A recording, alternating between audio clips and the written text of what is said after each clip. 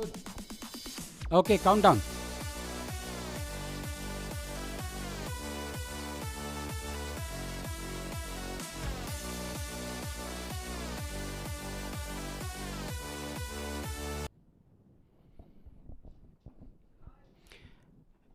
Good evening, everybody. Welcome to the Grand Prairie Stadium in Dallas, Texas, for the second semifinal of the day. We had a fascinating semifinal one between East and South. That went down to the wire, to the very last over. It started off as a game that looked a bit one-sided, but East pulled the chestnuts out of the fire to make a big fight out of the game and take it to the last over.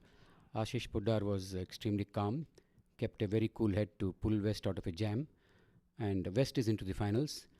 And now it's it's for South and North to fight it out to see who will meet the West in the finals. The teams laid out for you all.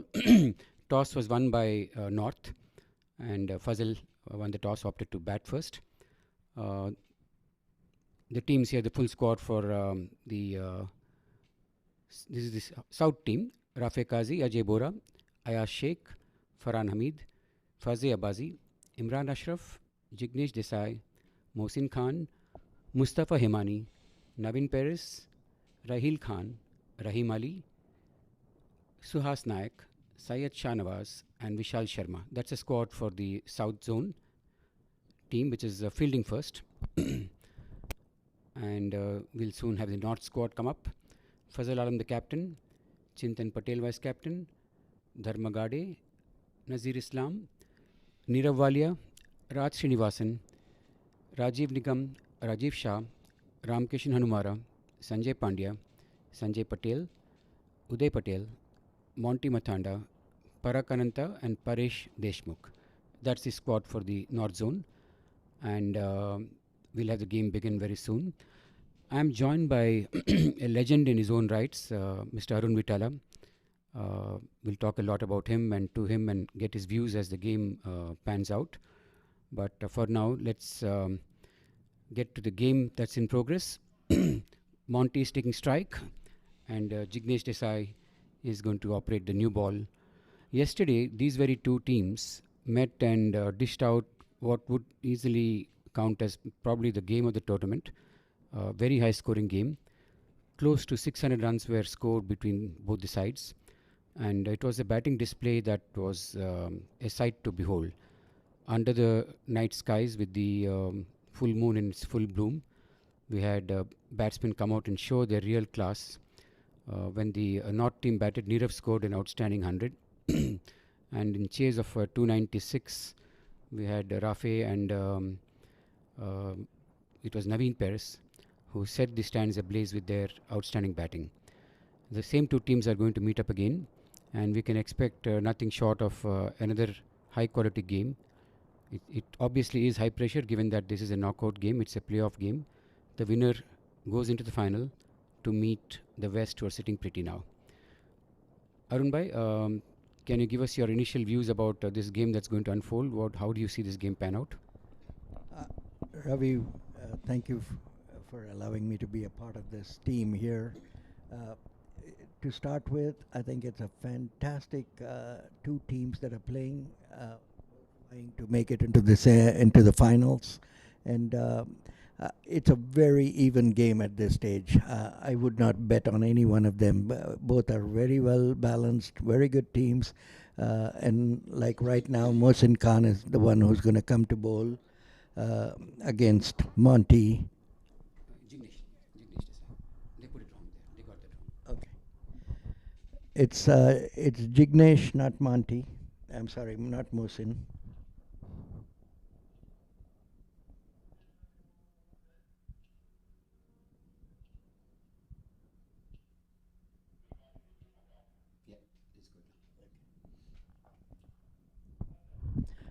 Just to talk a little bit, Ravi, Jignesh Desai, for those that do not know, played for the USA national squad in 2003 and was part of the team that played against Australia and New Zealand and Bangladesh, and He had a splendid performance there against New Zealand.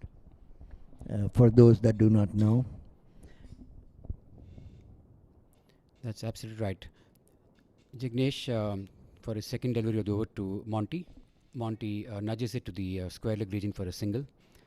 And before we get into the game itself, I want to take a quick moment to, I'm sure all of you are seeing these pictures that are coming thanks to the efforts of Hassan, who has been doing an outstanding job of taking the streaming of MCUSA to the absolute very next level.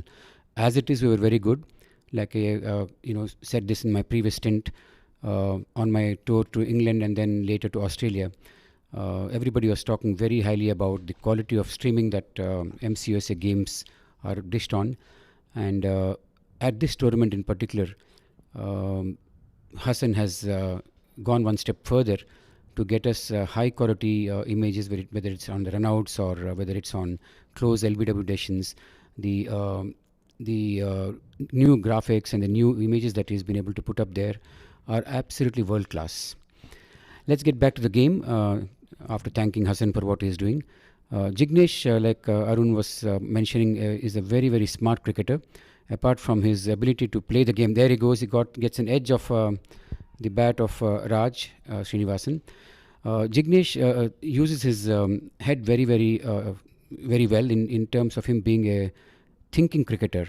It's not that he is a out-and-out specialist off-spin bowler, but it's about his cricketing smarts that he uses at every opportunity to create pressure on the opposition team, whether it's batting or bowling.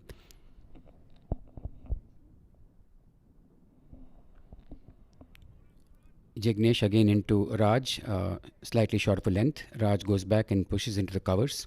I'm sure the North team will be a little careful in their start, specifically against Jignesh. They wouldn't take any chances unless it's a loose ball. Just as I say that, Raj hits one to the long on region for a single.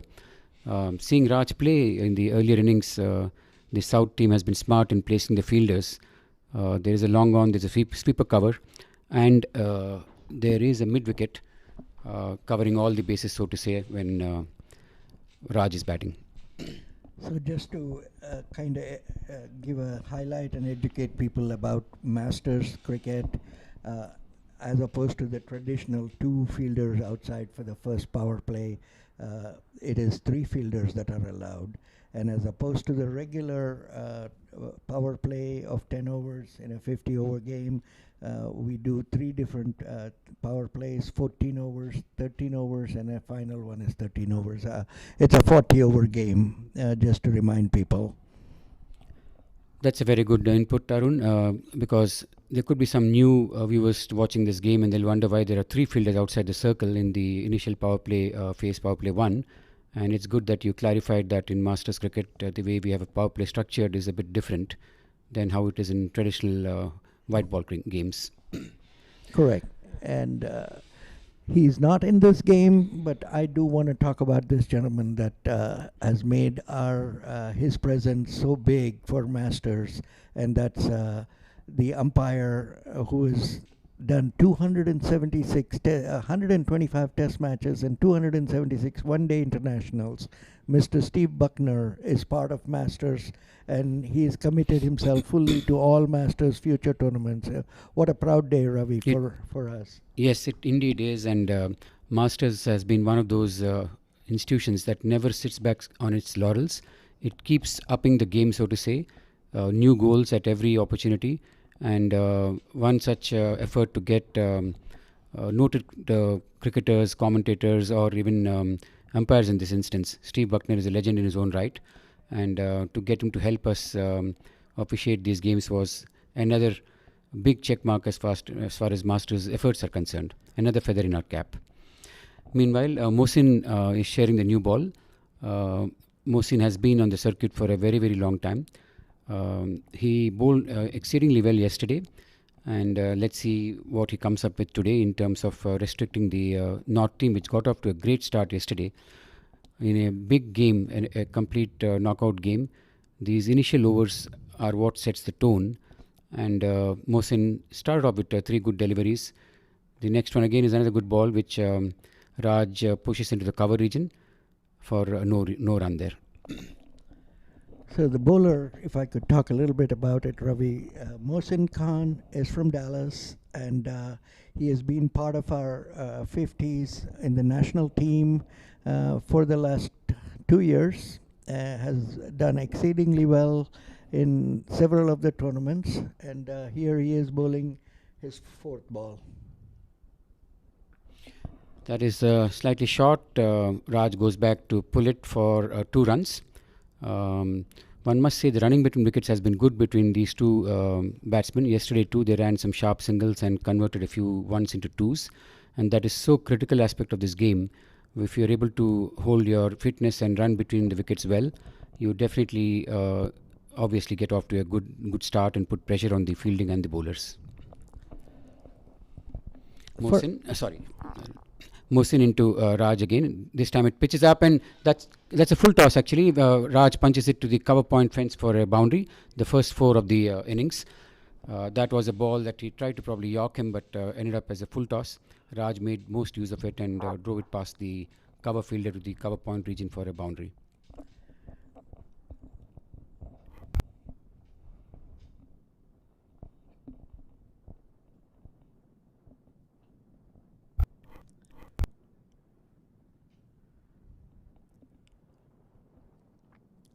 The score is 8 for no loss, and obviously for the folks who may have not heard, we are playing at this absolutely incredible facility, the Grand Prairie Cricket Stadium, clearly the #1 facility in the country, which is where most of all the important games have happened. The Major League plays their tournaments here, the finals here. And it's a great facility. It's perfectly set up for people to come and view and enjoy cricket at a very close quarters. What you say is absolutely right, Arun. Specifically from the Masters administration and the executive committee and the other people involved, of all the things that they've been doing for the betterment of cricket for Masters community, I think this stands out as the biggest catch in terms of providing world-class facilities for its players to come and put their wares. And you can make out even the players are taking their game one level up and playing a game that is so good to see, whether it's good cricket in terms of batting or bowling or fielding. Every player is enjoying this facility, and they're all coming and showing how well they appreciate the fact that they're playing at such a world-class facility. Monty is the left-handed bat, and Jignesh is continuing his spell into Monty, slightly short of a length. Monty goes back and defends it to the short mid-wicket region, where I think it's Rafe who fields the ball, hands it back to Jignesh. Slightly short length, Monty goes back and defends it to the short mid-wicket. Jignesh again into Monty. Well-flighted ball. Monty drives. Jignesh fields very well off his own bowling. You could make out the nerves of both the teams. It's trying to see who gets out of the gates quicker than the other team.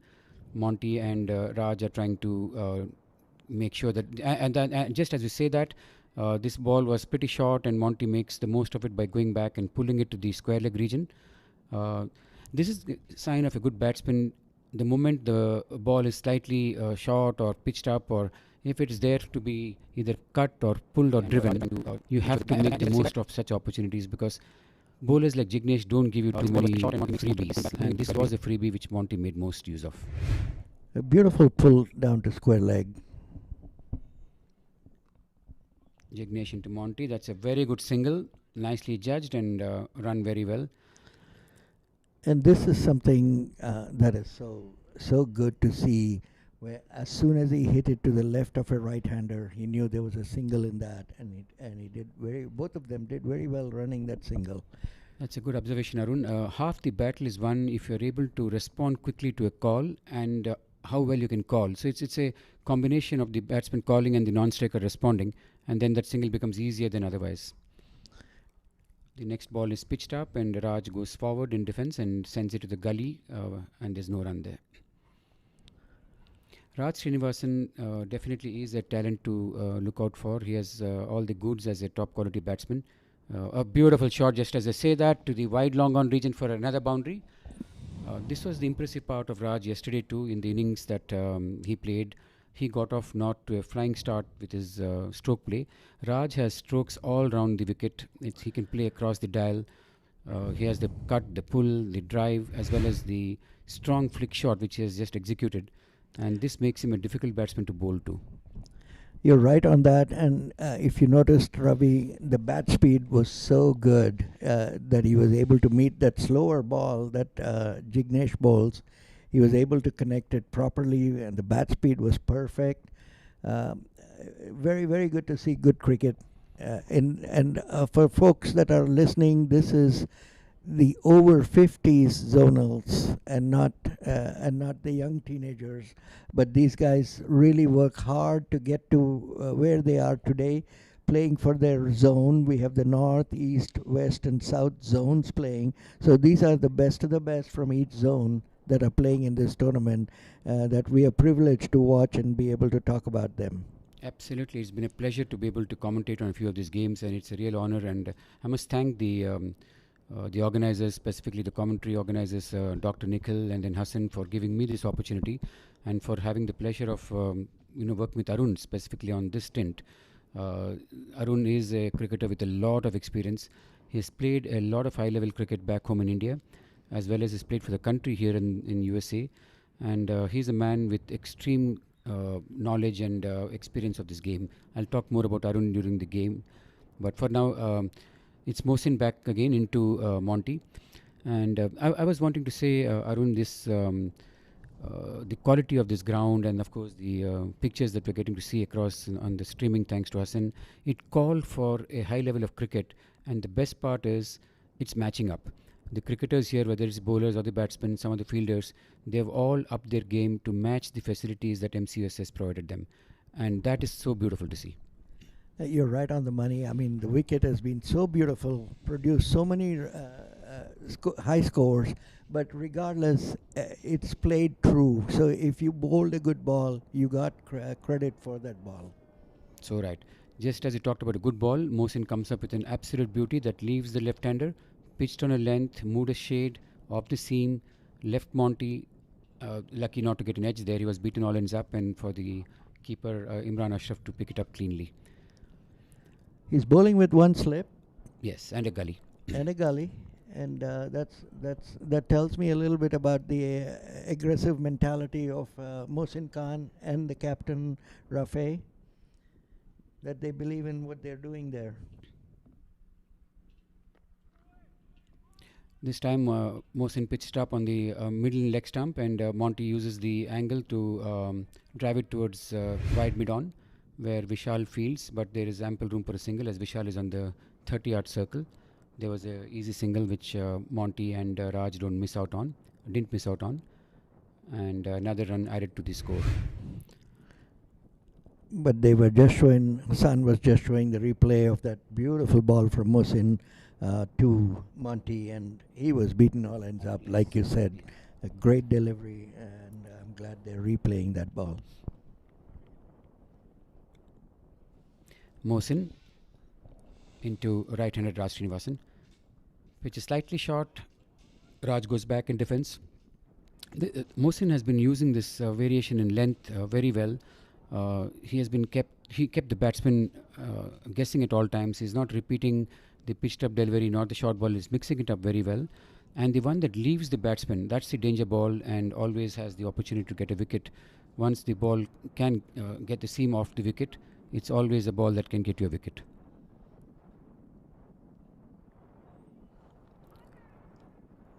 Down the leg side, that's a wide ball from Mohsin. Was an incoming ball. Unfortunately, missed the leg stump by a small whisker, but then, as we know the rules these days, anything down the leg side is a wide. Even if it misses by the smallest of margins, it is called a wide, and that's what happened there. It almost flicked the pad of Raj, but it didn't. Ended up as a wide. Imran did well to gather the ball on the leg side. Mohsin into Raj again. Very good ball. Raj in defense to the short cover region, where Rahim picks up, hands it back to the bowler. Mohsin is going through another good spell, just like yesterday. He's not giving anything loose, and the batsman needs to make all the work to convert except for that full toss which Mohsin bowled in the previous over. He has been very tight on his lines and lengths.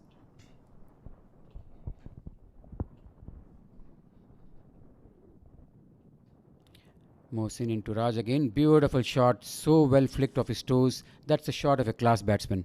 Absolutely easily played. Played with such ease and grace. There's a fine leg fielder there in Suhas who stops it at the boundary line. But it was beautifully played off his toes, and I like batsmen who can play freely on the onside. That's not easy shot to play, and Raj does have a very strong onside game. A beautiful flick there.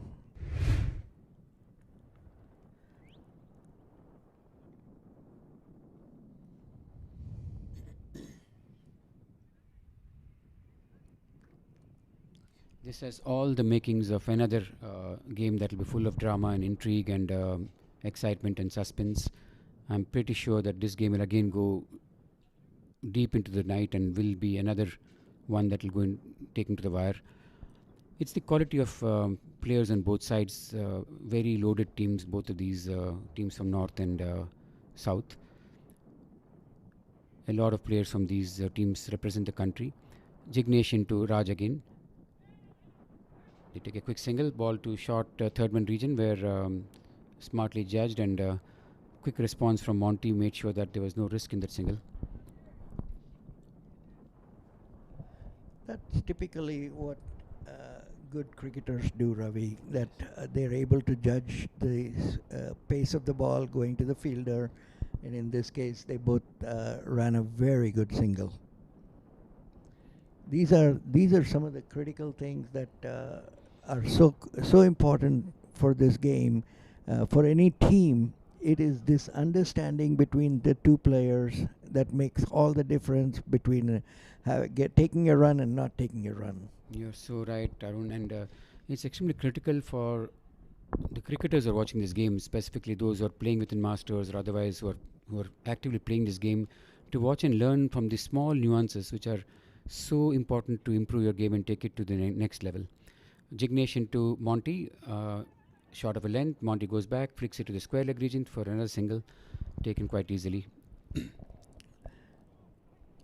I'm impressed with both the running between the wickets, between the two, and not playing anything out of the ordinary, playing well within their limitations, and they know the field, and they're playing so well and running so well between the wickets. It's very impressive.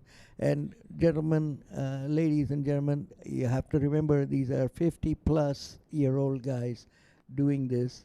Another beautiful flick down to deep, long on. Arun, as you can see, both these batsmen are taking no risks at all. At the same time, they're scoring reasonably freely. It's not that they're getting stagnated because of the rotation that you talked about, the singles that they're taking. And then the left-right combination is adding to the problems for the South team, because literally every ball, if you take a single, it's a high pressure on the bowler and the fielders too. That's a beautiful cut, but brilliantly fielded by Rahim. That could be a run out there, but he escapes. I think Raj ran in very well. Outstanding fielding from Rahim. Dived to his left and picked him through. The good thing that the batsman did was they didn't stop the effort of completing that run. If they had stopped, that was a 100% run out. Raj ran through and made it in time. Close call though. I don't know if it was a direct throw.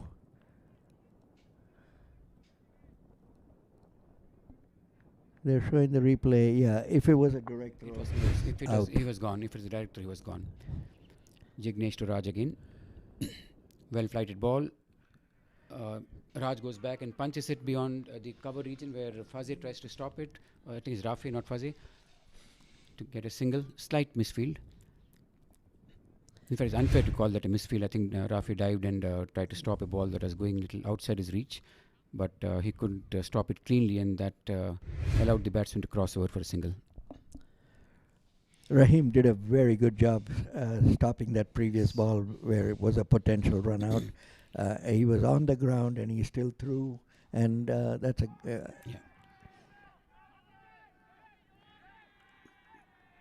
There's a loud appeal. Close call for and LBW. given LBW. The slow finger of death from Jatin is lifted, and that gets Monty LBW in front to Jignesh, who bowled a slightly quicker ball. Monty went forward to defend, but unfortunately missed the line completely and looked pretty in front to me. And Jatin took his time to make sure the ball was pitching in line of the stumps and going on to hit the stumps, and declared him LBW. As we watched the replay, oh, that looked dead. That was plumb dead. And this is it, that we are experiencing something so brilliant that I don't know how many regions and even in minor league that get this kind of coverage that we are getting to watch and see the decisions being made. Yes. As a very, very good decision by Jatin Karvir. Yes. And for those who do not know, Jatin Karvir is from Boston. He's a highly qualified umpire, and he definitely stands out amongst umpires as one of the best. He does, and I wrote a piece on Jatin this morning. Just think about it. This gentleman, Jatin, is umpiring 160 overs in a day with just a break between games, which is about probably 25-30 minutes or probably 45 minutes at best. 160 overs of umpiring. That is 2 games of 40 over duration each, day after day. It calls for fitness, it calls for concentration, it calls for skill level of the highest order, and Jatin has all of this in abundance.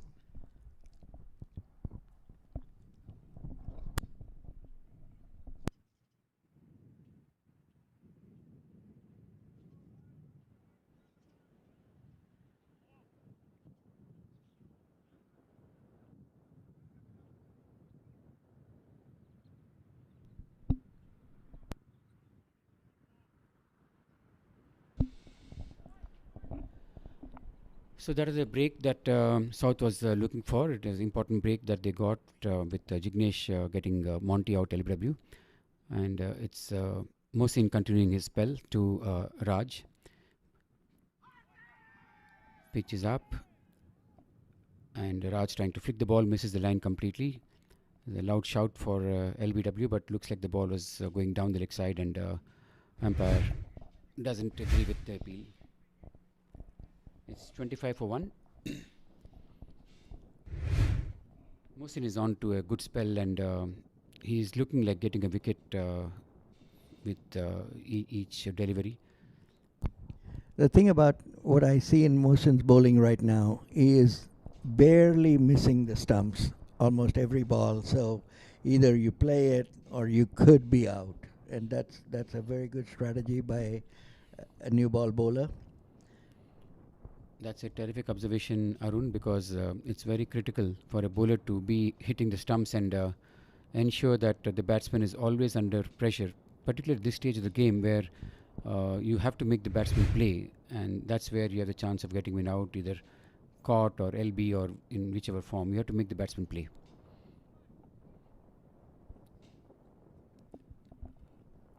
Replay for the viewers of how Monty was out LBW to Jignesh. That ball was hitting the middle of middle as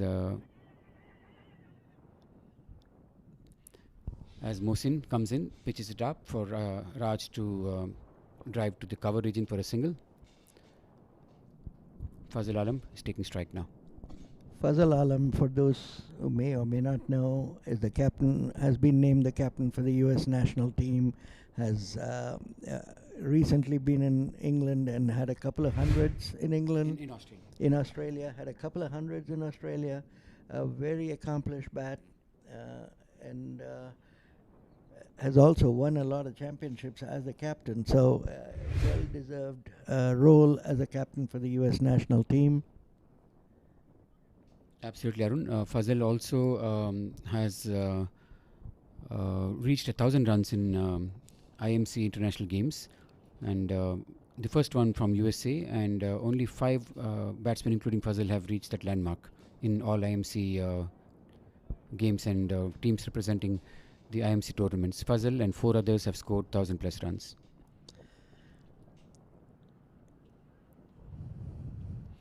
Back again, Mohsin into Fuzzel.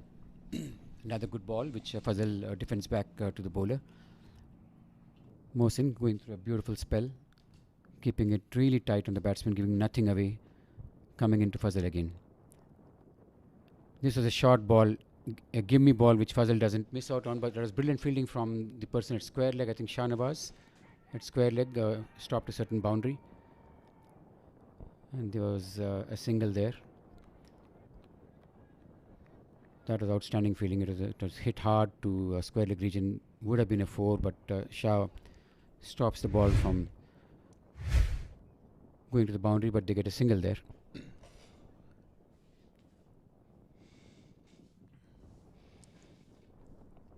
Like I was talking about earlier, understanding between the two batsmen. They ran well, and Raj was going to take the second run, and Fuzzel was not ready, and that understanding is so critical. And we've had plenty of runouts here. Yes, we Ravi. did. Yes. Narrow escape. Raj drives it to the mid-off region where the fielder tries to get high to reach the ball, but it goes just a bit shade above his head. A well-timed jump might have resulted in a catch there. Might be Vishal. I'm not sure who the fielder is. Could be Vishal. Slightly short in his height and stature. Height specifically. Was not able to jump in time and convert that half chance.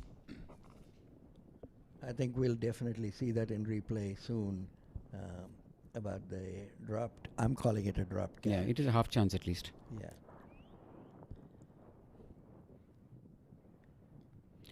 $31 per 1 of 6 overs. It's a steady start. I wouldn't call it a electrifying start, but still a reasonably steady start given that this is a semi-final game. The stakes are very high.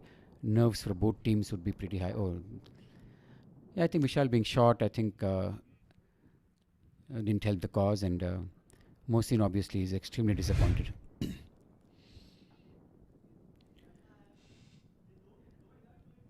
Jignesh, who just got a wicket in the previous over, is coming to bowl his fourth. I mean, his third. Oh, sorry. His he fourth. started Yeah, fourth. his fourth.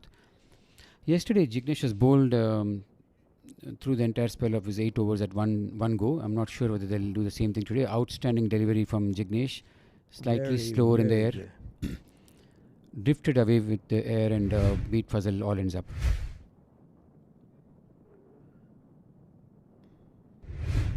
That was close. It was a very good ball. Jignesh into Fuzzel again. Short of a length outside the off stump. Fuzzel leaves it alone. Fuzzel is a hard-hitting batsman who plays some very big shots. I would think he has more sixes than fours in his life. At least it sounds like that. It feels like that. He's very attacking and very good at it. Very, very well bowled again. If you notice, the ball left the batsman and moved away. That's like a dusra. And it's a floater that Jignesh is bowling for an off spinner. To get the ball away, it's a very, very high skill. And that's the pressure telling on Fuzzel. Went for a slog shot. I don't think that length was right to try to hit to the cow corner. But it's the pressure that Jignesh is building up on Fuzzel. And that's just it about Jignesh. He bowls the tempting delivery that you feel like you can hit the ball, and you may not reach it. There's another Jignesh ball to Fuzzel. This time Fuzzel connects. Sorry. Fuzzel connects very well to the square leg region for a boundary. He delayed his shot. That is a good part about this shot that Fuzzel played. He realized the ball was slightly slower in the air, and instead of going to mid wicket, Fuzzel went to square leg by delaying the shot a little bit and hitting along the ground rather than in the air to get Fuzzel off to his first boundary of the innings.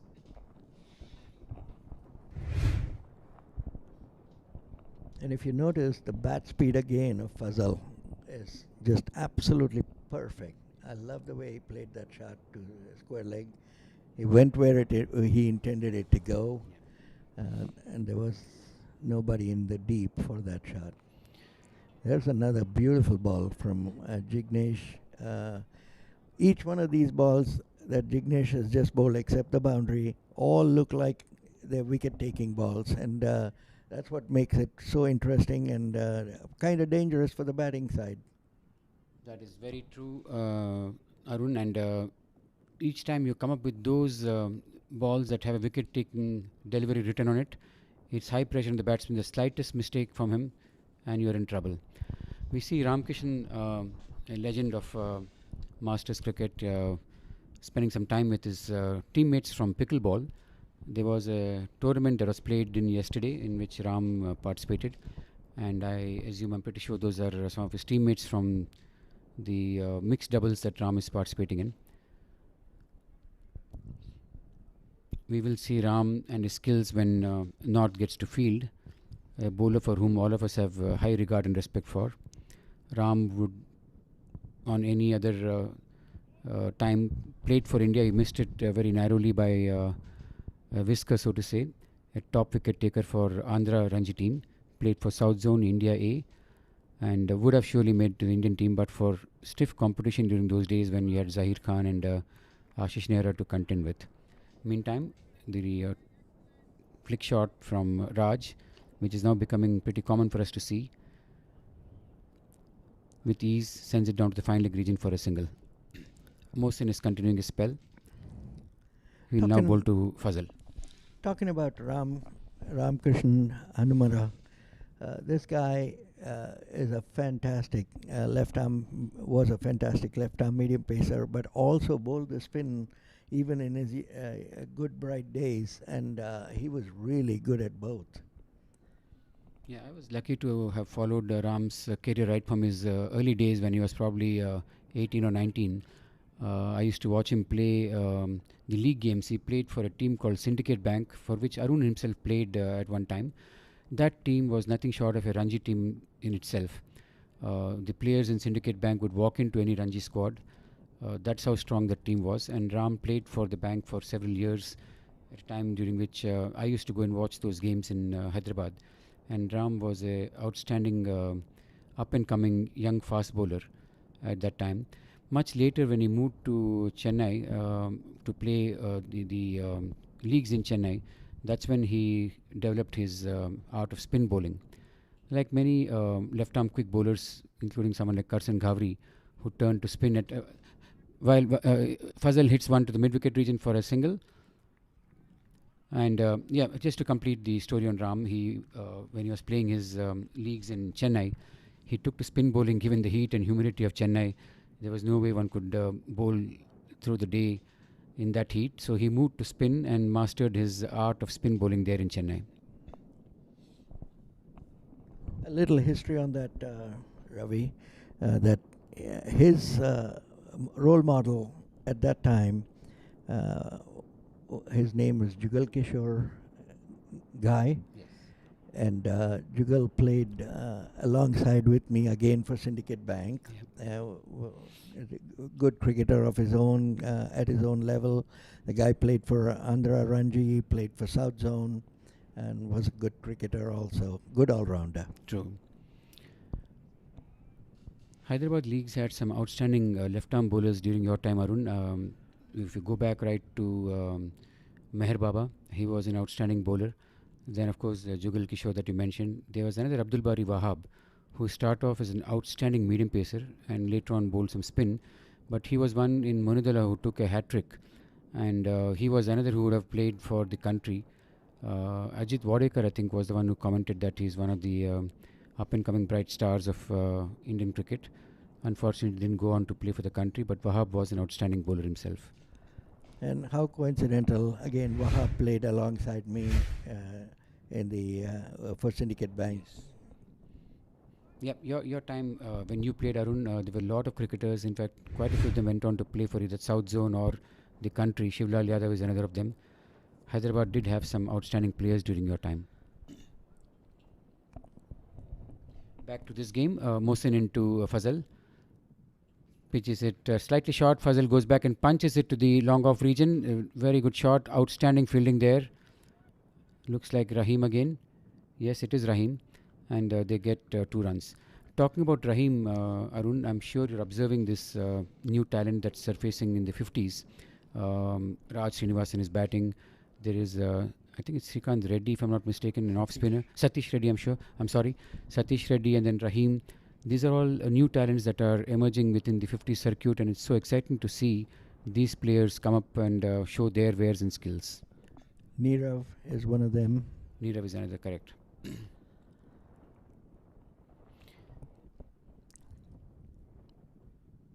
Jignesh, continuing his spell, will be bowling to Raj. 40 for 1 in 8 overs.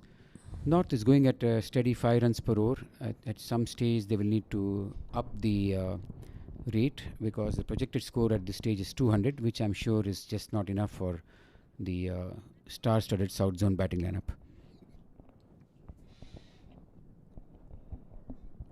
Jignesh Desai is continuing his 5th over.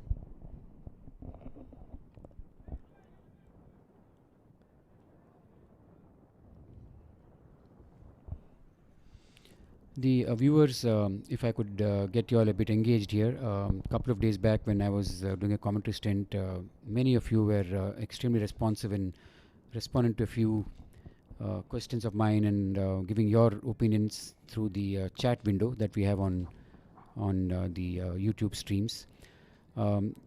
Quick question for you all.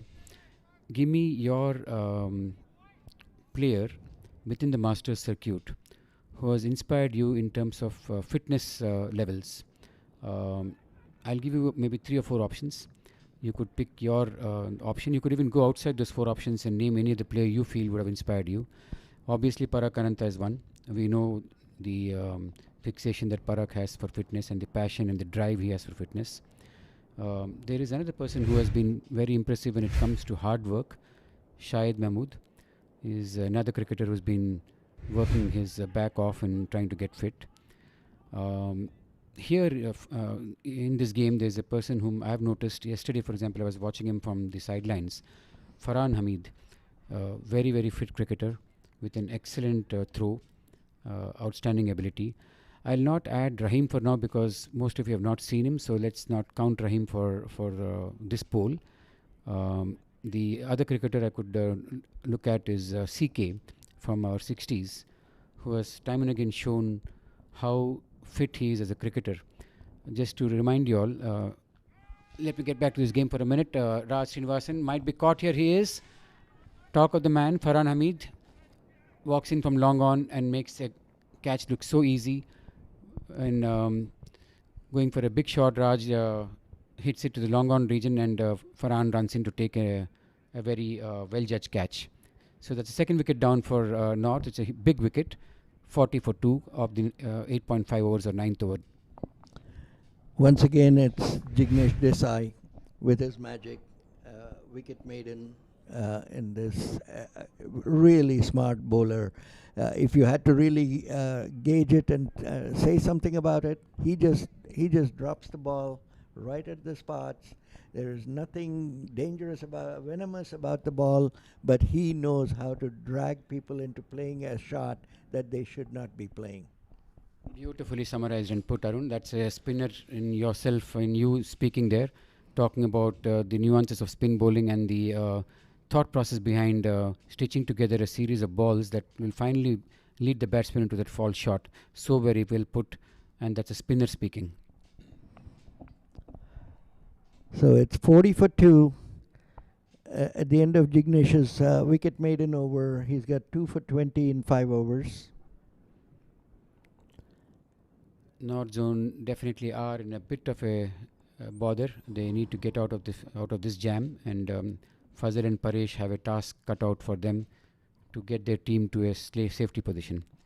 To quickly get back to the poll that I was talking about to engage our viewers, I'll repeat the 4 names. Let me know in the chat window which of these players has inspired you or you feel as a person who is fit and shows his fitness on the field, and someone who encourages, motivates and inspires you all. Parag Ananta, Shahid Mahmood, Farhan Hamid and CK Barlinge, Chandrakant Barlinge of the 60s. Look forward to seeing response of yours on the poll, and we continue with the game. Mohsin is going through a beautiful spell, 20 runs of 4 overs. It doesn't speak about how well he has bowled. Those analyses are not a good reflection of actually how well he has been bowling.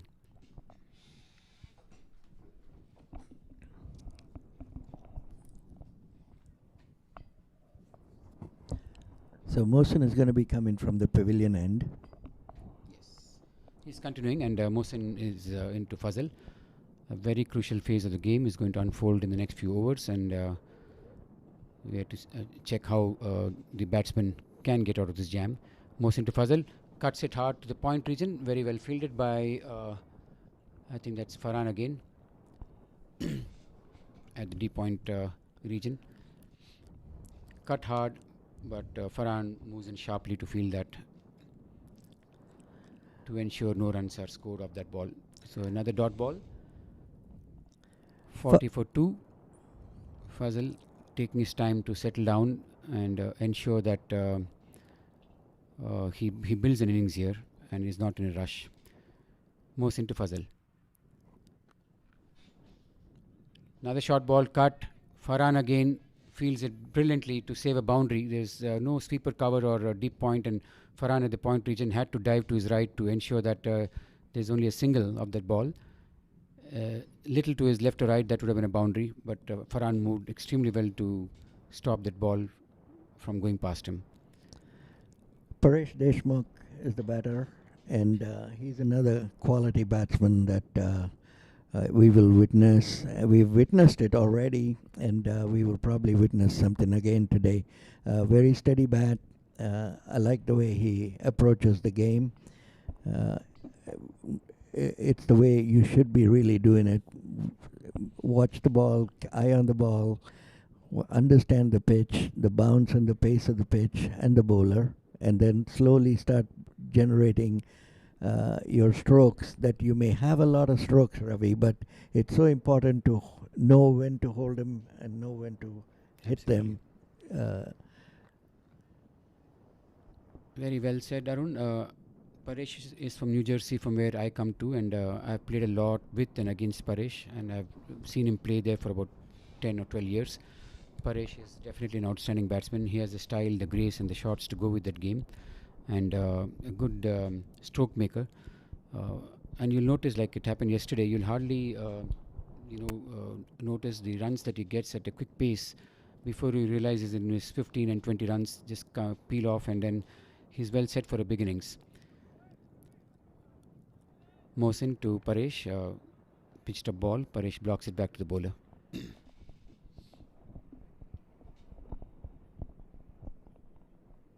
We hear the phrase easy on the eye a lot in cricketing parlance, and Paresh fits that phrase very well. He's very easy on the eye because of his graceful ability to bat and stroke the ball. Well, Ravi, you yourself, you are probably not talking enough about yourself, but you played a lot of cricket in New Jersey and at a very good level again with quite a few minor league team players that you play alongside, and it's impressive that you're able to play alongside those folks, and not everybody does that. I've been fortunate to be able to play with some real legends of New Jersey cricket, stalwarts from NJ, and it's a real good fortune to be able to play with them and I wouldn't say compete or do very well like you put it, but at least not look a fool in that pack, which is itself a creditable thing given that you're playing with players aged between 19 and 30, and at 62 at least to be able to stand and play with them in itself is a very satisfactory moment. Meantime, Mohsin into Fuzzel, another into Paresh. Umpire declares that a wide. I think Mohsin was trying something else. He was trying to get the ball away from the batter, and somehow it didn't work. He's into his 5th over, and today is a slightly warmer day as compared to yesterday, and it could well be that Mohsin is tiring a bit. He bowled 4 outstanding overs and kept the lead on the free-scoring North batsman. Another shot of a length ball, punch to covers, very well fielded by Rafe. No run there. No run. I must add, South has been fielding really well yesterday too. They were good. They dropped some catches, but the ground fielding was very good. Looks like umpire missed a ball there. With that wide, I think looks like he missed a count, and the over is called though.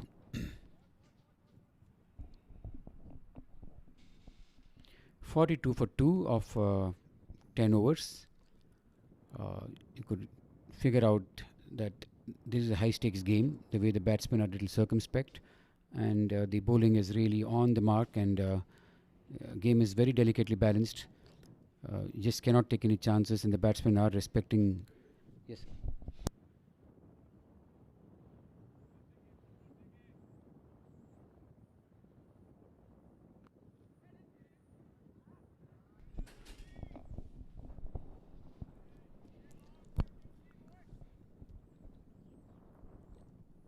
Jignesh to Fuzzel, 42 for 2. Fuzzel batting on 9 of 14 balls. Paresh yet to oppose an account. Jignesh to Fuzzel. That's hit Fuzzle's favourite shot to the mid-wicket region, very nicely picked, and hiked to the mid-wicket fence for a boundary. Ravi, you could keep 3 fielders there, and this guy will still find a way to hit that in between those fielders. That's his one go-to shot that I think that's his bread and butter. Bang on, you pull the words out of mouth. I was about to say bread and butter. He'll have that for breakfast every day, day in and day out. Jignesh to Fuzzel. This is close. It could be given. This looks very close to me. It looks very close. Oh God, that is a heart in the mouth situation for Fuzzel. And Jatin feels that was missing the wicket just by the thinnest of margins. It looks a very close call. It might be a great call given. Probably missing. Probably going. Looks very. Missing. Could be impact. Might be the issue. I'm sure Hassan will show us exactly what happened there. It'll be an interesting replay to see. That is a very close shave for Fuzzel. Jignesh pulled that length back a little bit, and Fuzzel almost fell for the trap. Jignesh into Fuzzel again. Well bowled. An off spinner who can get the ball away and drift it away from the batsman, that is high skill. You need a lot of expertise to execute that delivery. Arun, you would know a lot about that, having played with Shivlal. If an off spinner is able to get the ball away from the batsman towards the off stump, that is something special.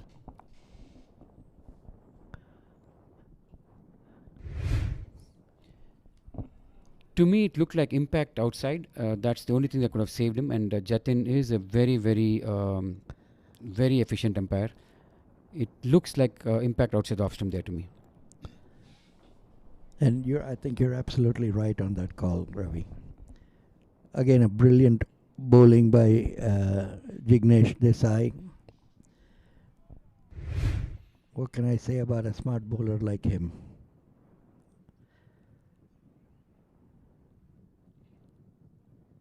Yeah. It is impact outside. If you notice, when Fuzzles he moved his body towards the off stump, and the right leg went beyond the off stump, and it's very difficult for the umpire to make a call there, and Jatin played it by giving the benefit of doubt to the batsman. If it's impact outside the off stump, that's not out, and I think Jatin played it safe there and gave the benefit of the line call to the batsman. It's an umpire's call, I would say.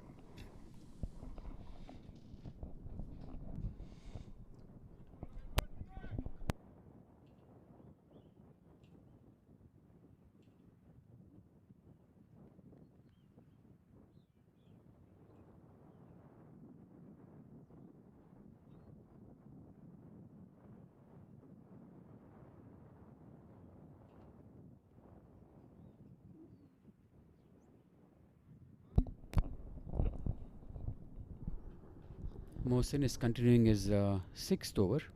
Interesting that they both are bowling through most of their overs. Cut it very hard to deep backward point for a single.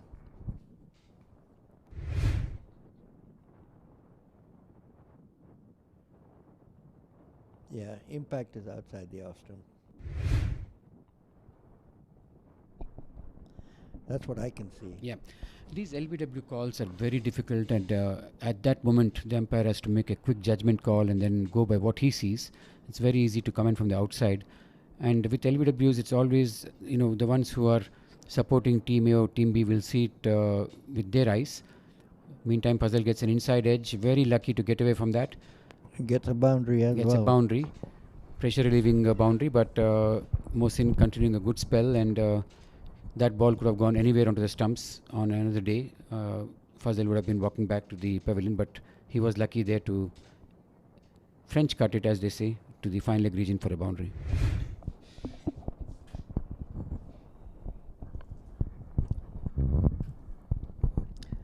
That's one thing with Fuzzel. He'll continue to attack, and that's his game.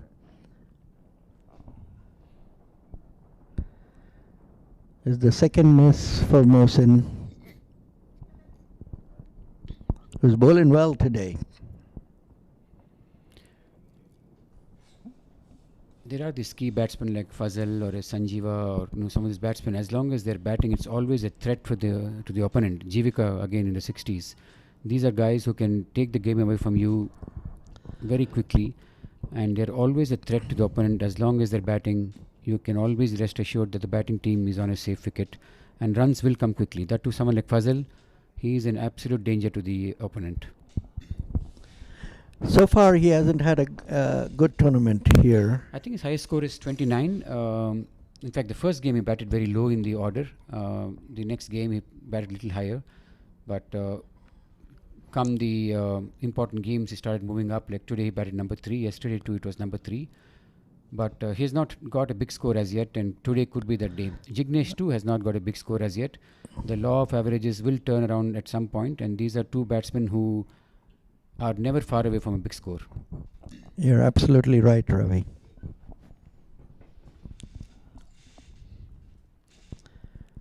One thing's for sure, Fuzzel will always entertain you if you're a spectator watching this game. Absolutely. He's a guy who will keep you absolutely excited watching him play some big shots.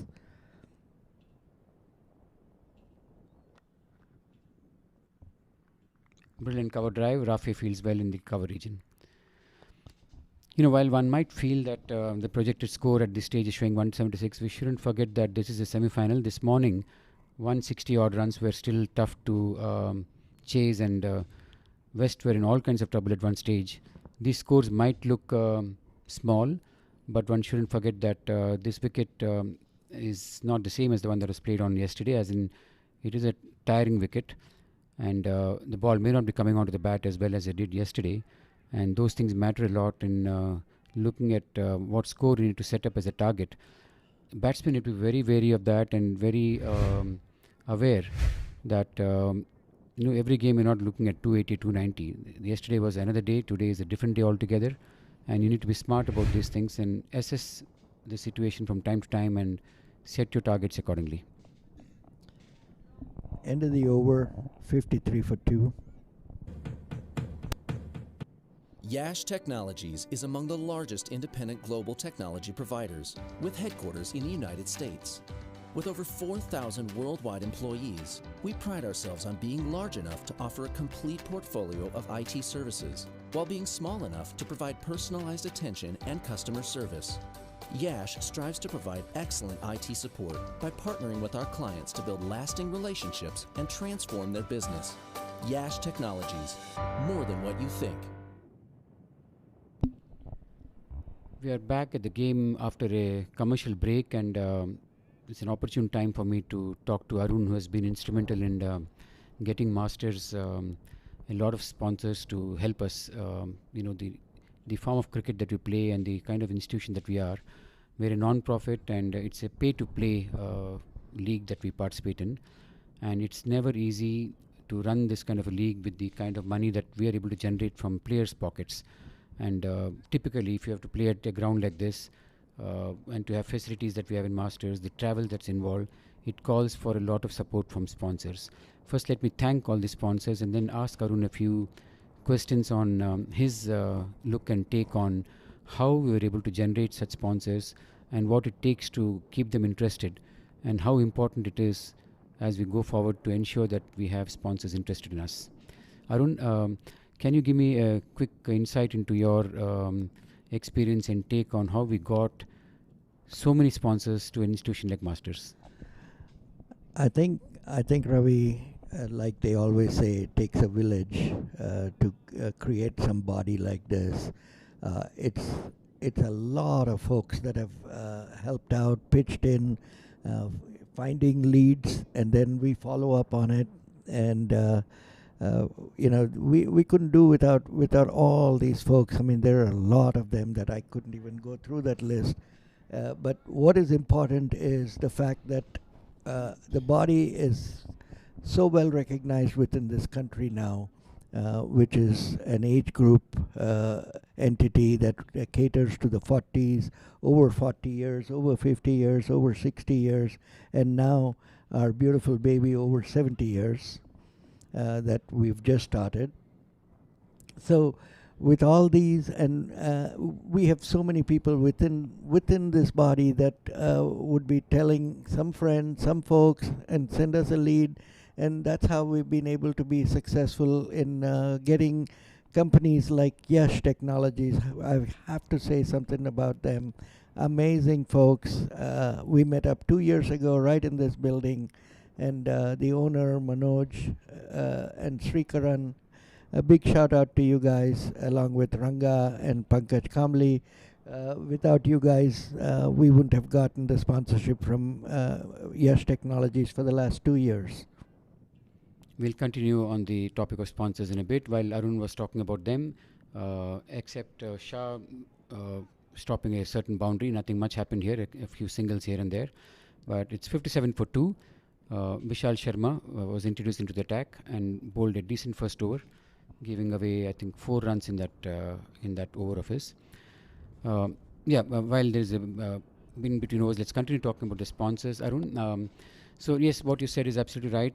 It takes a lot of people to, come to the stage where able to get sponsorship of this nature. Let's not forget that we are not a body that's affiliated to ICC that we can talk about and say that sponsors are interested in us because we are an ICC affiliate. We are a cricketing body where cricketers above the age of 40, 50, 60 and 70 participate. And for an institution like this to attract sponsors, it really talks about a lot of goodwill, because you need to sell something which is so difficult in terms of the age group in which we are playing. And the one thing that I can think of which you all have used very well is the ability to, the tagline that we have for Masters, which is the second innings.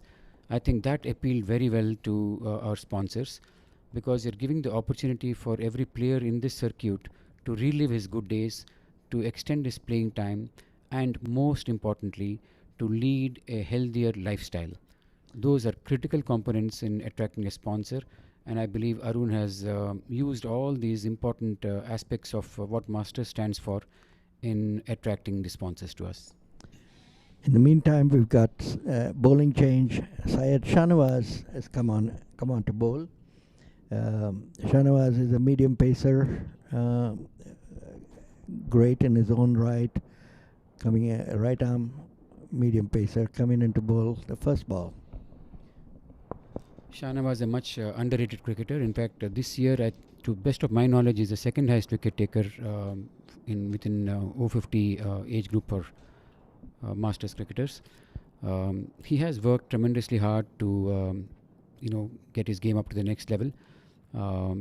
Comes in, bowls to Fuzzel, given room, and once that is given to Fuzzel, you're asking for trouble. Fuzzel hits that to the square point region for a boundary. Fuzzel is playing a very smart innings here. He's going only after the loose balls, not trying to make something out of a non-existent delivery. He's waiting for the rank bad balls to... He has a wide stroke range to bank on, and Fuzzel is making most of any bad ball that's bowled to him. Shahnawaz into Fuzzel. Whipped away to the onside mid-wicket region for a single. 62 for 2. It's time for the North team, now that Fuzzel has settled down, to see if they can up the ante and increase the scoring rate. Fuzzel, without much effort, is already at 25 of just 28 balls. It shows that you can't keep him quiet for too long. While he took some time to settle down, he's still scoring at almost run a ball. Fuzzel to Paresh. Shahnawaz to Paresh. And Paresh swings it to the square leg region for a boundary.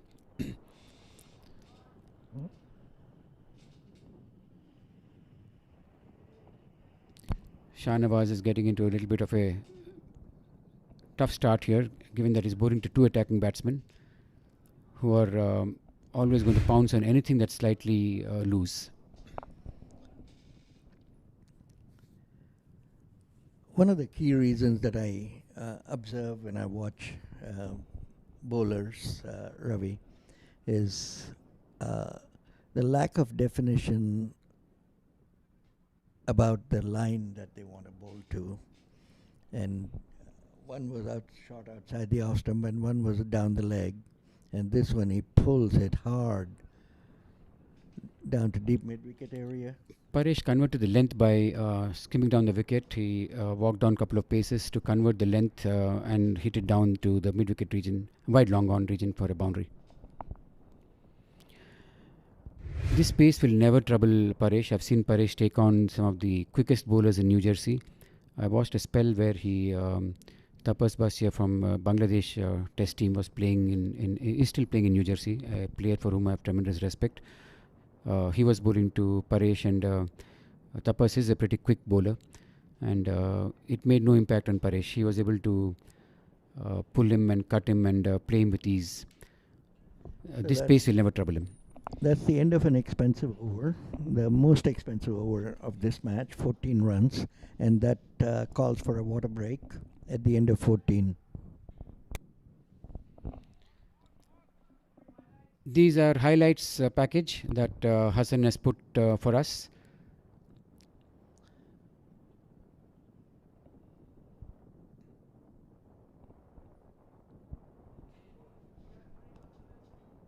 Okay. I would say the first session, except for the last over, was really in favor of the South team. The momentum shift could be from the last over. South did dominate, I would say 13 or 12 of the 14 overs. The batsmen took some chances against Shah, particularly Paresh stepping down the wicket and skimming down and hitting him.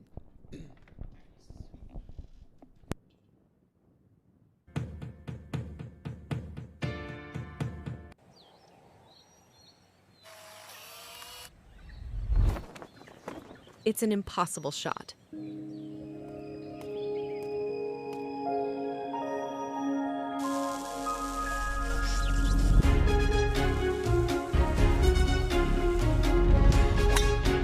Sometimes creativity and innovation are all it takes to achieve the impossible. Yash Technologies, more than what you think.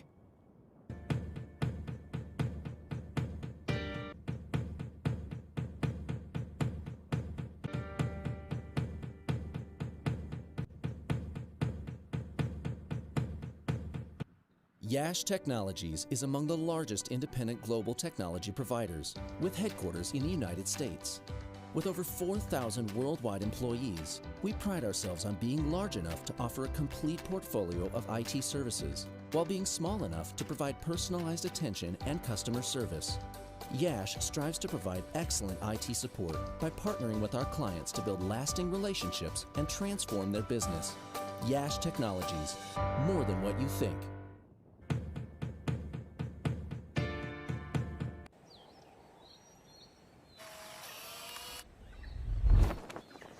It's an impossible shot.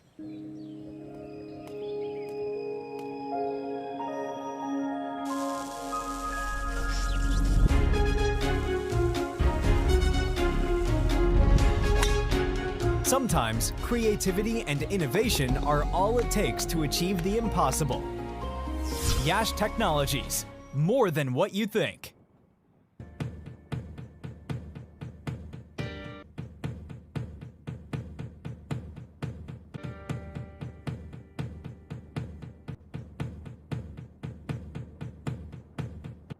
Yash Technologies is among the largest independent global technology providers, with headquarters in the United States.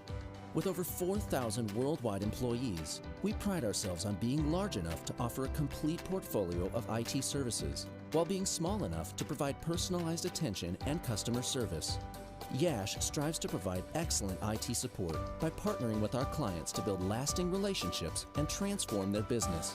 Yash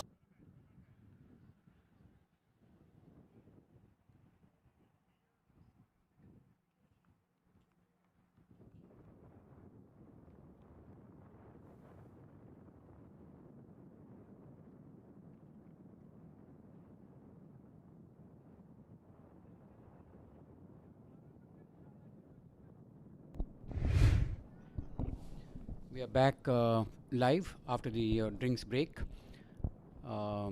Vishal will continue to Paresh, who is getting into his rhythm, 13 or 14 balls.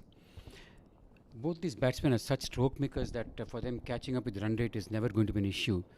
Paresh took, I think, about 6 or 7 balls to get off the mark, but in no time he's at run a ball, similar with Fuzzel, 25 of 28. The first session more or less belonged to South, but it could be interesting phase for North to see if they can build on what Paresh and Fuzzel have started to look in terms of getting runs at a quick pace. Vishal to Paresh, short of a length. Paresh goes back and punches it to the cover region where Mohsin fields it. No run of that ball.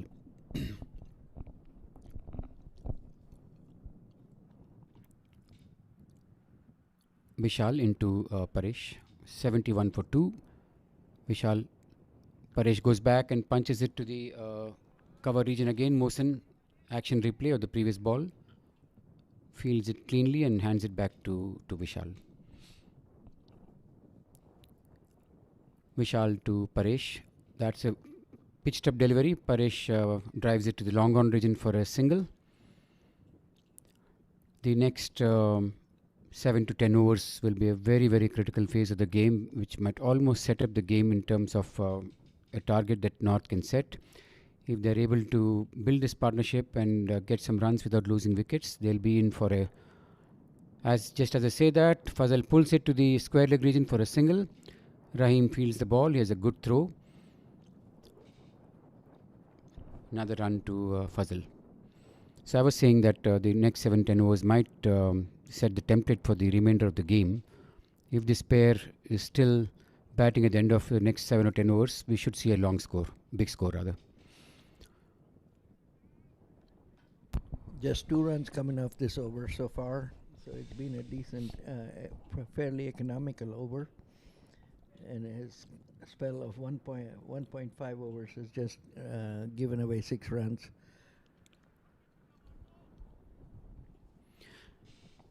Vishal is that typical bowler whom you could underrate very easily because he doesn't have a classical action, but is a very effective bowler. Doesn't give you much pace to work with. It's the batsman who has to make all the pace to convert and hit the ball hard. Vishal doesn't turn the ball as much, but the good part with him is he's able to repeat that ball on a length at a slow pace, which works very well in Masters. Yeah, so I think sometimes, just like you just said earlier, I think it's very easy to take some bowlers for granted and then lose your focus. There has been an issue with the keeper, Imran Ashraf. He's limping out. I'm assuming he's walking out. It is, yes, he's walking out. Yesterday too this happened, Arun. We had, I think Rahil kept for a while. Imran is walking out. We should see whether Rahil will come and replace him like it happened yesterday. Imran, I was talking to him about this leg injury. He said that he had a problem with the knee earlier and it keeps resurfacing, and that's been bothering him for this entire season. Pretty brave of him to come and help his team out with his keeping. He's a safe keeper, and between him and Rahil, they've been sharing the duties of the wicket-keeper's role. Meanwhile, Shahnawaz is continuing his spell. We'll come back to Vishal and what we feel about bowlers of the type of Vishal who are very typical that you see in the Masters circuit, not necessarily just MC USA but other teams in IMC. These are bowlers who are very underrated because of their, it could be a perception given their action or the way they go about the game. You wouldn't call them the classical spinners mold, but that doesn't mean that they can't deliver what's required at this level of the game. Meantime, Shahnawaz to Fuzzel, who flicks it very well with ease to the mid-wicket region for a brace.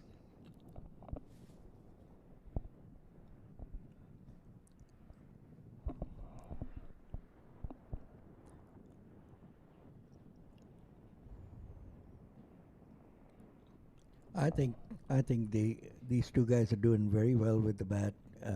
I didn't see a lot of risk taking that happened, and they're running between the wickets. May not be the best, like Monty and Raj. This was a good slower one from Shah, realizing that Fuzzel is looking to go after him. He reduced the pace and bowled a slower one, and also bowled slightly outside the off stump. And Fuzzel did see that change in pace and got out of a shot that he was trying to play, and ensured that the ball is sent back to the keeper with no damage.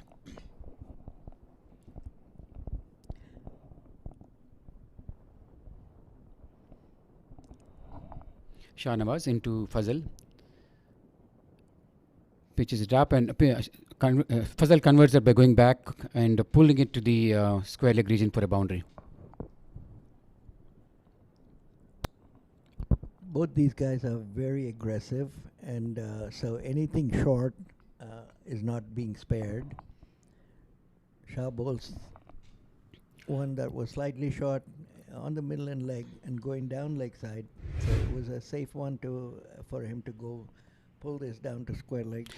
I will really give all the credit for the shot to Fuzzel, who converted a slightly short length ball. I wouldn't call it short ball. It was maybe just a shade short, and Fuzzel was very quick on his back foot to rock back and pull it. The next ball from Shah is hit to the mid-wicket region, where Vishal does a very good job of saving a boundary. 2 runs to Fuzzel. Fuzzel is now looking a bit dangerous. He's finding Shah's bowling to be coming on to him quite because the pace is not there, and Fuzzel is able to either play a front or back quite easily. So Ravi, typically this is what teams do. They take on one bowler. Yes. And they try to take the maximum advantage of that. Yeah. To Shah's defense, he's come in at a time when Fuzzel was sort of settling in, having played about 15 or 20 balls, and once that happens, we know Fuzzel is a threat to any bowler. 84 for 2, a good partnership building here. I think the second wicket fell at 40. Yes, it was 40 for 2. So there's a good 40. Technologies, more than what you think. Fuzzel.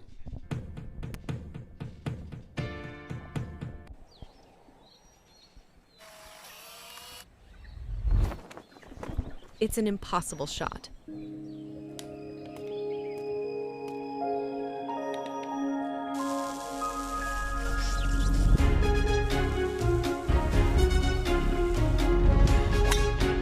Sometimes creativity and innovation are all it takes to achieve the impossible. Yash Technologies, more than what you think. Back after the commercial break, Vishal is continuing his spell. 8 runs in 2 overs is a very decent start. Vishal will be bowling to Fuzzel, who is now looking dangerous, 35 of 34 balls. As far as the north is concerned, very heavily dependent on how deep Fuzzel can bat. The longer he bats, the surer north can be of a good first innings target. Very well bowled. Fuzzel goes back. Quicker ball, dabs it to the square leg region for a quick single.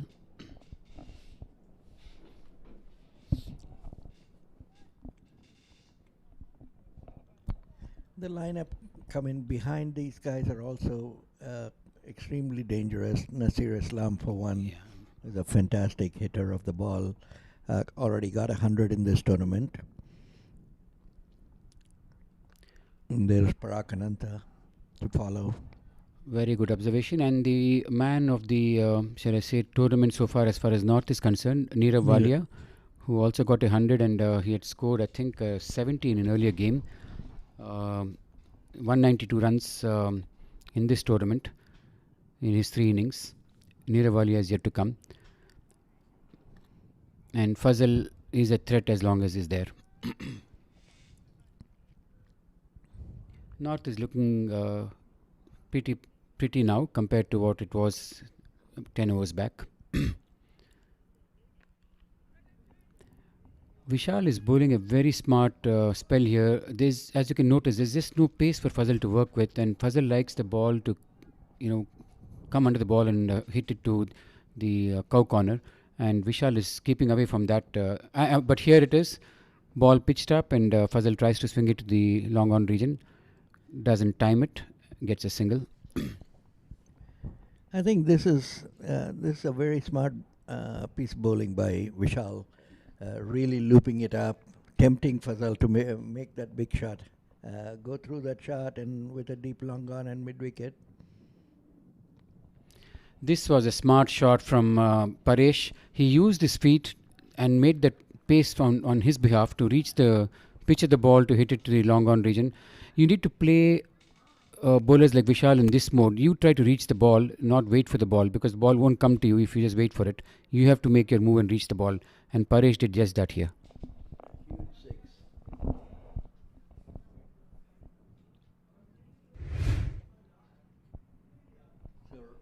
So runs coming fairly easily right now, and runs leaking from both ends. 93 for 2. I would think that the par score today is at least 240. 290 is not going to happen every day that you play. But in a game like this, given South's deep batting and the flamboyant batsmen that they have, North would feel at least 240 is the required score for a game like this. And they're positioned there to get there with Nazir and other batsmen to follow.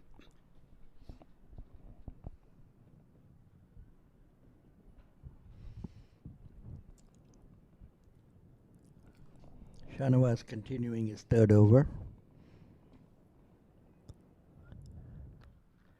Another Fuzzel smashes hard-hitting shot to deep. Fuzzel smashes that to the wide long off region for a couple.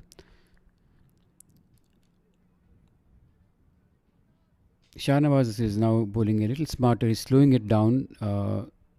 Either you have to be very quick or you have to be very smart in varying your pace. And Shah, after observing what Fuzzel and Paresh were doing, has slowed it down at least the last few balls that he bowled. Into Fuzzel, very nice Yorker length ball. Fuzzel digs it out to the wide long on region for a single. That was a good ball from Shah. As a bowler, it's very important to read what the batsman is trying to do and work on your length and line and vary them if you want to make sure that you're one up on the batsman. Like Paresh did a few overs back. He shimmied down the wicket, went down to Shah and converted the length of a ball, and now Shah is working back on his side. Outside the off stump, Fuzzel hammers this to the cover fence to the boundary. Brilliant shot. Oh, I'm sorry, that was Paresh who hit that 4.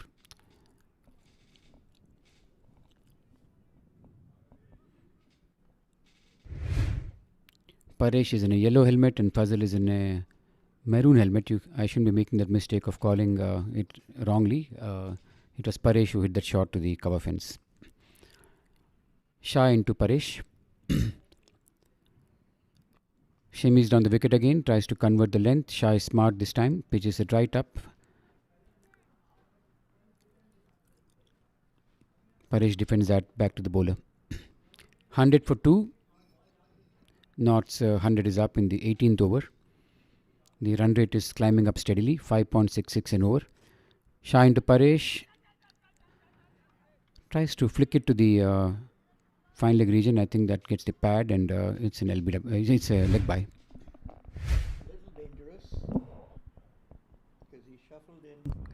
A little dangerous. He shuffled in, hit the pads. Could have been a close call. I was going to say that. I'm surprised they didn't appeal at all. It didn't look going down that much. It did move in a shade, but it called for at least a shout. Shah to Fuzzel, who hits it to the long on region, and a very smart piece of fielding there from was it Rafi? Was fielding it Rafi at long on for a captain to be there away from the action, but that was a very smart fielding from Rafi. Shanawaz has been quite lenient, is how I would use it. Yeah, that's expensive. 3 overs for 32 runs, and that's 32 shifting runs. momentum, Arun. and that changed the game quite.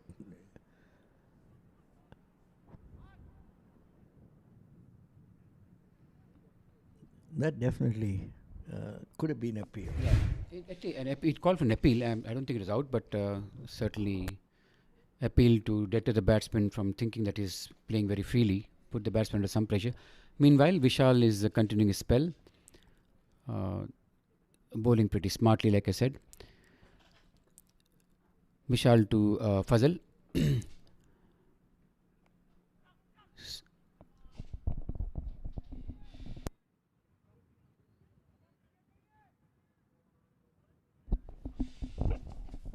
Fuzzel gets a single, 103 for 2.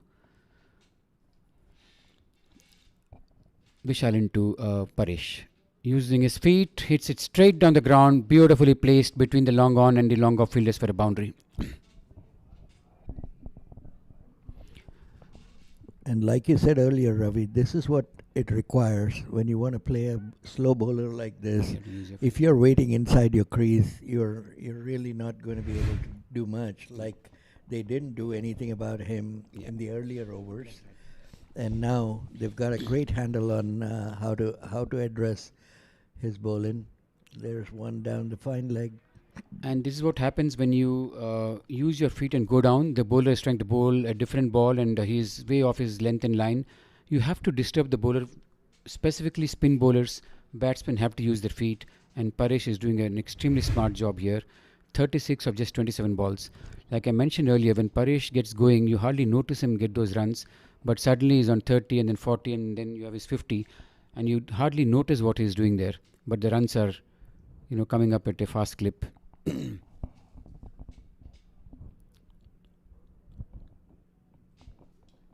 back-to-back boundaries.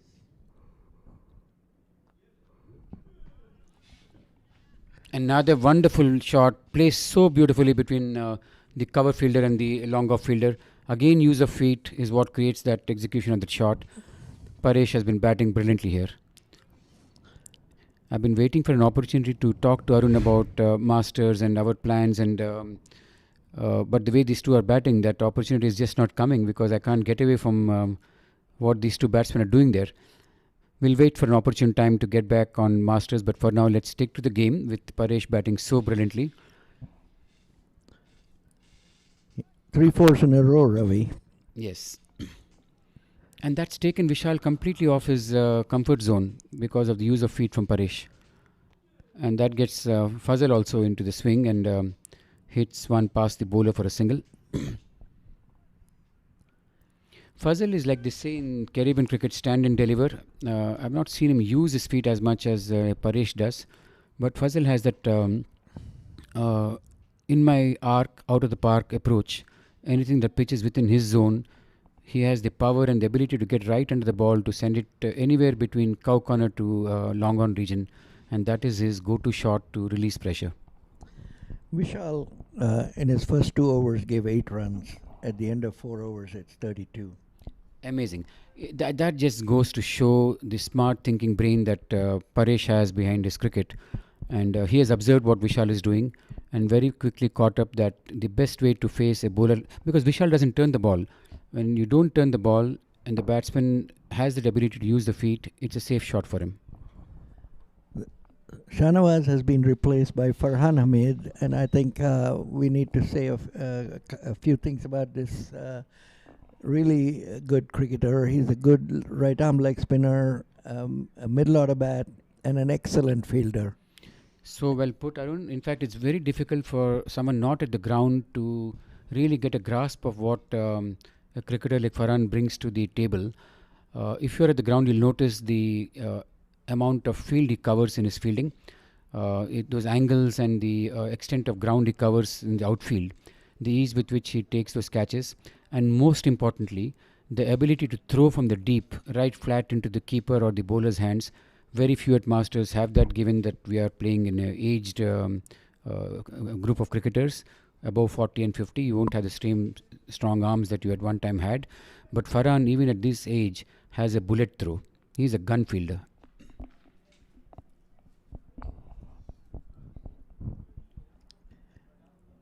Farhan making some adjustments in the field before he starts bowling. The projected score now is 246, and I think that's about where. That's a par score. That should be a good score for a knockout semi-final game like this. Talking about good fielders, we saw Sanjeeva also both in the tournament that happened a month back. That ability to slide in field at past 50. Sanjeeva was closing in on 60. In fact, it's 58.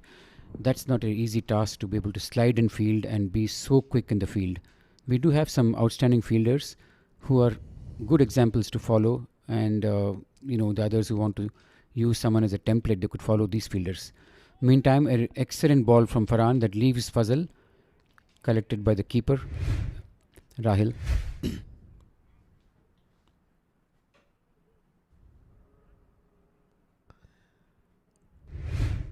Very good ball from Farhan. Farhan to Fuzzel.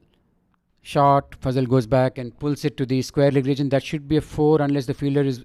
Very good job from the fielder. They removed pretty fast and stop Mohsin. That is not a surprise. Talking about fit cricketers, in fact, I was reading the feedback from you viewers. A few of you mentioned Mohsin's name, and I 100% agree with you all. Mohsin is one more extremely fit, quick-moving, athletic cricketer. Certainly deserves to be in that list. I just had 4 names, so I picked 4 names that came to my mind. But Mohsin is as good as any of those 4 that I mentioned. That is in Fuzzle's arc. He could be caught there. That's a catch drop. Rafe drops a catch after getting under the ball. Should have been taken. That could be a very expensive miss. That was in Fuzzle's arc, and I thought that will go out of the park, but Fuzzle hit to the... looks like Rafe is injured there. Hard shot. Rafe tried to get under the ball. Could be a split in his webbing. Hopefully it's not too bad and it shouldn't hamper him.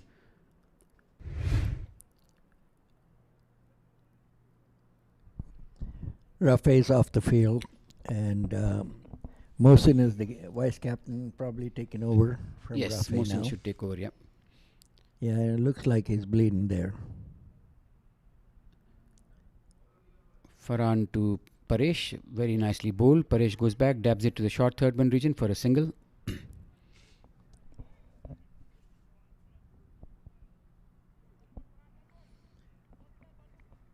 North are slowly moving into a position of strength with 8 wickets in hand, 20 more overs to go. They're sitting pretty at 120 for 2, and like Arun said, a very dangerous batsman still in the hut to come, which is Nazir Islam. Farhan to Fuzzel, goes back and pushes it to the mid-wicket region for a single. Unlucky for Farhan not to get a wicket in this over.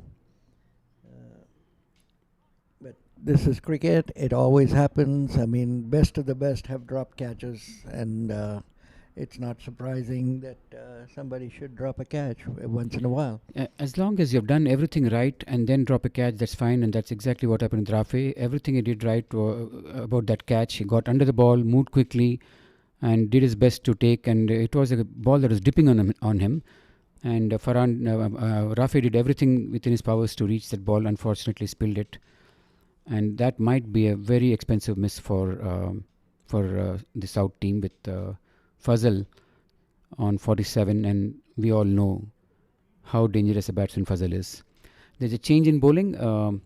Looks like Mustafa Hemani is coming into the attack. No, Mustafa. Rahil is the keeper.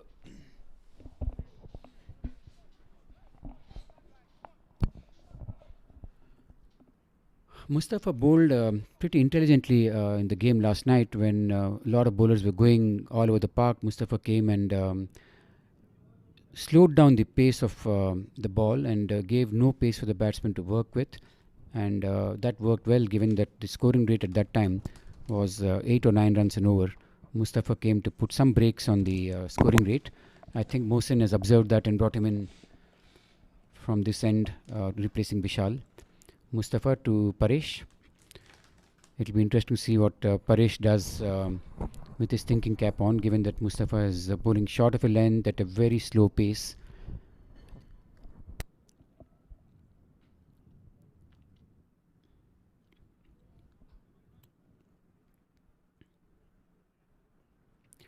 Mustafa to Fuzzel. Very short. Fuzzel goes back and pulls it. Short but not quick. That is a good part there with Mustafa. There was no pace on that ball that Fuzzel could do much with and had to just pull it to the long on region for a single. At least until so far, other than the new ball bowlers, it has been quite ineffective. That is true. In fact, I think that's why Jignesh was not bowled out of his quota. They retained 2 overs of his, looks like. Yesterday, Jignesh bowled all his 8 overs in the first spell, and that proved a bit expensive for the South team because there was no coming back and in putting breaks when the North were going hell for leather. Jignesh was badly missed. Meantime, Fuzzel cuts this to the point region for a boundary, and that's Fuzzel's 50, his first 50 of this tournament. Like we talked about, Ravi, there was absolutely a time for him to get that score Yes, that he has been missing in the first few games. absolutely. High quality batsmen can't be kept on for too long. They will have their say at some point. And Fuzzel is coming good at the right juncture as far as North is concerned, just when they badly needed it. Fuzzel batting on 50. 53, I think. Mustafa to Fuzzel. Beautifully turned around. Used his wrist very well there to hit to the square leg region. This was an untypical Fuzzel shot in terms of, his hoik to the mid-wicket region. This was a smart flick to the square leg region for a boundary. Very smartly played. Yeah, you're right. I haven't seen him flick.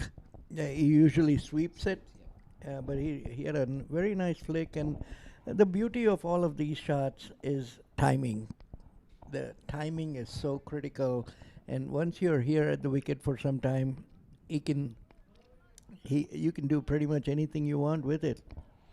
If you could get a replay of that particular boundary, you'll notice the use of wrist from Fuzzel. He used the wrist to maneuver the ball towards the square leg region as against his usual slog sweep that he hits to the mid-wicket region. This one was deflected to the square leg boundary using his wrist at the last instance to flick the ball away to the square leg region. Farhan to Paresh, 134 for 2 of 21 overs. They are really stepping it up. Beautifully played. Paresh reverse sweeps that for a boundary.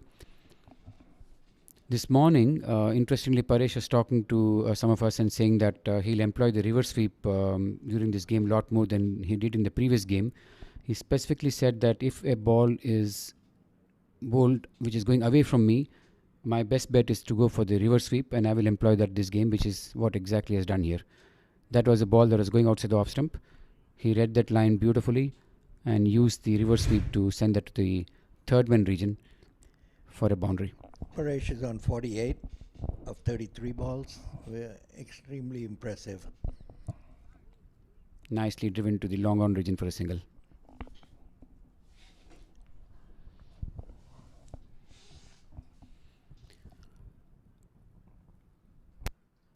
These two batters have taken the game away from South. Until they get a couple of quick wickets, I think it's going to be hard for them to get back into the game. North is looking very pretty to put up a stiff target for South, and Fuzzel beautifully swept to the square leg region, very well picked, and swept to the square leg region for a 4. Beautiful shot from Fuzzel. This is typically the way Fuzzel plays that shot. Yeah.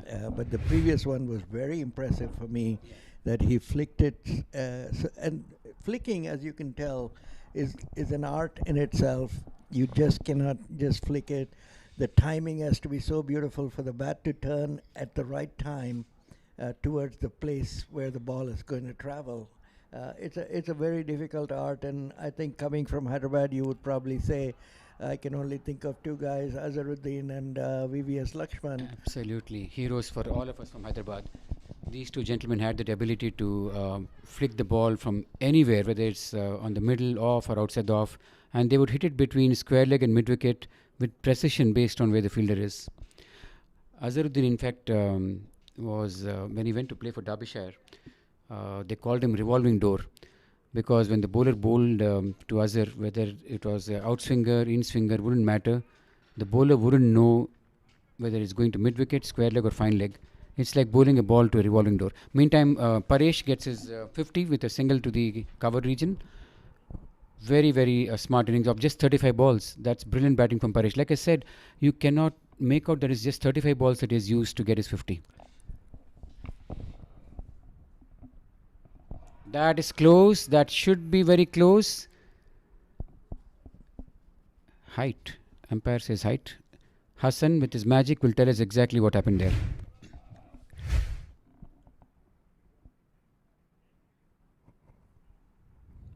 Height. Height and down. I think that is a good judgment from the umpire. That did look high. It was climbing. Ball hit in the chest region. Though Fuzzel was bent in his sweep shot, attempt to sweep, that ball appeared it was climbing. South really has to find a resource to stop the run chase, or at least the run rate of these two batters, if they want to get back into the game. You're right, Arun. Yesterday too, this was the same problem that South faced. Their middle overs between 15 and 30 or 35 was where the runs were leaking, and they didn't have any bowlers to come back and control the game. Maybe I feel this is the right time to get Jignesh for a break. You need to do something to get a break here, otherwise you're looking at a big score.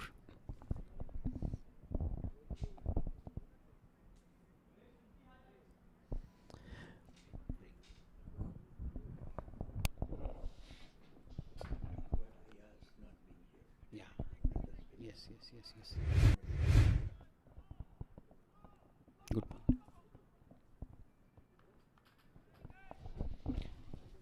Yeah. Mustafa is continuing his spell. 147 for 2.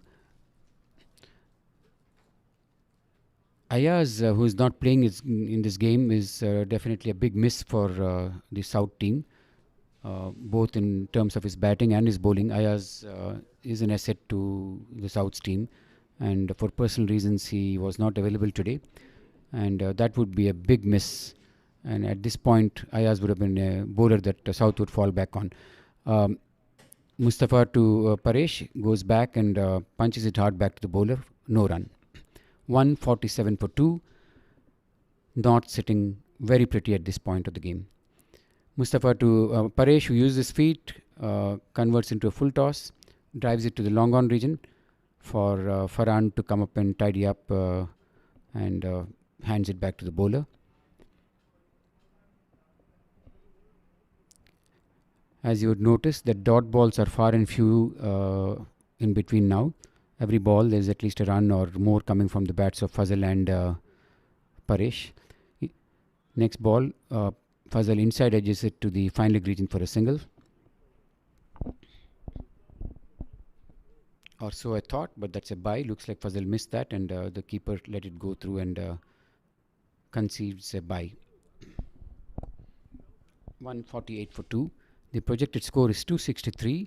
At one point in time, the projected score was 178, but with Fuzzel and Paresh showing their abilities at the bat, now the projected score. Meantime, Paresh uses his feet and hits it between the long on and the long off fielder for another boundary. Hits it as straight as a die.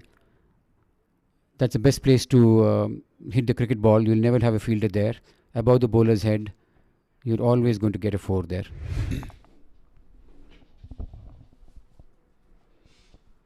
Paresh is looking extremely dangerous, and that made Fuzzle's batting easier. No pressure on Fuzzle. Paresh has taken all the pressure out of Fuzzle. Now Fuzzle can play freely, and Paresh is set for a big score. North are looking very pretty for a similar score on the lines of what they did yesterday. Mustafa bowls it short of a length. Paresh goes back and punches it to the... That's a misfield from Vishal. That should have been saved, certainly. Concedes a boundary. Hit hard to the cover region where Vishal fumbles and the ball crosses over the line for a boundary.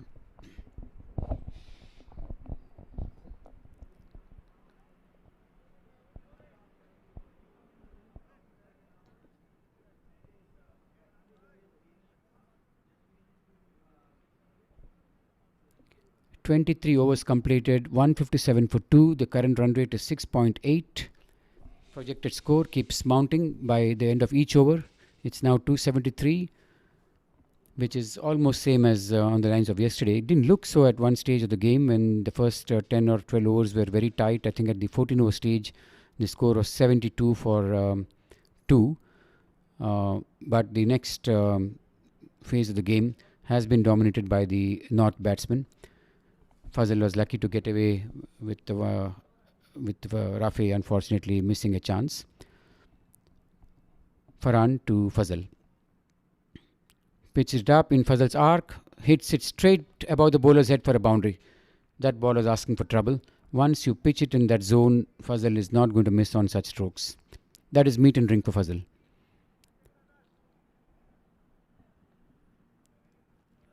Fuzzel has a brilliant swing of the bat, and with that, a lot of power to go. Timing plus power is a very, very dangerous combination for a batsman to possess. It's a big asset for a batsman. Farhan to Fuzzel. It's again in the arc. Fuzzel hits it hard. That should be another boundary. It is.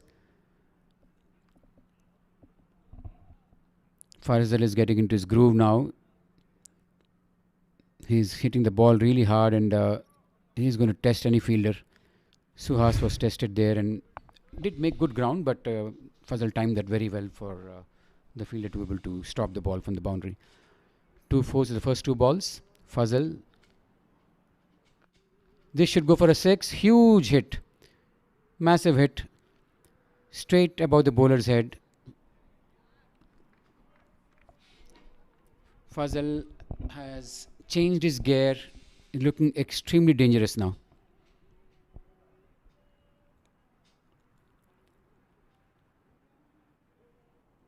This is not the time to check whether Fuzzel can play the flighted ball. He would any day take that invitation with open arms. Next ball again flighted. Fuzzel hits it to the long on region where Jignesh cleans up for a single. 172 for 2 in the 24th over. Fuzzel 77 of just 60 balls.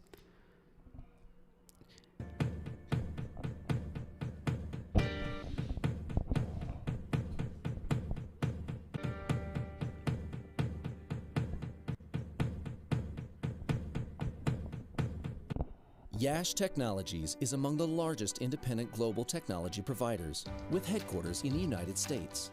With over 4,000 worldwide employees, we pride ourselves on being large enough to offer a complete portfolio of IT services, while being small enough to provide personalized attention and customer service. Yash. Fuzzel hammers it to the long on region for another 6. Oh, that's a boundary, I'm sorry.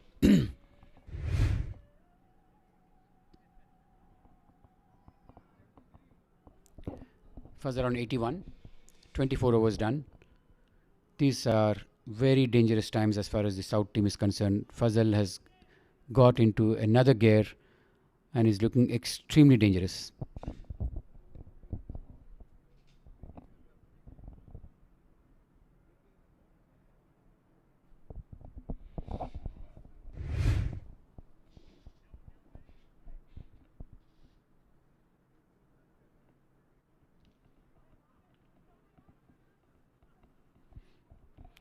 Change in bowling.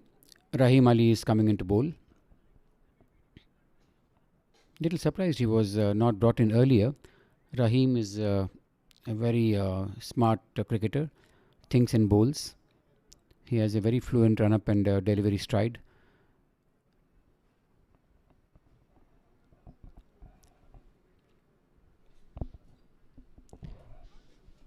Right arm over. Rahim into Paresh. 177 for 2. Fuzzel 81 of 61 balls. Paresh 62 of 41 balls. Both these batsmen are taking the game away from the South at a rapid pace. South are looking down a barrel. If they don't get a wicket soon, it's big trouble for them. Arun, the pace at which this game is going, we're just unable to talk about anything outside the game in terms of masters and our activities. But we'll wait for the opportune moment, and at some point, I'm sure we'll talk about it. The projected score is 297 at a run rate of 7.38. Yeah, 7.42.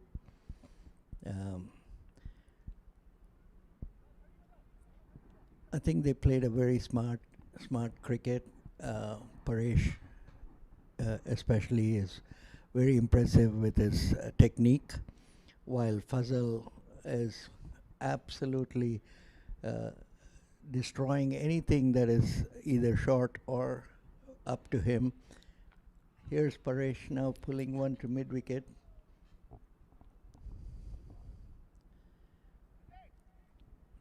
The thing that impressed me most about this partnership was, Arun, they were very smart in tiding over the tough phase, and the initial phase where they lost 2 wickets. Both these batsmen knew that they need to be smart in getting over the difficult phase and waiting for their time, and that's exactly what we did, because once, based on the experience of the previous game, they knew that the middle overs will always play into their hands as long as they don't lose wickets.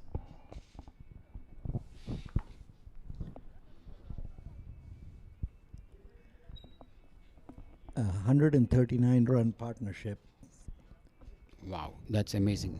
And at a very fast pace. And the current run rate is 7.36. Well bowled, but still now it's Fuzzel is well set and is able to see the ball better. Pushes it to the mid-wicket region for a couple of runs. Ajay Bora tidies up.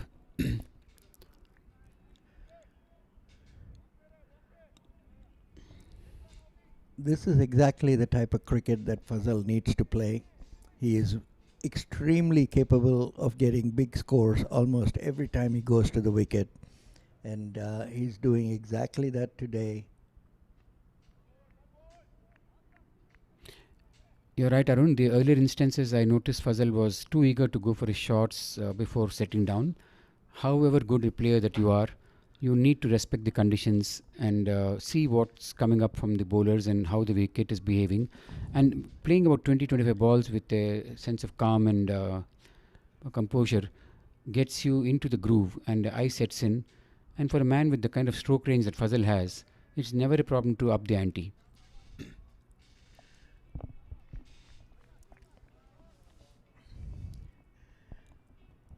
Rahim is a medium pacer. I like his action. Yes. Yeah, he's got a smooth run up, good action. To me, he looks like one of the guys who's capable of getting a wicket at this stage. Well said, Arun. I, in fact, recollect, he reminds me of Mohammad Asif, the Pakistani bowler. If you look at the load-up, the last phase of his delivery, the load-up and the delivery stride are very similar to Mohammad Asif's, the legendary Pakistani bowler who would move the ball a mile. And like we talked about, here it is at the end of his first over, just 4 runs coming off of it. Considering the pace at which they were going until now, that's the first step towards stopping. Stopping runs can get you a wicket, but you really have to be doing it from both ends.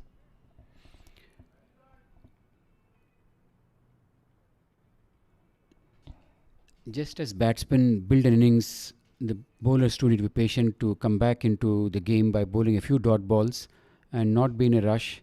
That's the only way to get back into this game. Looks like another bowling change here. Could be Jignesh coming to the attack. No, it is Ajay. I think it's Ajay Bora coming to the attack. Left arm orthodox spin.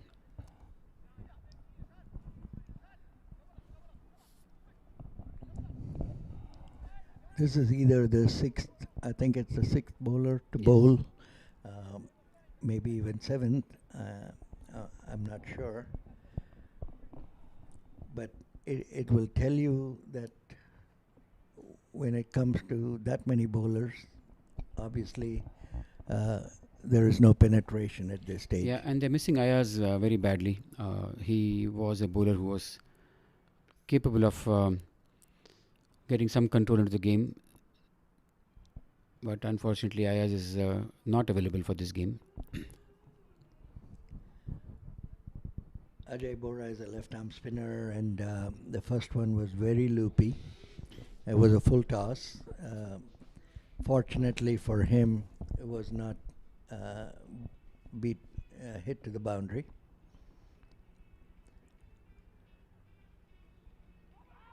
That is That was going down. I think it's pitched outside the leg stump.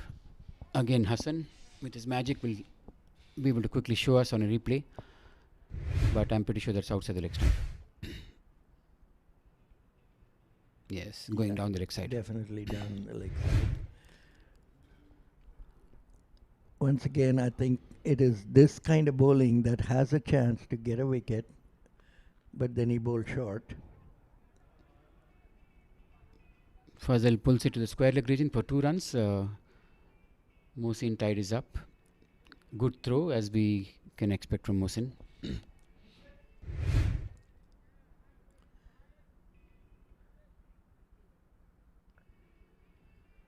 As you can tell from the replay, Yeah, it was not pitched outside the leg stump like I thought, but it was going down the leg side.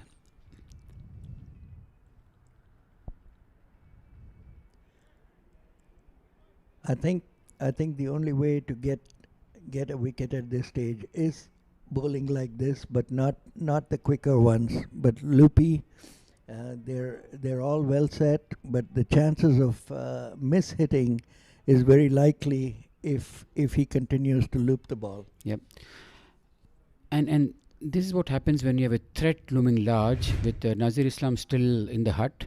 They're not getting a bowler like Jignesh Desai to bowl. And that is out of the respect for a guy like Nazir, because when he comes into bat, if you don't have your best bowlers bowl, as it is, North is sitting pretty at 185, Nazir can kill this game.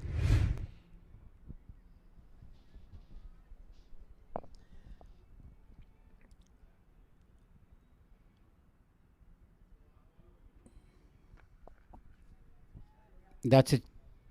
Ball lofted to the long off region for a single. Suhas Naik fields it safely and sends it back to the bowler. Once again, like I mentioned, I think if he starts looping the ball like he did the first 2 balls, he would do chance is very there. well Yes. and would have a good chance of getting a wicket. Yeah, he could be hit for a big shot, Yeah. but he has the best chance, I think, of getting a wicket at this stage.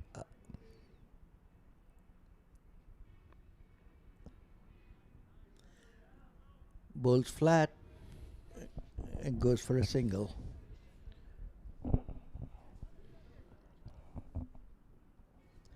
None for 6 at the end of this over, and the previous over I think was just 4 Yeah, runs. 4 runs from So- Rahim.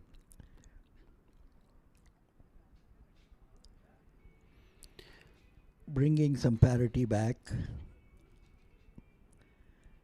The run rate, current run rate dropped from 7.38 to 7.19, and the projected score has dropped to 288. So you can see some Manhattan buildings out here. Very few single-story buildings. Yeah. Between the 15th and the 27th over is where the momentum was all built in, and the game was almost, grasped out of South's reach during this phase. Fuzzel hits it to the long on region, is slightly misfielded, but no damage from that misfield. Farhan has a good throw. Single to Fuzzel. Says a lot about this pair.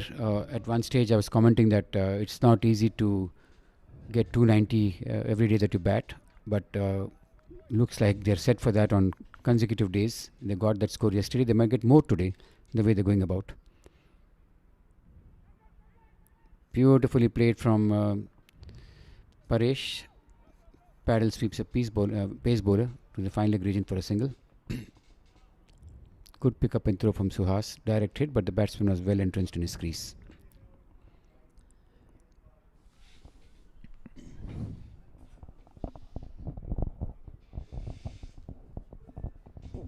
"66 of 45 balls from Paresh without a shot in anger. He was just caressing the ball to all parts of the ground while Fuzzel is playing his penchant shots to the square leg, mid wicket, long on regions. 88 of 71 balls.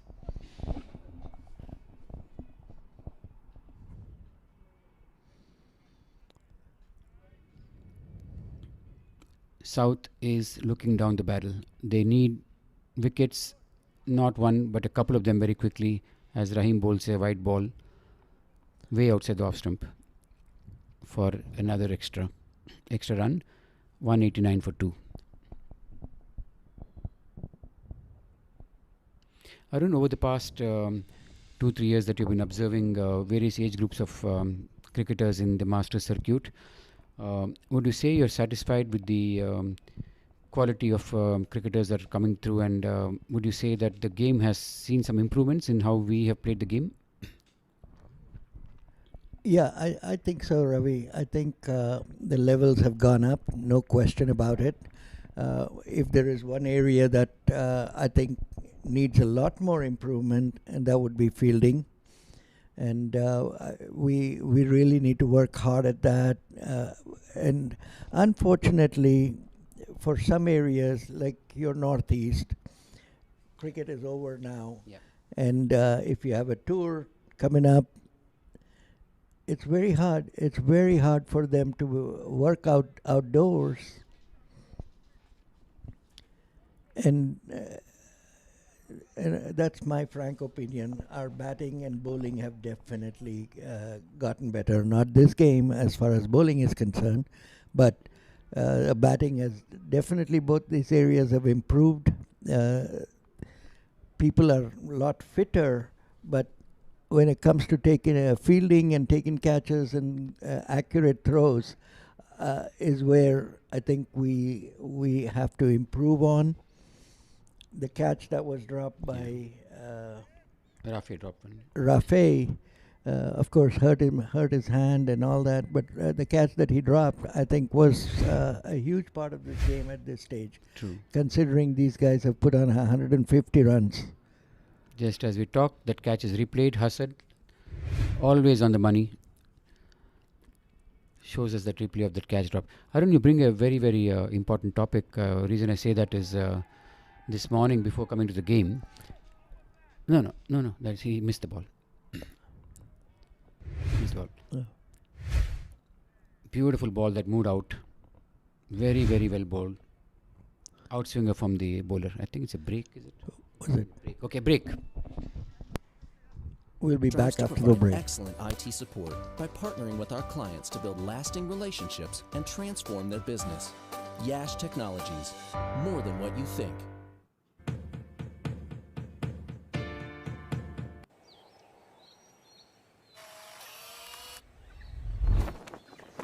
It's an impossible shot.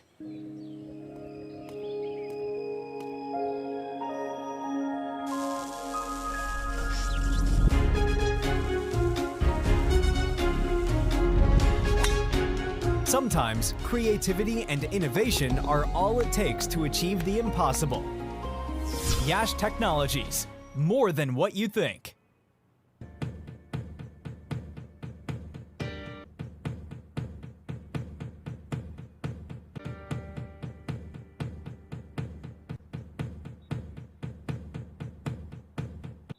Yash Technologies is among the largest independent global technology providers, with headquarters in the United States. With over 4,000 worldwide employees, we pride ourselves on being large enough to offer a complete portfolio of IT services, while being small enough to provide personalized attention and customer service. Yash strives to provide excellent IT support by partnering with our clients to build lasting relationships and transform their business. Yash Technologies, more than what you think.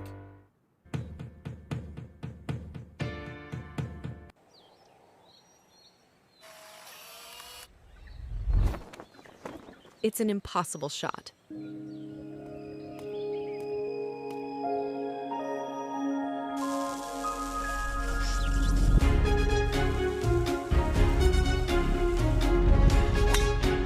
Sometimes creativity and innovation are all it takes to achieve the impossible. Yash Technologies, more than what you think.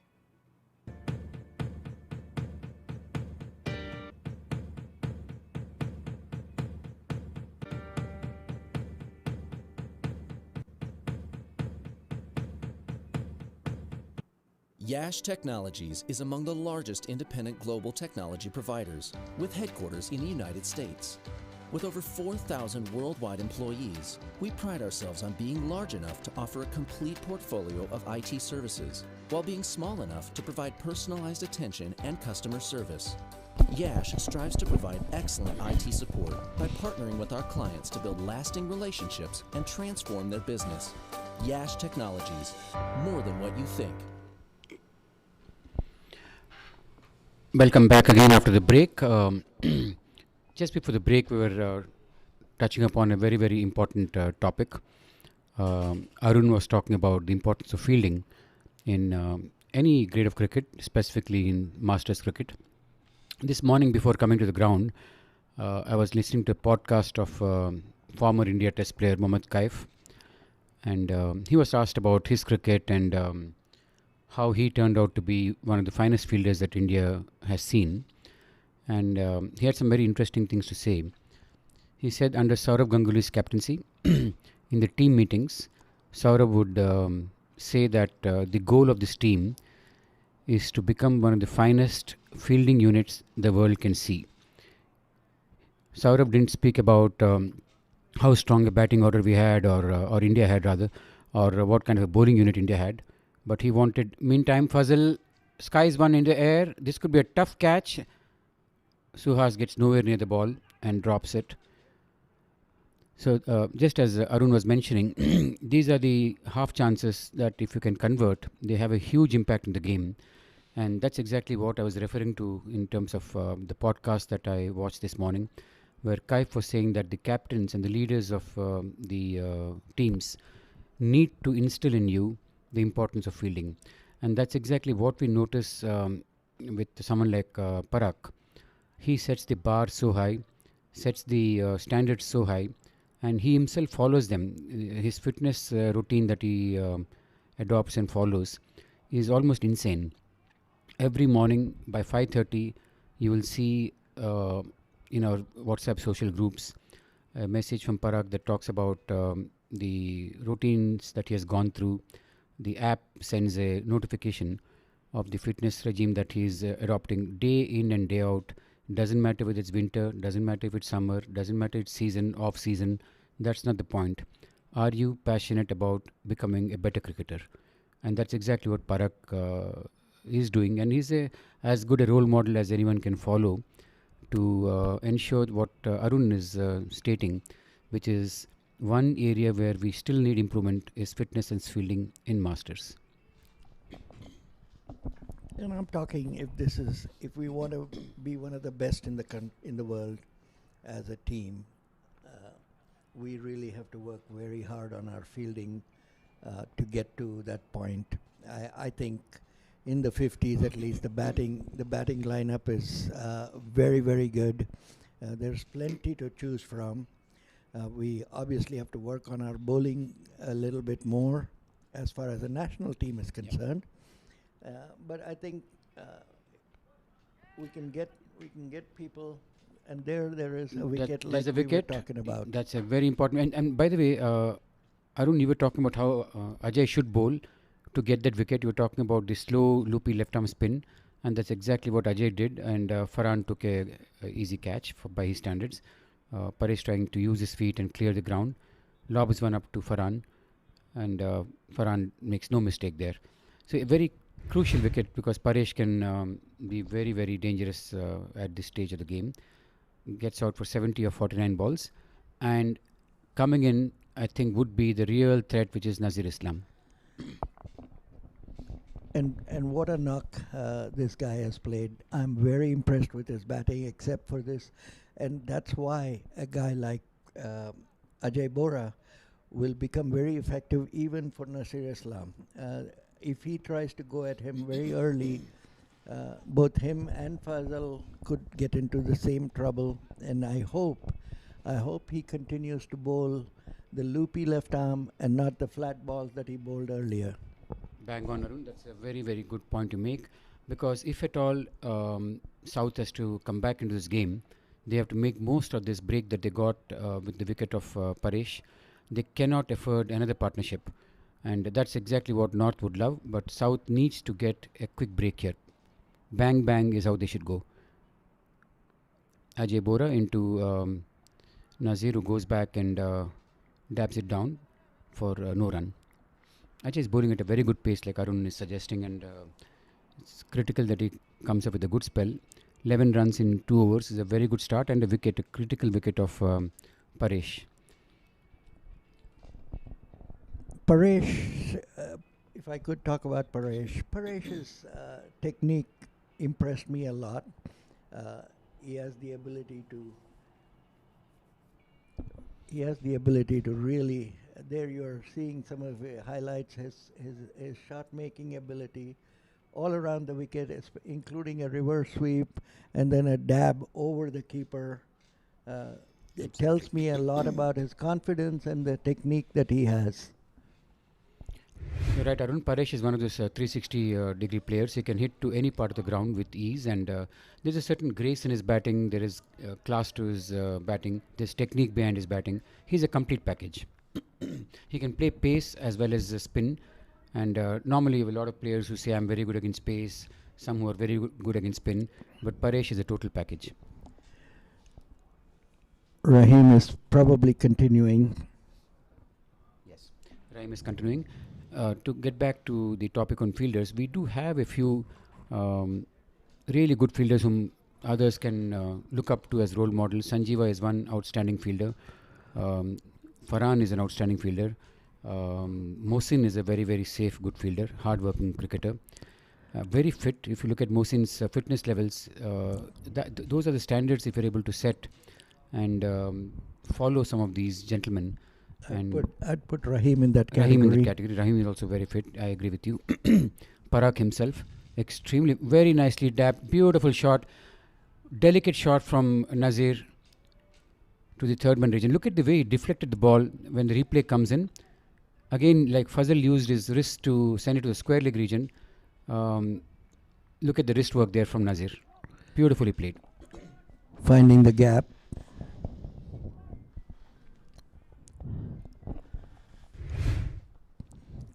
Nazir and delicate are oxymorons. They don't go together, but in this instance, Nazir was very delicate with the shot. Which tells you he can play. He's very capable of playing all around and not just hard hitting. Extremely well bowled, and this again talks about the smart cricketing brain and thinking that Rahim brings to his game. Pitched right up to the ball on the middle stump, Yorker length. Nothing much can be done with that as a batsman, except respecting the ball and tapping it back to the bowler.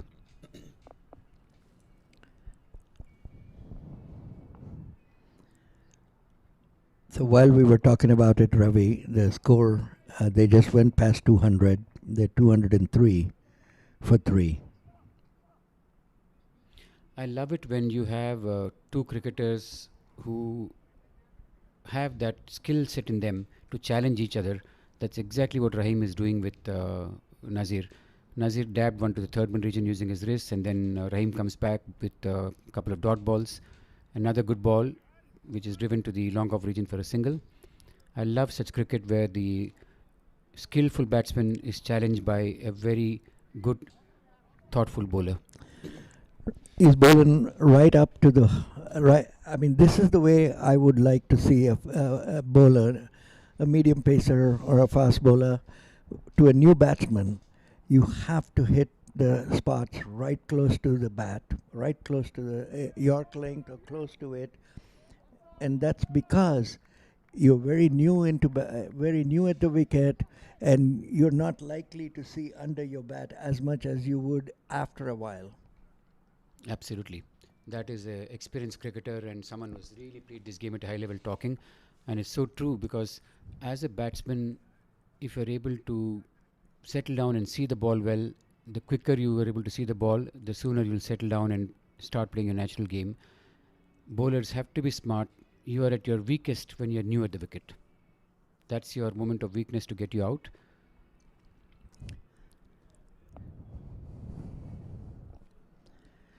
Part of the reason, Ravi, is when the ball is coming really close to you, a lot of people see it way before it lands and take their eyes off when it comes really close to them. And that's when you're very vulnerable to being out LBW or even bowled. Talking about challenging bowling, I would like to have the viewers get into the picture again, have some interaction with them, and get them engaged in the telecast that's going on, or the streaming that's going on. Guys, give us a feedback on the toughest bowler that you have faced in Masters. It could be somebody from the 40s. The players from the 40s age group could answer this. Those in the 50s could talk about the toughest bowler they faced. Similar to the 60s and 70s. Who is the toughest bowler that you have faced in your age group? Please provide your responses in the chat window. I'm not going to provide any suggestive names, but I would like to see what you all have to say about the toughest bowler in Masters that you have faced in your age group. While we wait on that response, Ajay Bora gives 2 singles of his first 2 balls. Ajay is bowling a very good spell. I don't think he was hit for a boundary till now, which is extremely good bowling at this phase of the game where North is almost running away from the game. Just as I talk, a very, very good ball. Arun was predicting this. He was saying if Ajay can get Nazir out, this game can again change a bit, or at least it will not get right out of grasp of South. South is fighting their way back and getting back in the game. Beautifully bowled, an extremely poor execution of the shot. That ball was right on the middle stump. Nazir tried to go across the line. Not a proper option at this phase. He has not yet settled in to execute that shot. Very well bowled by Ajay. Which is Ravi, the concern that I have with somebody with such kind of talent, which is Nasir Islam. Extremely talented and has so many shots. And I always say this to people, when you have so many shots, one of the biggest challenges is you tend to play them all, while you need to restrict some of them early enough.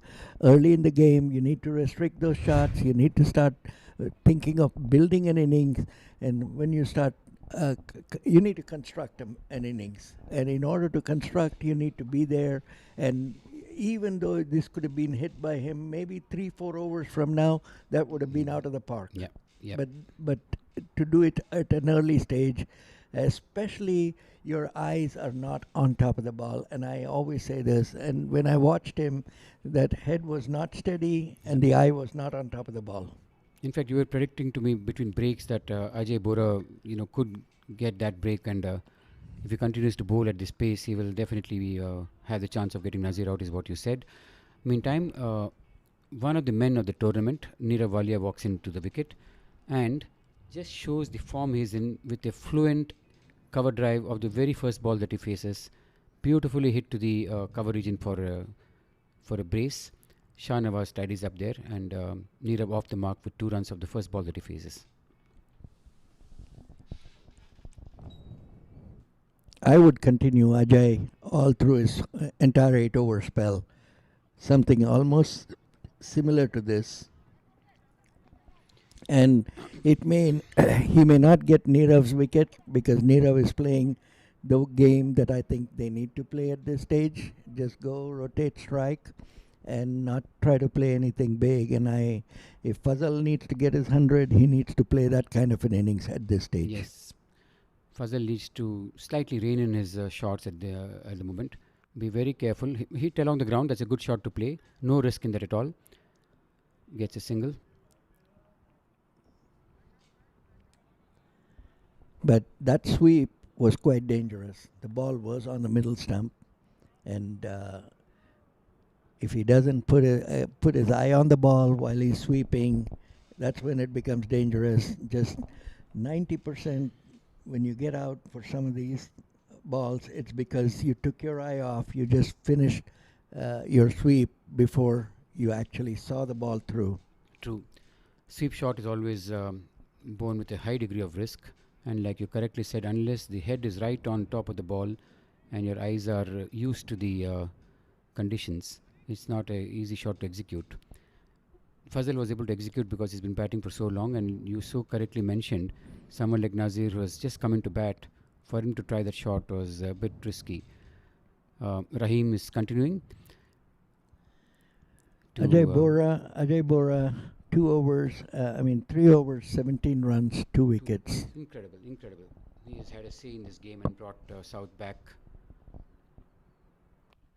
Even now, with a few quick wickets, South can certainly get well back into the game. Though North is sitting pretty and not bats pretty deep like we saw yesterday. They can bat up to 10 literally. A lot of batting depth left there. But you need to claw your way back into the game, and that can happen only by taking a few wickets, which Ajay has done for the South team. And just to continue with the score here, Fuzzel is batting on 96. He's the non-striker now, but he is batting on 96 and very, very likely to get his 100. Well-deserved one at that. Beautifully bowled. Ball swung away from the batsman, Yorker length. But again, it just goes to show the zone and the form Nirav is in to play that ball. Any other batsman who is new to the wicket would have found it difficult to play that ball, but Nirav played it easily. Just goes to show the rhythm, form and zone Nirav is in. Just like Ajay Bora, I'm impressed with Rahim. I like his action, I like his bowling. And the length, it's perfect length for him. You miss and you're gone kind of length. And that's where you should bowl to a new batsman.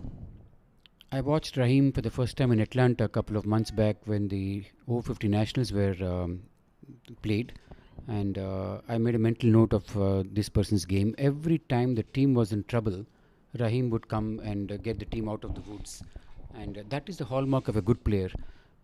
It's the big games. It's when the team is in trouble that you come and do your bit. When everybody else is scoring, you score another 50. It may not have much of an impact, but when the team is in trouble, or on big occasions like semi-finals, like Fuzzel is doing here, this is the big game. This is where you need to get your A game out. Fuzzel has done exactly that. Rahim is doing pretty well. 3.1 overs, 17 runs. Put a break on the scoring, which can always lead to a wicket. This was a full toss. Excellent running between wickets. Excellent running from Nirav. Very good running. I'm sure he made the ground even if the umpire calls for a replay. Nirav made his ground. It's a good throw. It has to be Farhan. And it is.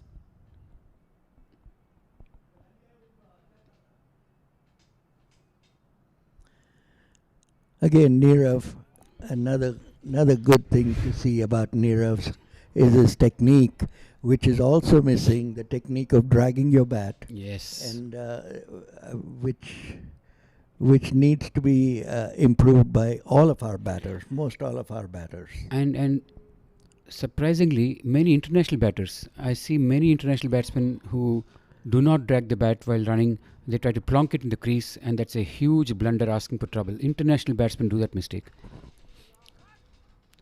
Farhan throws it to the keeper's end. I am a huge fan of Farhan's fielding. I was walking along the boundary yesterday, making my rounds and trying to get some steps in. And I watched Farhan throw from long on into the keeper's hand. Outstanding ability. Here are the fall of wickets, Ravi. Yes.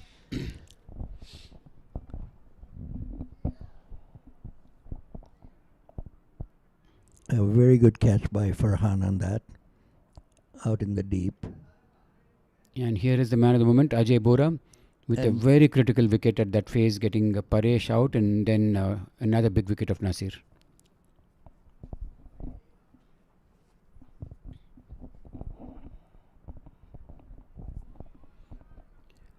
Let's not forget, Ajay Bora is a doctor by profession, and we have two of them within the Master Circuit, Dr. Parak Ananta and Dr. Ajay Bora. It's highly credible of people of that academic qualifications to pursue their passion in sport and play at this age. And to add to that, we have Dr. Nikhil. Oh yeah, I'm sorry, yeah, I shouldn't forget him. That's the third doctor.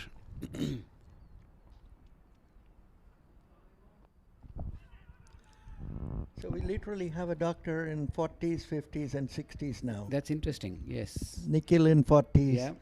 Ajay Bora in 50s and Parakananta in the 60s. Covered in all zones. Now the new baby 70s needs a doctor. We can, I'm sure, get one at some point. Let's get back to the game. Ajay Bora to Fuzzel. Beautifully bowled. Fuzzel goes back and dabs it to the point region for a single. And our friend again, Farhan, picks and throws. That's Fuzzle's 100. Very, very, very well played, Fuzzel. Excellent Such a knock. responsible innings. Captain's knock. Excellent knock. And Steve Buckner mentioned the other day, the spirit in Masters. Vishal runs across and congratulates Fuzzel on 100. And so does Ajay Bora. Has a clap for Fuzzle's 100. That is lovely to see on a cricket field where you have your opponents come and appreciate your performances.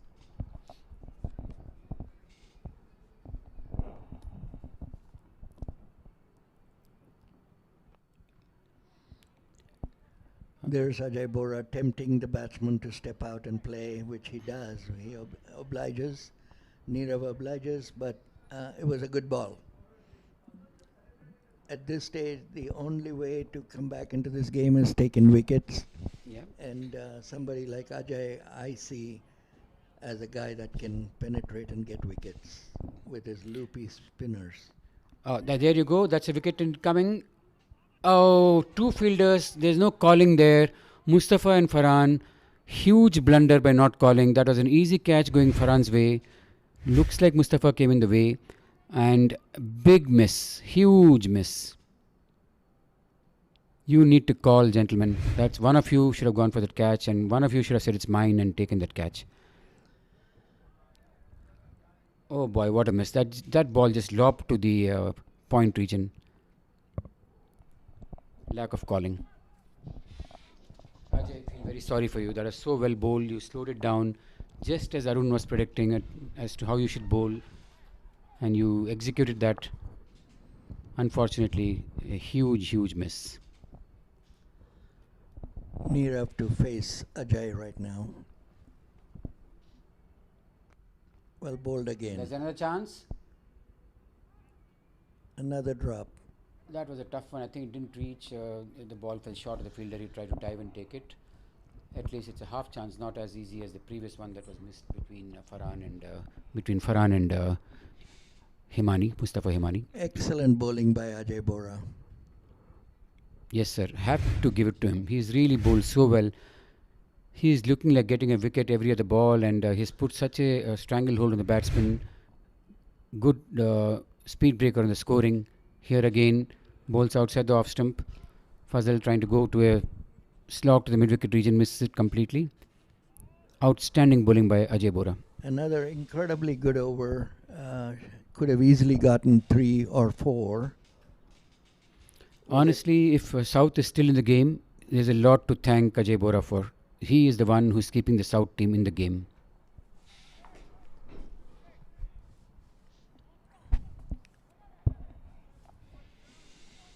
Arun being a left-arm orthodox spinner and one who has really, played at a very, very high level in India as well as here, it was interesting that you read this script, and moment Ajay came to bowl, after seeing the first 2 or 3 balls that he bowled, you immediately commented that if he can continue to bowl at this pace and keeps flighting, he will have an impact on the game. You said this in his first over.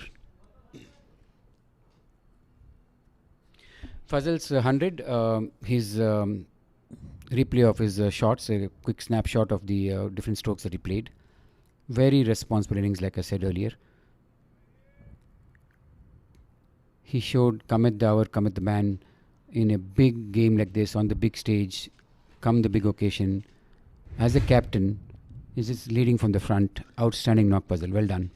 Remind me, Ravi, I don't know that he even got a 6 in this innings, which is his trademark. He had 1 6. I think Hassan will help us with this, but I think he has 1 6, which he hit straight to the long on, between the long on and long off. Straight hit above the bowler's head. 1 6. I recollect that. But that's a great point to make, Arun. Fuzzel thrives on hitting sixes, and his run rate and his penchant to dominate the bowlers is from those big sixes. In this innings, I think it's just 1 6, maybe 2 at best.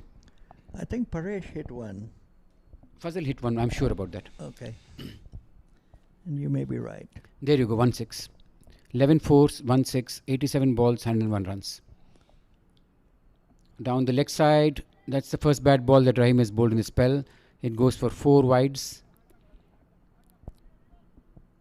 4 plus 1. 4 plus 1, 5 runs. Yeah, way down the Way leg down the side. leg side. That's the only bad ball I would say Rahim in his entire spell till now. He has bowled in the block hole almost all the time, and I'm definitely impressed. He kept the run rate down until this ball. He bowled very well indeed.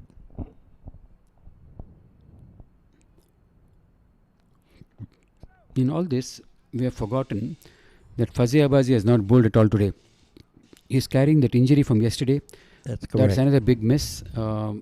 Fuzzy would have been a handful in these conditions. That's correct. That too in the first phase of the 14 overs where only 70 runs were given and 2 wickets fell. Fuzzy would have certainly been a handful. Fuzzy bowled the new ball the last few games, and Mohsin took over that duty and did a good job with it. Beautiful shot of the back foot to the deep point region.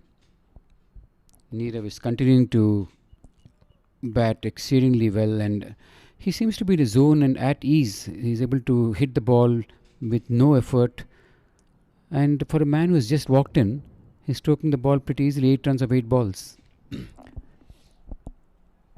Again, we're showing me good technique.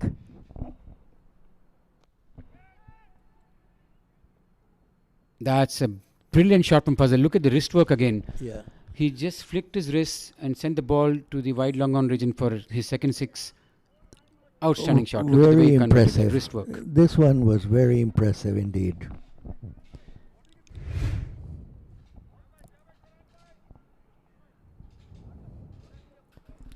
Score This is now 233. North is back in the swing again. It is following the same pattern as yesterday. I wonder whether we'll see South's response to be on same lines as yesterday, because they batted so well chasing a tough target. Is this game going in the same lines I did yesterday? Another boundary from Fuzzel. Slower one outside the leg stump. Fuzzel swings it to the square leg region for a boundary, following up on his 6.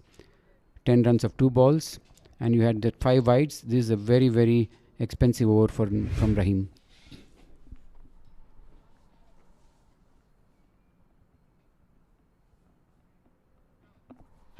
Fuzzel 112 of 90 balls. That catch from Rafi is a big, big miss and a telling point in the game.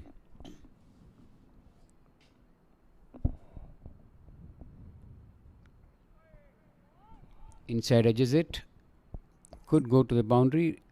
Now Suhas makes good ground. Almost 20 runs in this over. Yep. 238 of 33 overs, 7 overs to go. Projected score 288. They might get more because they have nothing to lose now. It's just 6 wickets in the hut. And Fuzzel still batting. He can go hell for leather and get a huge score here. Dropped catch is coming on the screen now. That's the first one from Rafi. This was, you can call it a half chance, but this is a huge, huge, huge let off. Huge. Ball just lobs to the point region. 2 fielders run towards it, converge. Neither of them calls. And this is again a half chance or not an easy catch at all. But the one that was missed between Farhan and Mustafa, that should not have gone a begging. Ajay Bora continuing his wonderful, impressive spell.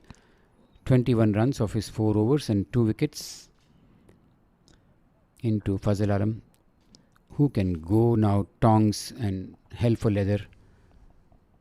No risk at all. Does exactly that. Pulls it to the mid-wicket region for a single. Rahim cleans up. Throws it 1 bounce back to the bowler Ajay.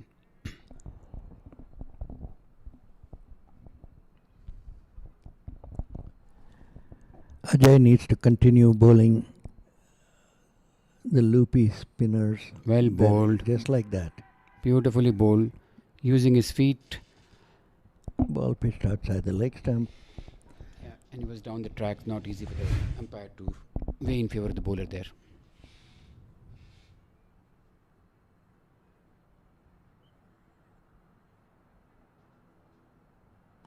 It didn't turn enough. Ball pitched around the leg stump, but I don't think it was hitting the stumps. Yeah.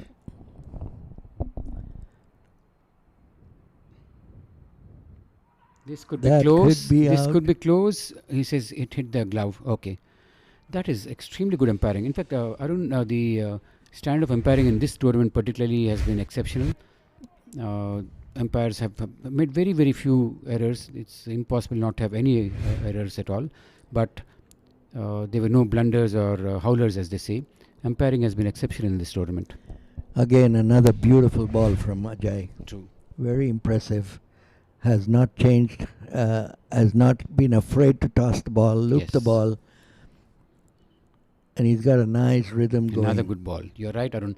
The good part of Ajay is he didn't try too many variations or didn't get frustrated or that he's not getting wickets with the catch drop and so on. He didn't lose control of what he needs to do. The game plan he has stuck to and didn't try to experiment too much.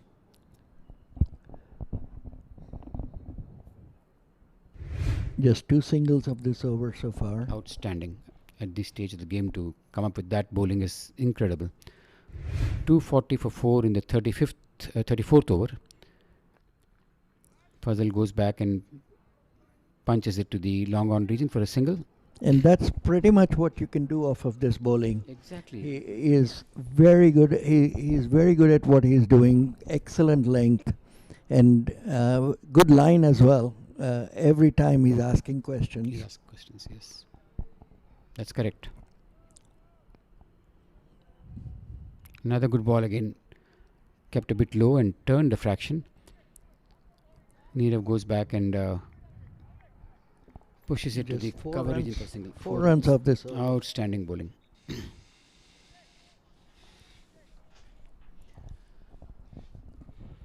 South is handicapped by not having 2 bowlers to operate. Ayaz not available for this game. Fuzzel playing but not fit enough to bowl. That's 2 big misses. Both are 8 over bowlers. Both for are 8 over bowlers, you're right. And against a batting order that has the power and the depth of North, no team can afford missing 2 key bowlers.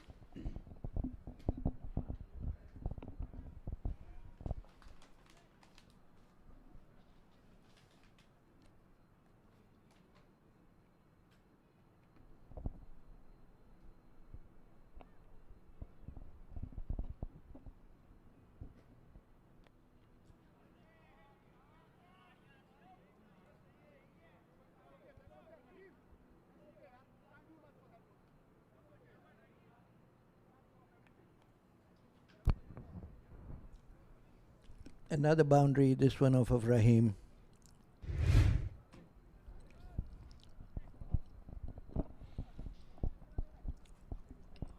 I would have given Rahim a break after the previous over because however good a spell you're going through, this game is very rough on you. If you had a bad over, you could take a break and come back an over or later. This could have been the time for Jignesh to come back. Yes. Yeah, I'm surprised Jignesh is not coming back at any point to try and get them some wickets. Rahim into Nirav. Well bowled. Good comeback from Rahim after a tight, bad previous over and a boundary of the very first ball. Very good ball to come back with. Rahim looks a fit and strong cricketer. One thing you see off of Rahim is he also looks like he's a wicket-taking bowler. True. And I see his determination. I don't want to equate him to Mohammad Siraj, but Yeah. the features as he's walking back, Yes. he is so inclined to do something, get a wicket, Absolutely. owning up. Good running from Fuzzel. 2 runs to Nirav. Yeah, and to add to all this, Rahim is a very capable batsman and he has shown his abilities with the bat in the over 50s Nationals in Atlanta. Excellent fielding and a good throw. could have been out if it. Very close. Very close. Fuzzel just about makes it. And again, a good thing about what he did was drag the bat. That's right.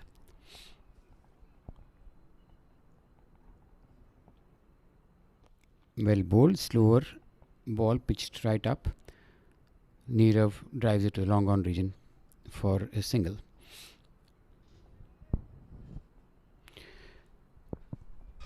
In the entire tournament, North has been very well served by Nirav's form, and he's been consistent in every game. 17 of 16 balls. Looked at ease from the moment he came in.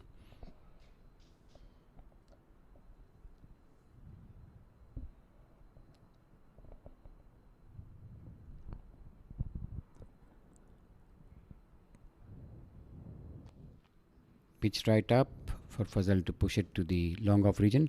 Mohsin fields it easily and throws it back to Rahim.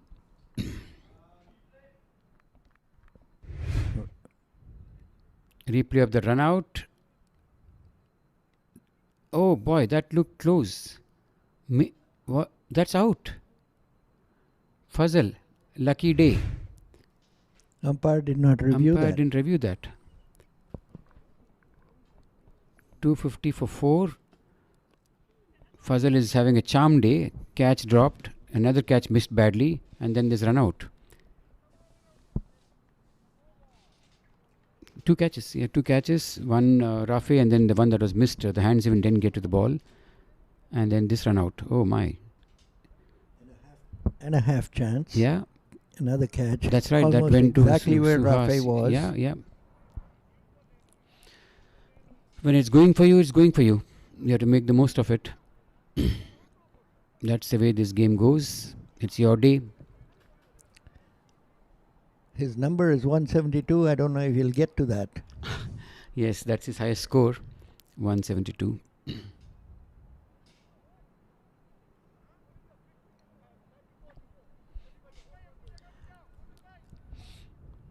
I've seen Fuzzel right from his early days in Hyderabad, India, where he was playing for the Hyderabad under 19, under 17 junior circuit. He's always been known to be a power hitter. Clears the ground. Again, that run out chance. A direct hit. Fuzzel's bat way, way, way off the crease. It's interesting to see whether Rahim flicked the bail off with his finger. I would like to see that replay again just to see if that was the reason umpire didn't call for a replay. Meantime, beautiful shot from Nirav using his feet to Ajay Bora and drives it past between the bowler and the long off for a boundary. Nirav has the technique. He stepped out and didn't try to play it over covers or over point and covers. He covered the ball very well. And that's one fundamental thing about stepping out. You have to pick the ball that's on the leg stump. People get out when they start picking the ball that's on the off stump. I'm very impressed with Nirav. I was on the tour to Sri Lanka as a media manager covering the World Cup event that MCSA 050 participated in. Nirav was probably 10 or 20% of what he is today. Obviously, he came back from that disappointed tour of Sri Lanka, worked very hard at his game and showing his true abilities. Meantime, Fuzzel tries to swing one, misses the line completely. Again, going to show how good a spell Ajay Bora has been bowling. It's only Nirav's ability to use the feet and convert the length that is getting runs off Ajay, but otherwise Ajay has troubled every other batsman. Till now, the only player who played him with some degree of comfort is Nirav. Even Fuzzel, for all the runs that he scored, he has not been that fluent against Ajay Bora.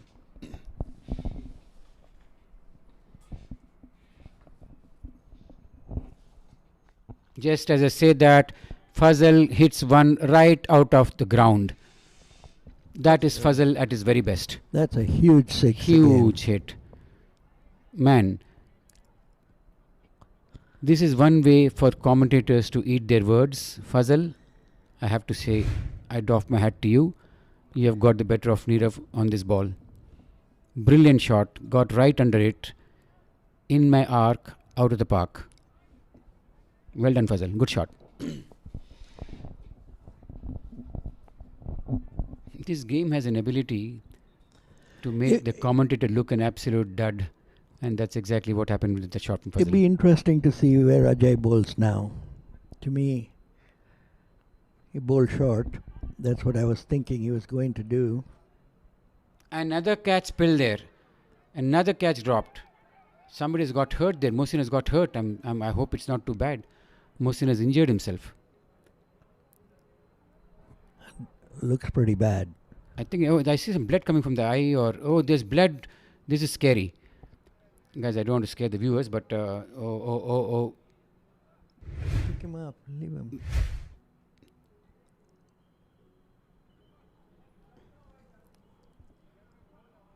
I think he missed the ball completely. That hit him on his face.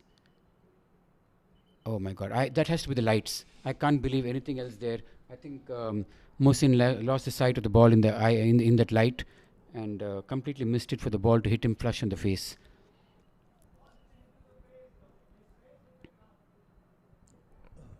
Oh, I'm being corrected by my producer. He says that his face hit the ground. If face hits the ground, why would you bleed so much? Can we get a replay, a closer look at that, Hassan?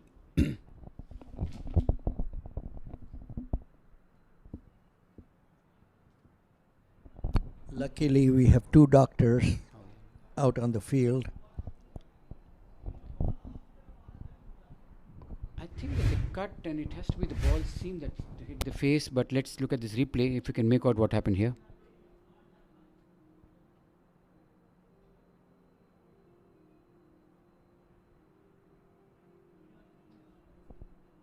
I think with the zoom we can see what happened here. Let's see. Ball is coming into his hands, and he hits the ground.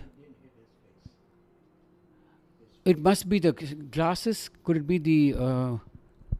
It looks like his face hit the ground very hard. Okay.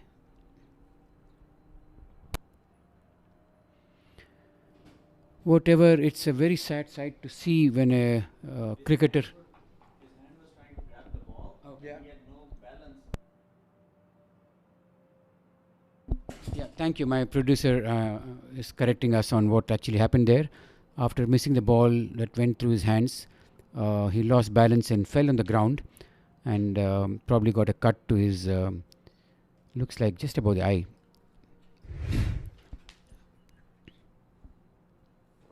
Whichever way, it's very sad to see nasty injuries of this nature. There's no place for sport in this kind of injuries. Hopefully, Mohsin will recover soon.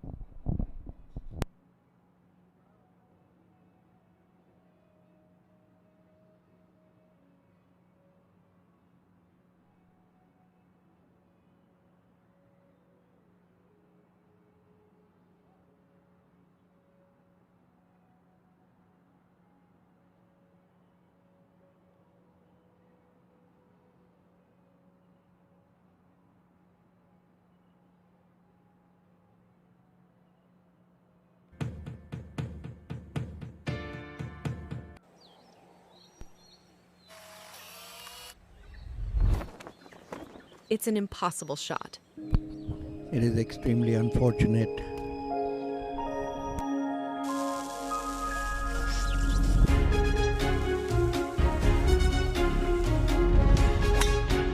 Sometimes creativity and innovation are all it takes to achieve the impossible. Yash Technologies, more than what you think.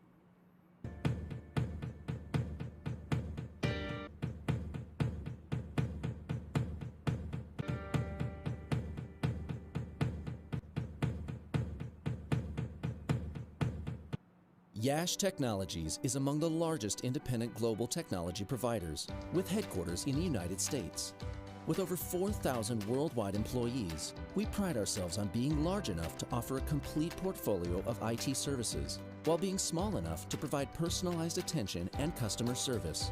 Yash strives to provide excellent IT support by partnering with our clients to build lasting relationships and transform their business. Yash Technologies, more than what you think.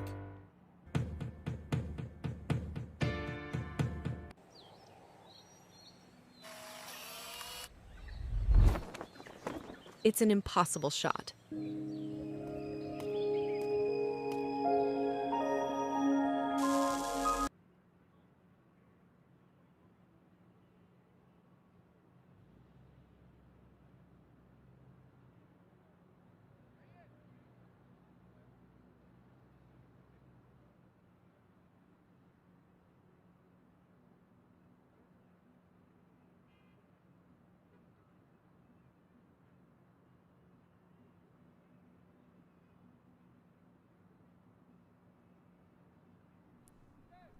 Unless Ajay Bora has other ideas and can impact this game further. 38 runs in 6 overs and got 2 wickets. I'm kind of surprised that Jignesh has not come on to bowl. That's very surprising. I agree with you, Arun. That's very surprising. It has to be some kind of a niggle that Jignesh is not bowling.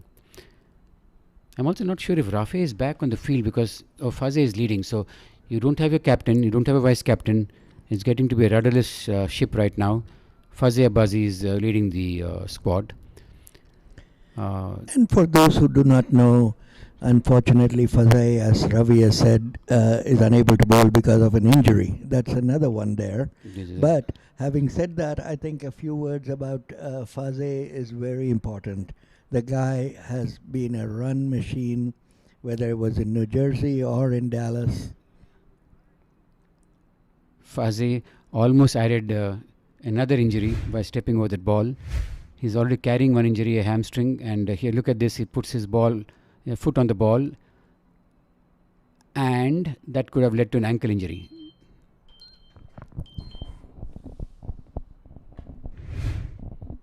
When it rains, it pours, and that's exactly what's happening to the South team, unfortunately. Rahim to Fuzzel, very smartly bowled, taking all the pace of the ball, bowled slightly wide of the off stump. Fuzzel tries to swing it to the mid-wicket region, misses it altogether, and the keeper is also unable to field it. I think a bye is considered there. 266 for 4. Rahim to Nirav.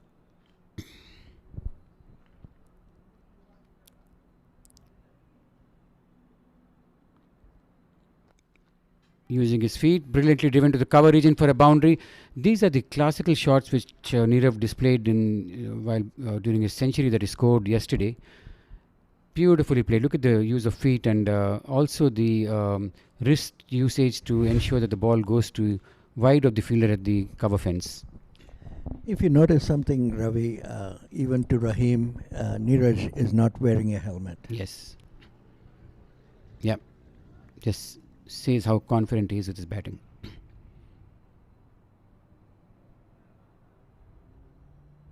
Beautiful shot. On drive is a shot. Always a pleasure to watch.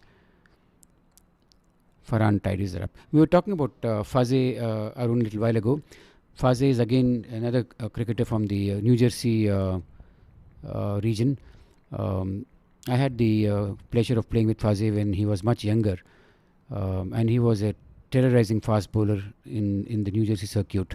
He was probably one of the quickest bowlers there, extremely quick, and a batsman who can hit the ball hard and tonk it much like Fuzzel.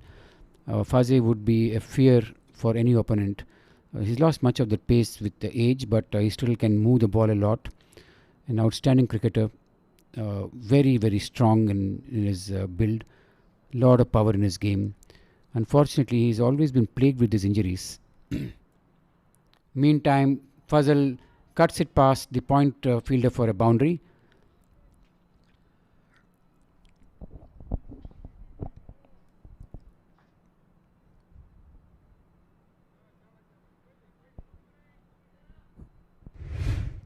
South is going through a very, very tough phase. For some reason, Fuzzy obviously is injured. Like I said earlier, Aya is not available. And then you don't have Jignesh for some reason completing his quota of overs. Could be a niggle again. That's a lot of misery being piled on South. And to add to all that, Fuzzel was dropped twice or thrice. And he made the most of those opportunities. Like in this instance, punches it past the cover fielder for a boundary. No scope for Vishal to cover and field that ball.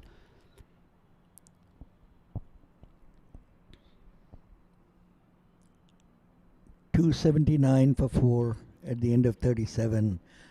My prediction is they'll be at 310. I would say 300 to 305. 310 would call for a really bad over from one of these guys. 3 overs for about, you're saying 30 runs. That should be doable, you're right. Yeah. Now, if Ajay is bowling 2 of those 3 overs, that could have some. Let's see who's bowling here. Vishal. Why? Who? Vishal Sharma. No, it is Jignesh. I think finally Jignesh is coming.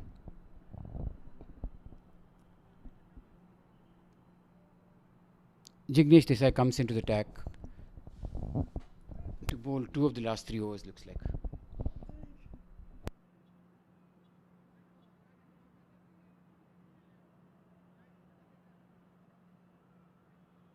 I'm surprised Ajay Bora has been taken off at this point in time. Jignesh has 2 overs left. With 2 overs left, Jignesh could have bowled a bit earlier, not coming in at this phase. First ball driven past the cover fence. Shah does a very good job there to bring his foot in, field the ball, 2 runs. They're trying for the 3rd run, but non-existent. That's a good save from Shah. Saved 2 runs for his team.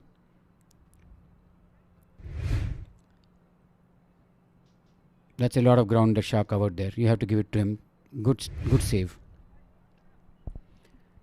281 for 4. First ball from Jignesh, 2 runs. Next ball, this time cut to the point region. Very well fielded by, looks like Vishal. Is it? That was well fielded. Fuzzy is back on the ground? No, I don't think it's Fuzzy. Okay.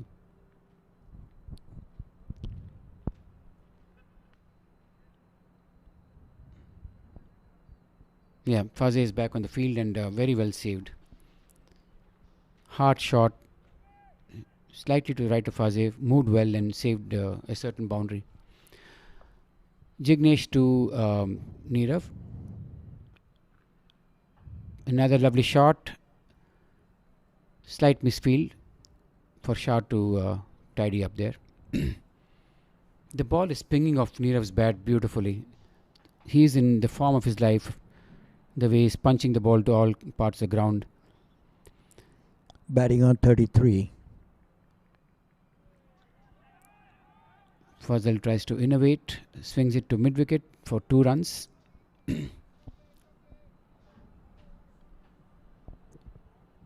To add to South's woes, they have been fielding in both the games yesterday and today, and that always is a tough task to field for 40 overs, give away 280, 290, 300 runs and come back and bat for a second day in a row.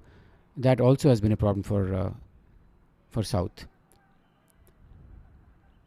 Fuzzel knocks it to the long off region, gets another 2 runs.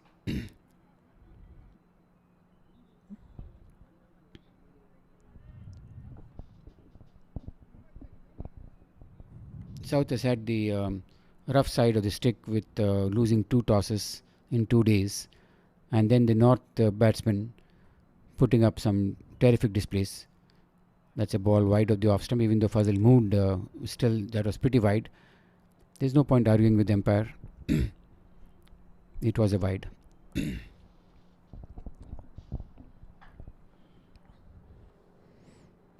I mean, there was a reason to challenge it, but it was still very wide. Yeah, heat of the moment these things happen, you have to give it to the players. Rough outing. It's part of the game. 288 for 4 with 2 overs to go. Yeah. If they get a big over here, Arun, your 310 is very much on. I'm still saying my 310 Yeah, is on, so Yep. I feel comfortable that they'll get those runs. It'll be interesting to see whether Ajay will come in from this end because he's been going through. Yes, he is. In fact, that's a smart move to get Ajay from here. Ajay will bowl the 39th over, and Jignesh will probably come in and bowl And the yes, 40th. yes, that's how they'll complete it. Yep, they missed a small opportunity by not getting Jignesh earlier. Maybe 10 overs back, they might have got Jignesh, and There you was never a, know. There was a lot of turmoil Yeah. about losing Yes. Mohsin Yeah, and somebody else now Rafi himself leading was injured and for not, a while. Yeah, not keeping track of. yes, that can happen. Yes.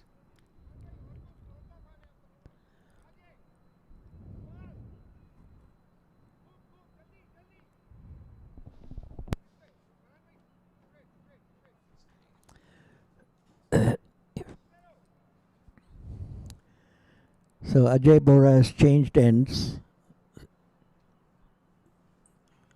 to allow Jignesh to bowl the last over. So this is a different end from what he has bowled before. So let's see if there is.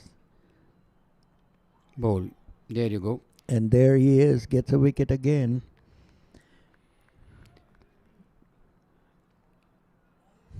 Ajay has bowled a very, very impressive spell throughout the day today. This is the 7th over, and in fact, if there's any reason why North is not past 300 already, it is Ajay Bora. It's his bowling that has kept a check on the scoring. He's got 3 critical wickets and kept a tight lid on the scoring. And a fantastic innings, let us not forget that. A fantastic innings by Fuzzel.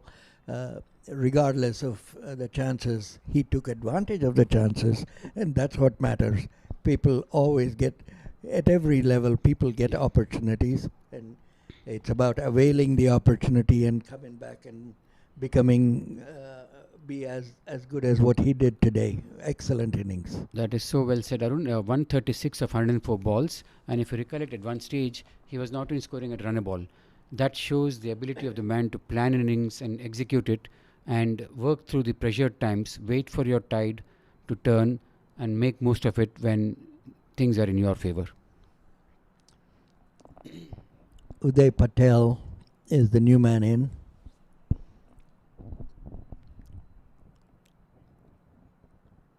Another from the New Jersey stable of cricketers. From your country, Ravi. Yeah, I'm proud of cricketers from my region. I've played with all these guys when they were much younger, and it's nice to see that I'm still able to play with them as they've been aging. They were probably 25 or maybe 30, and today they're 50. Beautiful shot. First ball driven to the cover fence for a boundary. Nicely picked. Very nice shot from Uday. Placed it well. Placed it well. You're right.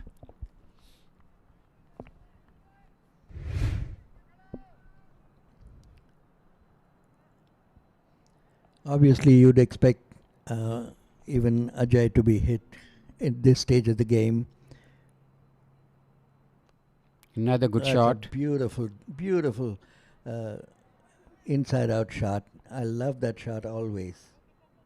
Yep. It's very That's impressive. a boundary. That's a definite boundary. That should be a replay. I thought that crossed the fence. I don't think there is a review.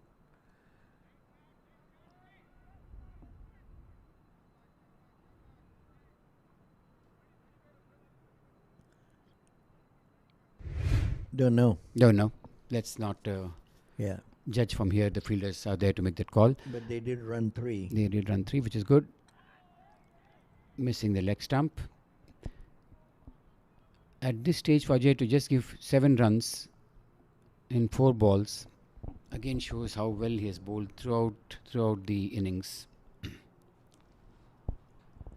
3 for 45 at this stage, 6.4 overs.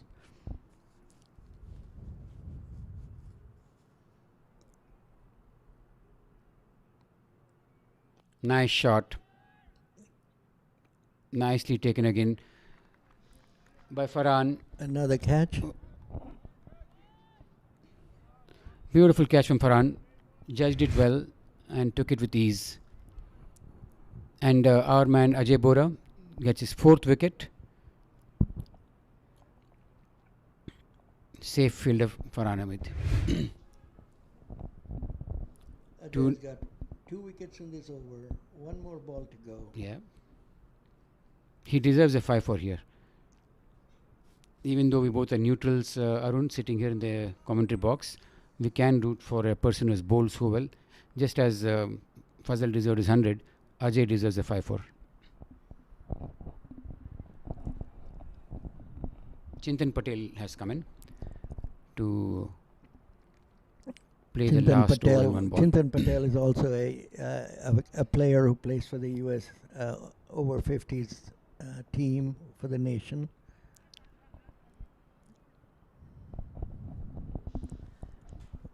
That's a single of the last ball.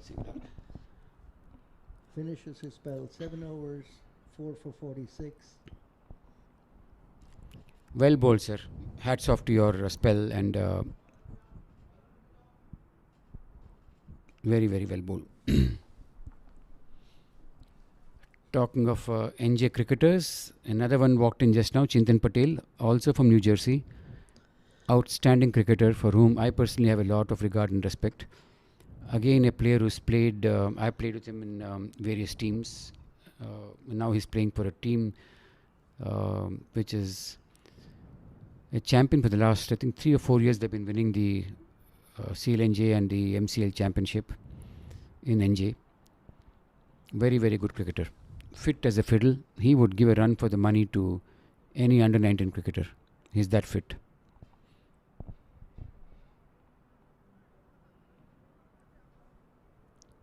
That must be just a extra player. Jignesh Patel for the last over of the innings to Chintan Patel, who uses his feet and pushes it to the long off region for a single.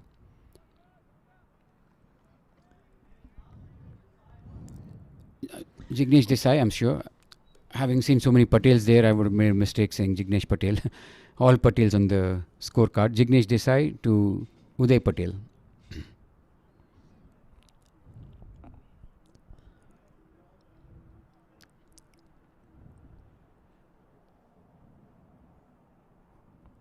Well, the projection is 303. I may be losing my battle. You but might, because I don't see Jignesh giving that many runs in this over, Arun. He's too good a bowler to give away 14 runs. I'm with you, just that there's 5 balls left. Yeah. So, I'm still hanging my coat on it. We see the bowling analysis. Mohsin 6 overs, 29 runs. Jignesh Desai 7.1, 34 runs. Jignesh to Uday, misses it altogether.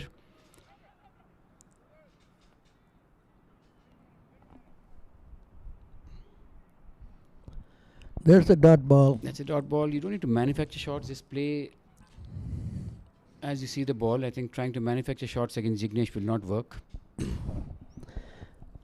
And coming in at this stage, not having faced a ball, it's a big ask. Jignesh to Uday, who hits it to the cover region where Farhan again. Man, what a fielder this guy is. Incredible fielding. Still can't stop the batsman from taking 2. 299 on the cusp of 300. 299 for 6 in the 40th over. 3 balls to go. Swung to the square leg region for a single. Ajay Bora does a neat job, fields and gives it back to Jignesh. Excellent over so far. Excellent Just over. giving away 4 runs of the last over speaks volumes about the ability of Jignesh, the experience he brings into this game.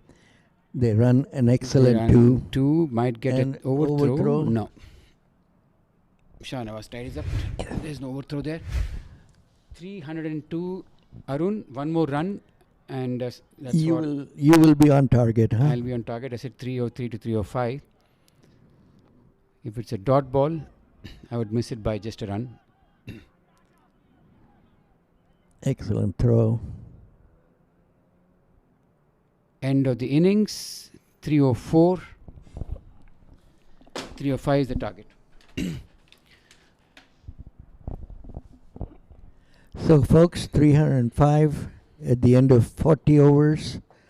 Yesterday, they got 295 against the same team, and they won the game by 10 runs. It doesn't mean that it's going to be that way, but it just tells me there is still a chance. But, of course, they've lost one of their main guys batting, Rafe, and then Mohsin is the second guy that they've lost. Fuzzel is injured. Ayaz is not there. So I don't It's know looking if the tough. depth is the same at all, but we'll have to see, wait and see. Wait. I feel it'll come down to Jignesh whether he can do a Fuzzel here. We talked about Jignesh not having a solid batting outing in this tournament, and such batsmen can never be kept down for too long. It boils down to what Jignesh can do. We'll wait and see. In about 40 minutes, we'll be back to cover the game for you all. Let's have a break until then.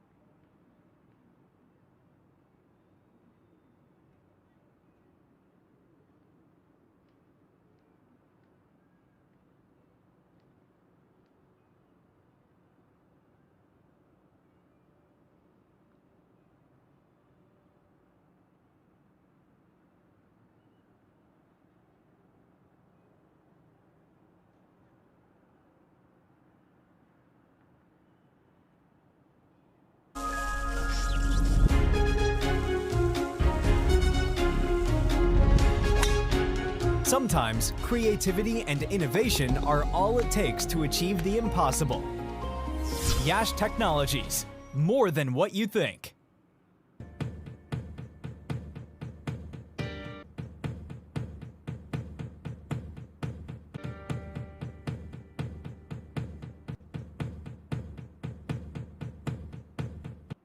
Yash Technologies is among the largest independent global technology providers, with headquarters in the United States. With over 4,000 worldwide employees, we pride ourselves on being large enough to offer a complete portfolio of IT services, while being small enough to provide personalized attention and customer service. Yash strives to provide excellent IT support by partnering with our clients to build lasting relationships and transform their business. Yash Technologies, more than what you think.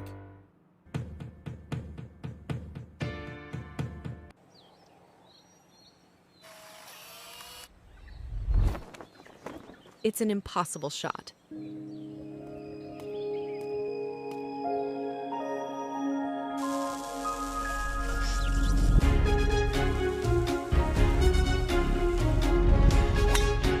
Sometimes creativity and innovation are all it takes to achieve the impossible. Yash Technologies, more than what you think.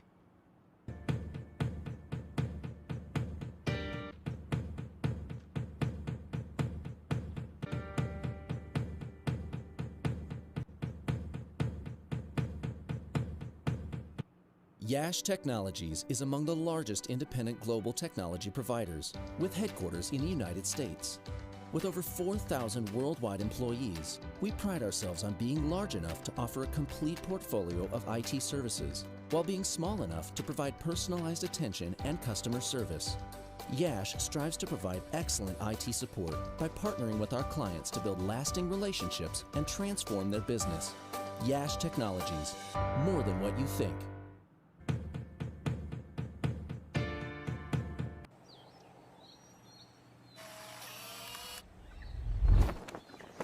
It's an impossible shot.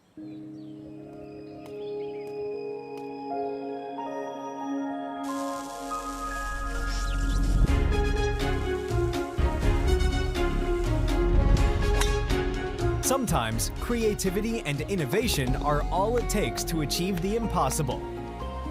Yash Technologies, more than what you think.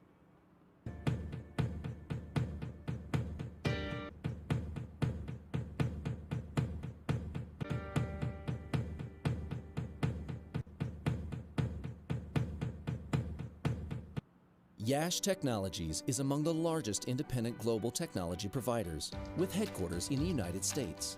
With over 4,000 worldwide employees, we pride ourselves on being large enough to offer a complete portfolio of IT services, while being small enough to provide personalized attention and customer service.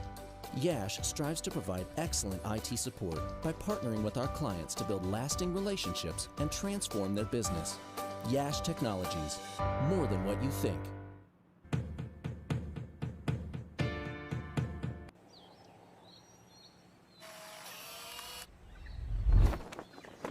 It's an impossible shot.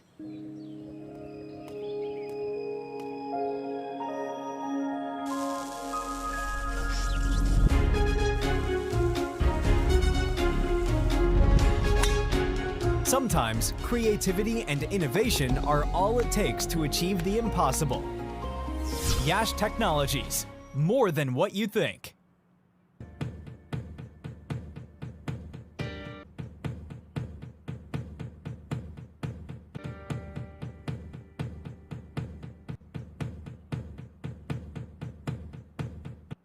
Yash Technologies is among the largest independent global technology providers, with headquarters in the United States.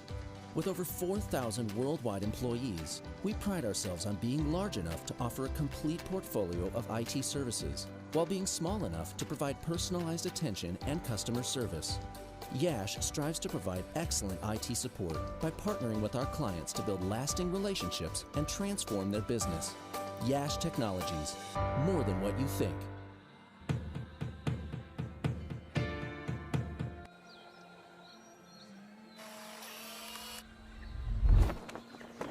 It's an impossible shot.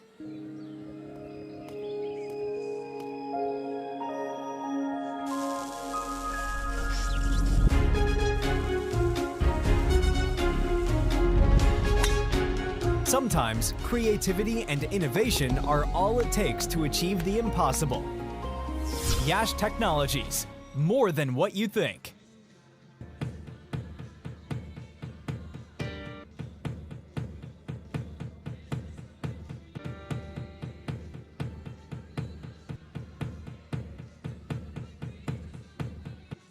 Yash Technologies is among the largest independent global technology providers, with headquarters in the United States. With over 4,000 worldwide employees, we pride ourselves on being large enough to offer a complete portfolio of IT services, while being small enough to provide personalized attention and customer service. Yash strives to provide excellent IT support by partnering with our clients to build lasting relationships and transform their business. Yash Technologies, more than what you think.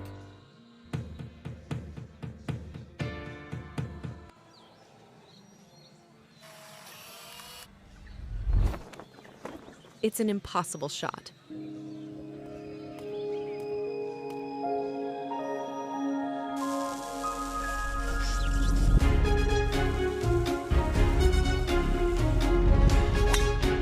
Sometimes creativity and innovation are all it takes to achieve the impossible. Yash Technologies, more than what you think.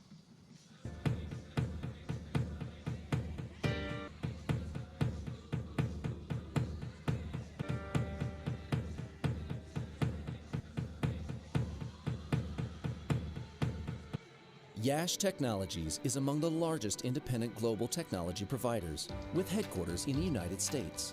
With over 4,000 worldwide employees, we pride ourselves on being large enough to offer a complete portfolio of IT services, while being small enough to provide personalized attention and customer service. Yash strives to provide excellent IT support by partnering with our clients to build lasting relationships and transform their business. Yash Technologies, more than what you think.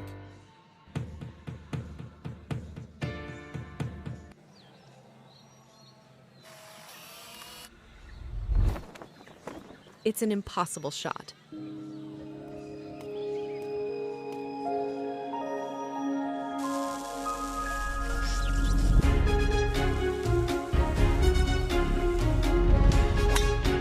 Sometimes creativity and innovation are all it takes to achieve the impossible. Yash Technologies, more than what you think.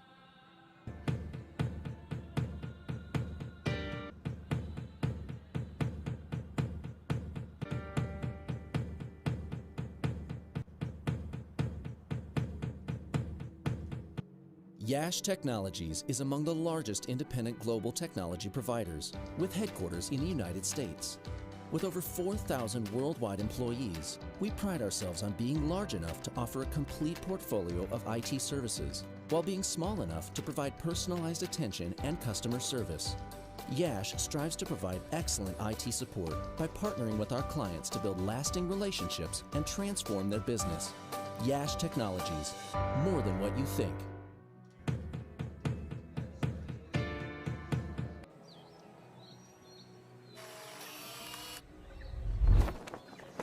It's an impossible shot.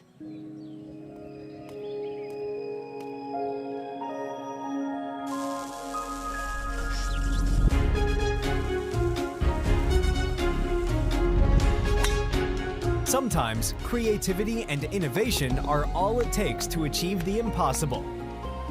Yash Technologies, more than what you think.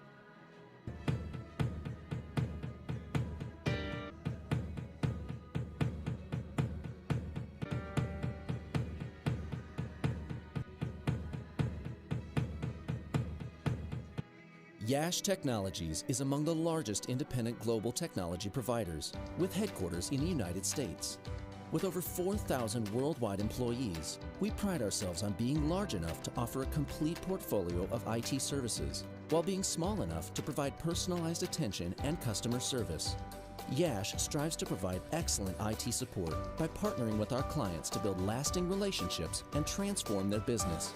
Yash Technologies, more than what you think.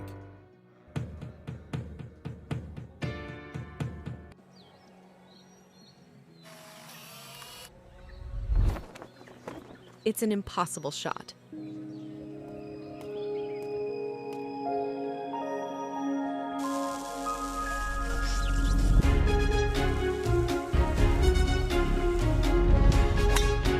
Sometimes creativity and innovation are all it takes to achieve the impossible.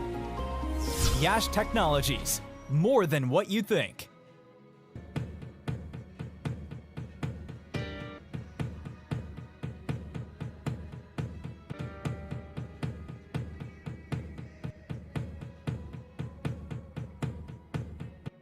Yash Technologies is among the largest independent global technology providers, with headquarters in the United States. With over 4,000 worldwide employees, we pride ourselves on being large enough to offer a complete portfolio of IT services, while being small enough to provide personalized attention and customer service. Yash strives to provide excellent IT support by partnering with our clients to build lasting relationships and transform their business. Yash Technologies, more than what you think.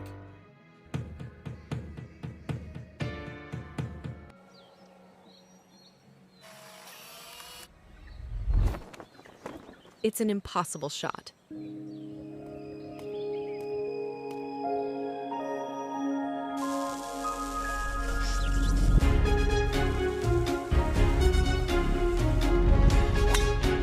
Sometimes creativity and innovation are all it takes to achieve the impossible. Yash Technologies, more than what you think.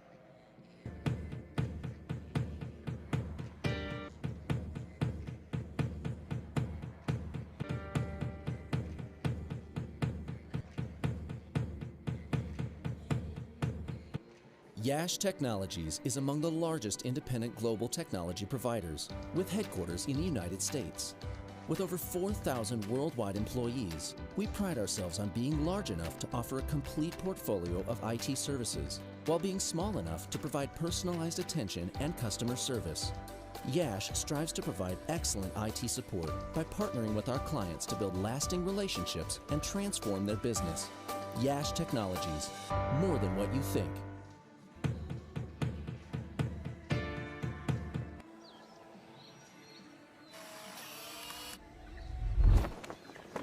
It's an impossible shot.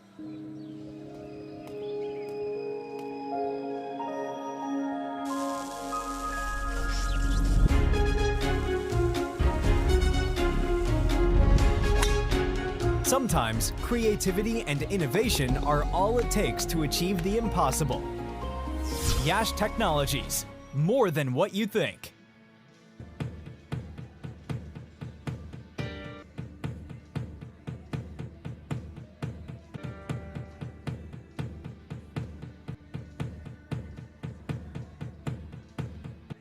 Yash Technologies is among the largest independent global technology providers, with headquarters in the United States. With over 4,000 worldwide employees, we pride ourselves on being large enough to offer a complete portfolio of IT services, while being small enough to provide personalized attention and customer service. Yash strives to provide excellent IT support by partnering with our clients to build lasting relationships and transform their business. Yash Technologies, more than what you think.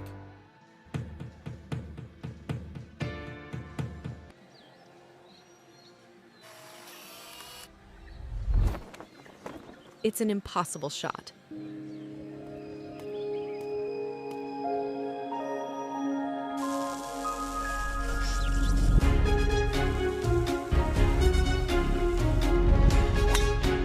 Sometimes creativity and innovation are all it takes to achieve the impossible. Yash Technologies, more than what you think.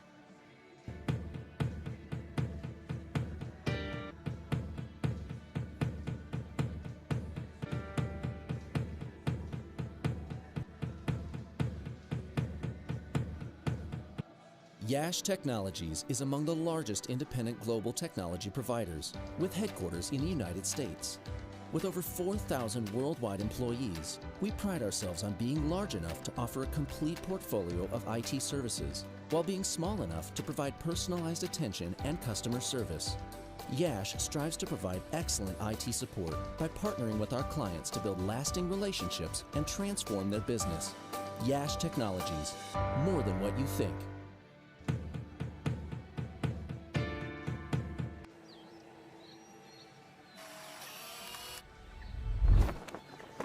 It's an impossible shot.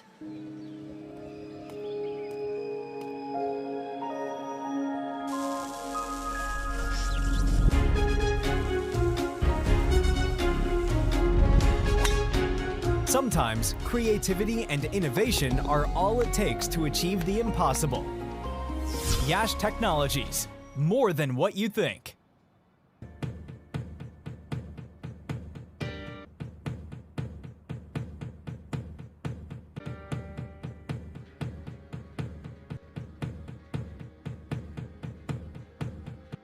Yash Technologies is among the largest independent global technology providers, with headquarters in the United States. With over 4,000 worldwide employees, we pride ourselves on being large enough to offer a complete portfolio of IT services, while being small enough to provide personalized attention and customer service. Yash strives to provide excellent IT support by partnering with our clients to build lasting relationships and transform their business. Yash Technologies, more than what you think.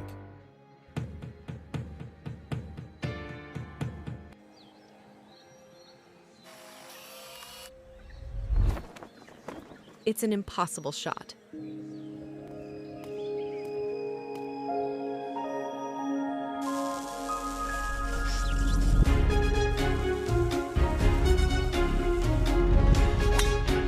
Sometimes creativity and innovation are all it takes to achieve the impossible.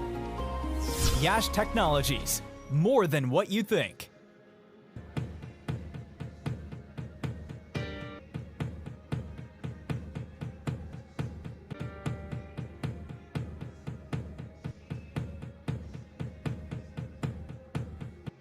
Yash Technologies is among the largest independent global technology providers, with headquarters in the United States. With over 4,000 worldwide employees, we pride ourselves on being large enough to offer a complete portfolio of IT services, while being small enough to provide personalized attention and customer service. Yash strives to provide excellent IT support by partnering with our clients to build lasting relationships and transform their business. Yash Technologies, more than what you think.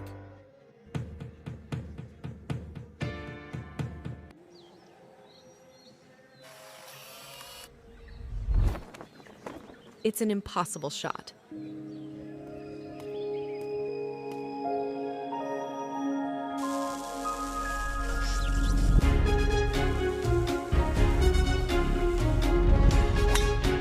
Sometimes creativity and innovation are all it takes to achieve the impossible. Yash Technologies, more than what you think.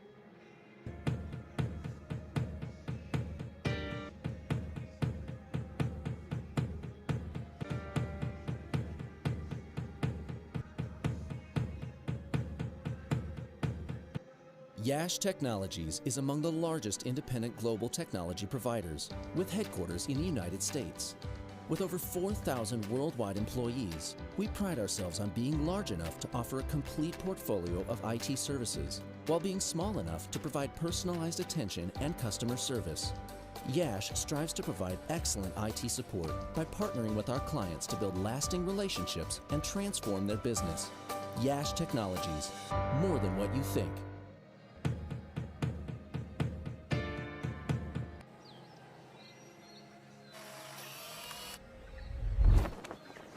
It's an impossible shot.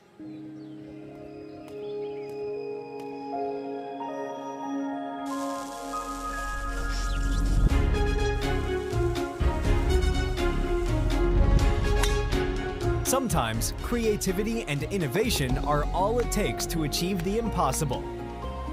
Yash Technologies, more than what you think.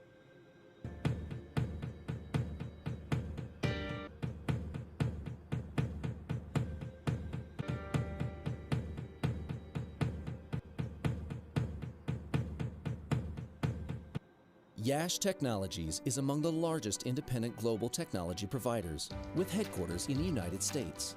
With over 4,000 worldwide employees, we pride ourselves on being large enough to offer a complete portfolio of IT services, while being small enough to provide personalized attention and customer service. Yash strives to provide excellent IT support by partnering with our clients to build lasting relationships and transform their business. Yash Technologies, more than what you think.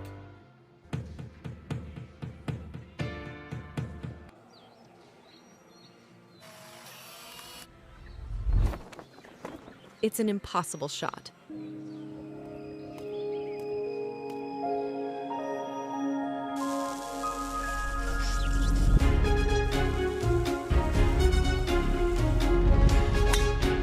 Sometimes creativity and innovation are all it takes to achieve the impossible. Yash Technologies, more than what you think.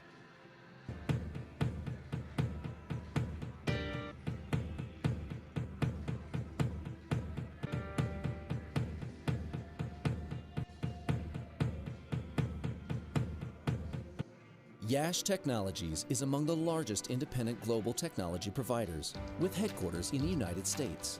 With over 4,000 worldwide employees, we pride ourselves on being large enough to offer a complete portfolio of IT services, while being small enough to provide personalized attention and customer service. Yash strives to provide excellent IT support by partnering with our clients to build lasting relationships and transform their business. Yash Technologies, more than what you think.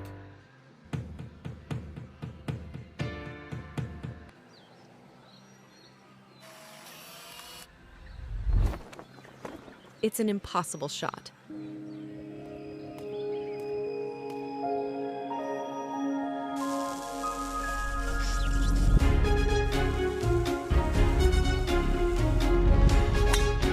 Sometimes creativity and innovation are all it takes to achieve the impossible.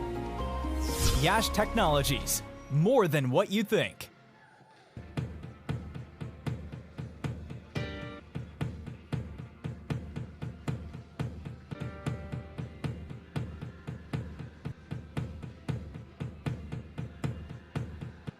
Yash Technologies is among the largest independent global technology providers, with headquarters in the United States. With over 4,000 worldwide employees, we pride ourselves on being large enough to offer a complete portfolio of IT services, while being small enough to provide personalized attention and customer service. Yash strives to provide excellent IT support by partnering with our clients to build lasting relationships and transform their business. Yash Technologies, more than what you think.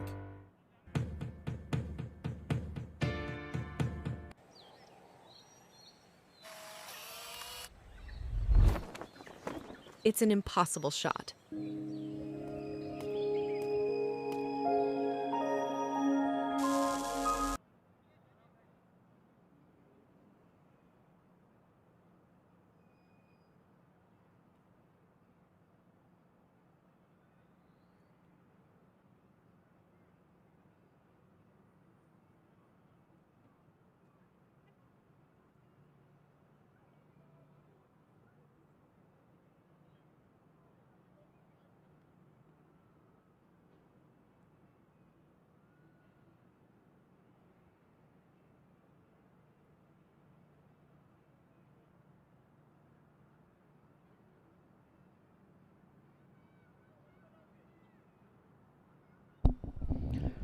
Good evening again. We are back live after a break for a supper break and a innings break. South is chasing a stiff target of 304. Naveen Paris, who had an outstanding innings yesterday, who set the tempo as far as the response from South is concerned, is back at the wicket. South unfortunately is having to put up with some injury issues, which is having Fuzzel open the batting in place of Rafe, who batted outstandingly yesterday to get South off to a rollicking start in chase of 287, I believe, yesterday. Today it's 304, and South will be hoping Naveen carries off from very left yesterday, and Fuzzel shows what his true abilities are when it comes to hitting the ball.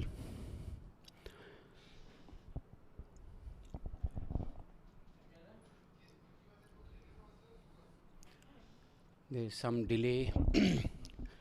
Not sure what the umpires are looking for.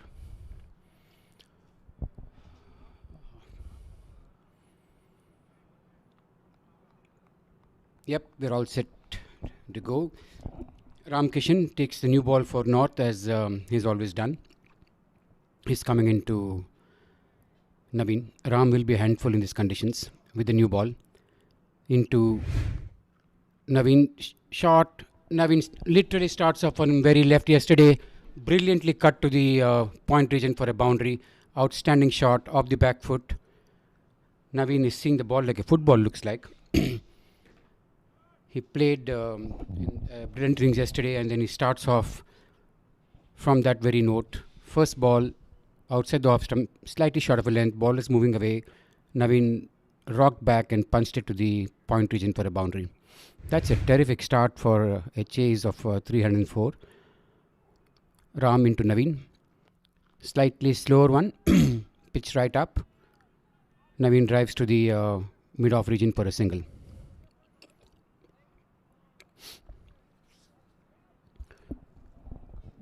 Fuzzy is handicapped by a slight hamstring trouble, and he couldn't bowl his spell. He's opening today in place of Rafe, who has injured his hand while going for a catch. It was a tough one. That ball dipped on him, probably coming right out of the lights, and dipped on him. And Fuzzy tried to, not Fuzzy, I'm sorry, Rafe tried to get under the ball, and in the process injured his hand, which unfortunately resulted in him not being able to open the innings for South. And Fuzzy is opening in place of Rafe. Fuzzy is known to be a big, clean hitter of the ball, facing up to Ramkishan. Beautifully bowled. Ball comes in with the arm. Ram is pretty known for this ability to bring the ball in, which is a huge weapon for a left-arm medium pacer. Ball curved in, and Fuzzy got in line and pushed it to the point region for Chintan to field. Ram into Fuzzy again, short of a length. Fuzzy goes back on the back foot and defends it stoutly to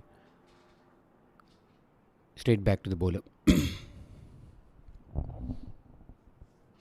Slight change in the field. Ram is moving his sweeper cover to long off region. With the ball coming in, that's a smart move, because it will be difficult to hit incoming ball to the cover fence.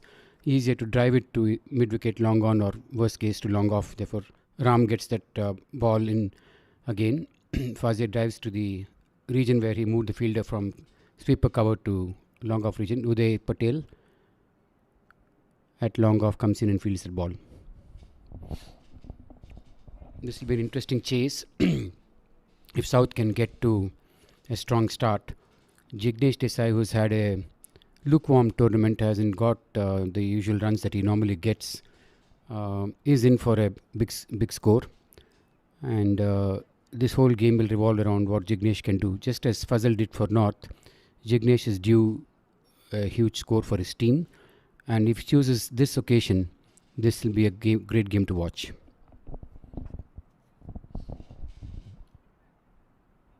After bowling just 3 balls, I think it was 5 balls of medium pace, Ram turns to spin, comes into Naveen, flights the ball. Naveen punches it. Beautiful shot again. Wow. Naveen is batting like a dream. Incredible shot to the cover fence for 4.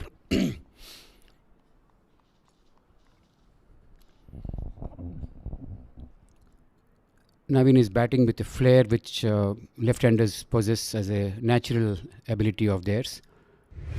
Terrific shot to the... it's more like wide long off, not really covers, but wide long off region for a boundary that went all along the carpet.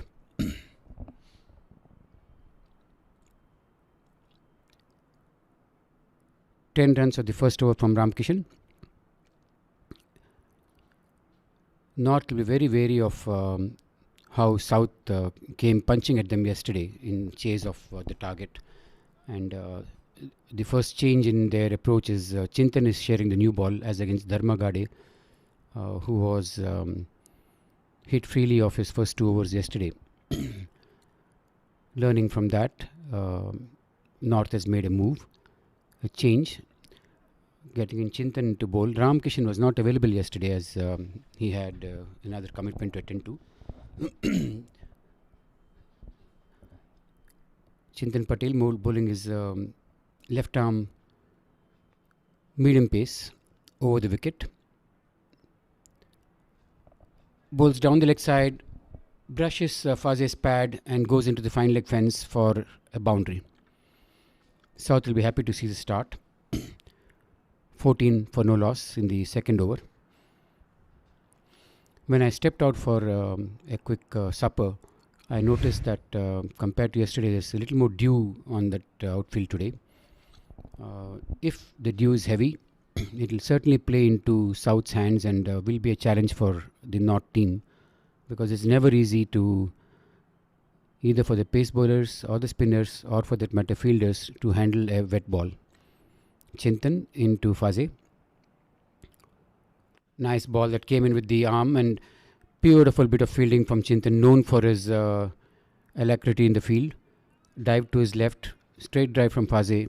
Chintan was right up to it. Off his own bowling, dives to his left to stop the ball.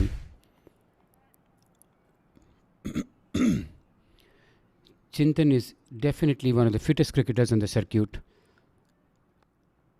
Fuzzel leg lances the next ball to the square leg region, where Ram fields and throws flat to the keeper. Just a single to Fuzzel. Naveen taking strike to Chintan for the first time in this innings. Like I said earlier, the last ball of Ram's over, Naveen drove it to the wide long off fence for a 4. That was as good a shot one could see through the day.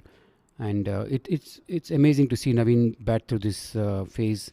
Yesterday he started off in the same note, and he's building it from as if it's a continuity of the same innings.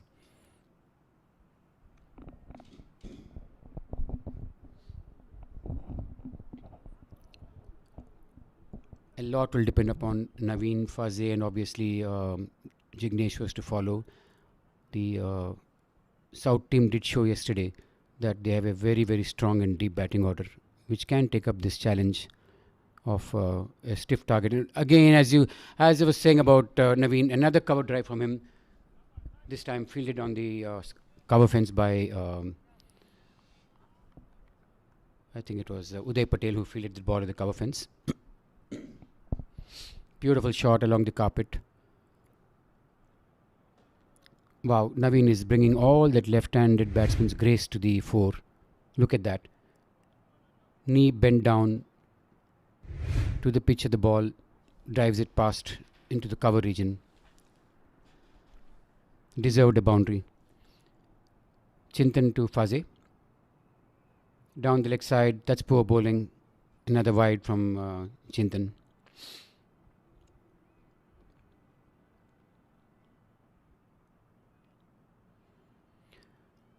South is off to just the start that they would like to in a stiff chase of in the chase of a stiff target like this. 17 in the second over. Chintan to Fuzzel. Beautiful shot. Oh, that's caught. That went straight to the fielder, and I thought that was a good shot of Fuzzel, but unfortunately for him, Sanjay Pandya didn't have to move one bit. Went to his hands and like a bucket into his hands. Takes a safe catch. That's the first wicket. Fuzzel out, caught at mid-wicket.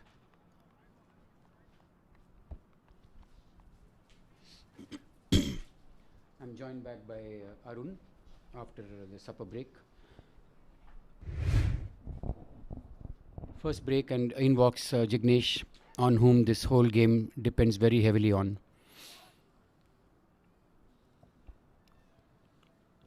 These are the two batsmen who hold the keys to South's chase.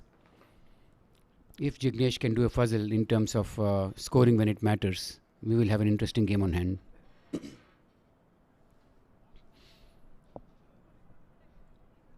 (17 for 1) in the second over.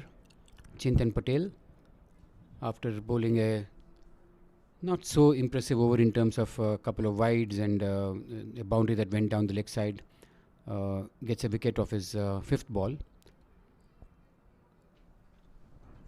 Two left-handers at the wicket. Jignesh facing up to Chintan. Well bowled. Chintan blocks it and takes a single, with the ball going to Nazir Islam in the mid-off region. End of 2 overs, 18 for 1. I am joined back by Arun, like I said. Yeah, Ravi. It's an uphill battle because of multiple reasons. Lots of injuries, and Ayaz missing, Mohsin injured, Rafe injured. It really leaves no depth in the batting. And so it's an uphill battle, even if Jignesh comes up with a big knock. It is challenging circumstances like this which test a champion, and a champion that Jignesh is. If he's able to get his team to winning sweet spot, definitely it will be a innings of his lifetime. And like you said, Arun, it's a huge challenge. Toss went against the South team. Circumstances are against the South team. That's a bad ball from Ram. Meanwhile, and Jignesh takes full toll of it, sends it to the fine leg boundary for a boundary, fine leg region for a boundary.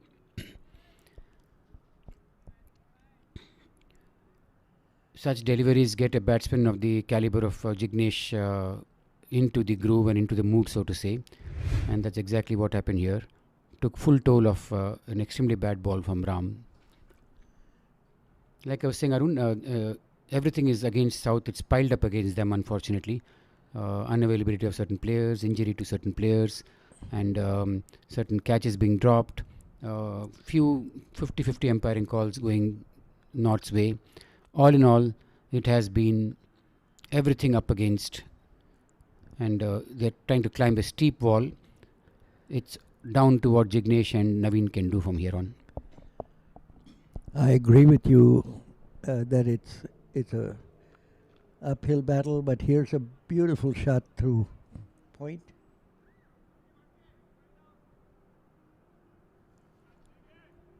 It's a boundary that's crossed the fence, timed well and hit in the gap. And at this phase of the innings, you obviously have just three fielders manning the outfield. And that was, I think, Raj Srinivasan who tried to cover, but it was way out of his range. Jignesh placed that very well, timed it beautifully to get another boundary. Jignesh is off to just the start that he would like. In the previous games, Jignesh was not able to get those initial boundaries which always get a batsman of his caliber off the roll and in the right momentum. And here Jignesh is off to a good start with two quick boundaries. 9 of 4 balls is exactly what the doctor ordered. In the meantime, there was a bat change by Jignesh. Jignesh is a left-hander facing Ramkrishnan Hanumara, more commonly known as Ramki, and he puts it away for another boundary. Jignesh is in a great mood, if I should say that.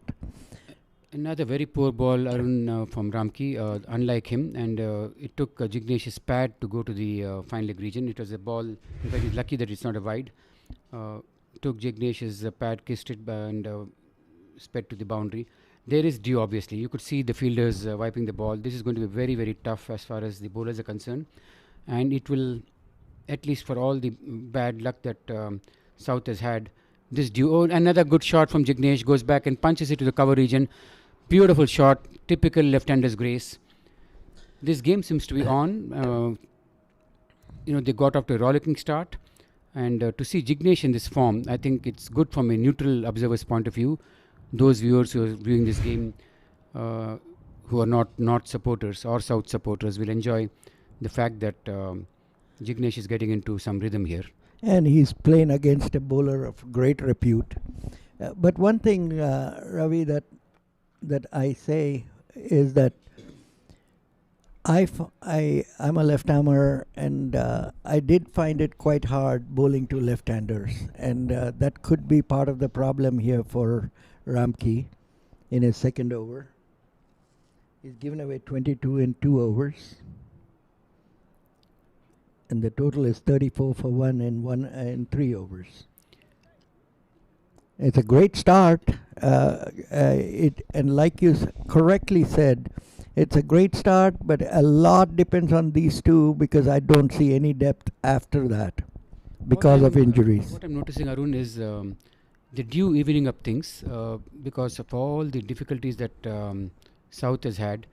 The due will be their best ally right now, and no bowler will find it convenient to handle a wet ball, particularly at our level where we have the lack of experience of playing in games of night and day or day-night games where the ball can get wet. That is a huge challenge. Meantime, another beautiful shot from, this is one of the shots of the day, Naveen, glorious drive to the long off region for a boundary. Absolute delightful shot here.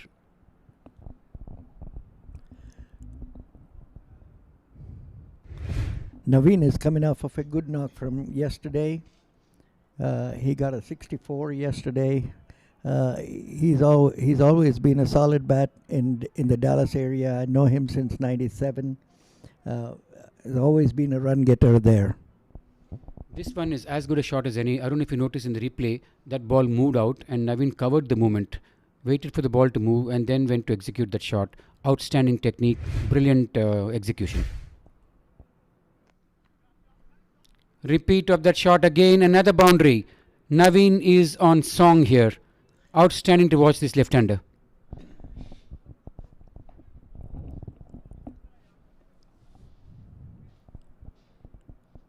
Style, grace, and what have you in that shot.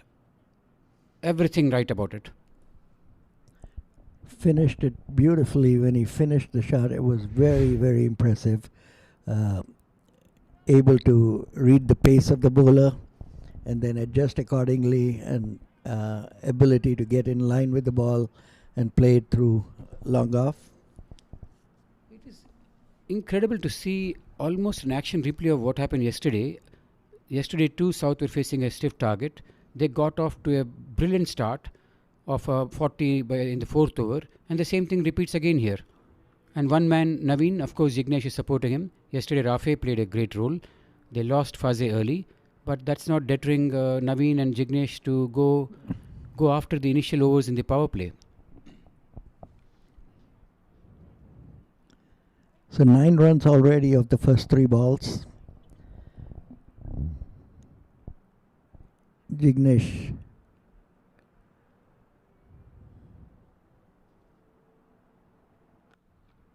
Well bowled, he slowed it down and dragged his length a bit so that the batsman can't get under the ball. Chintan dragged that length a bit and had Jignesh come forward to defend it. And the ball was in line with the stumps, which also made a difference to become defensive. True. Arun, I see a humdinger shaping up here. I again see this game going deep and into the final overs. Meantime, oh, is that a catch dropped or the ball was short of Sanjay Pandya? Drove hard into the cover region where I feel the ball didn't carry to Sanjay. Replay will tell us.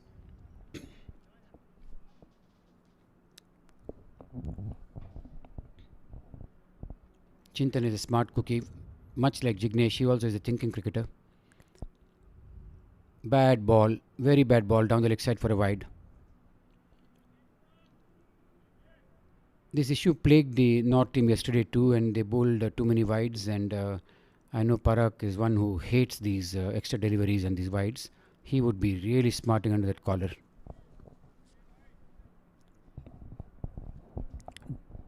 Last ball coming off, 10 of the over so far.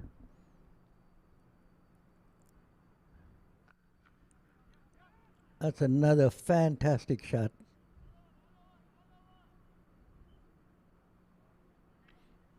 Half stopped by Monty, put his foot out to take the pace off the ball, or that was also racing to the boundary.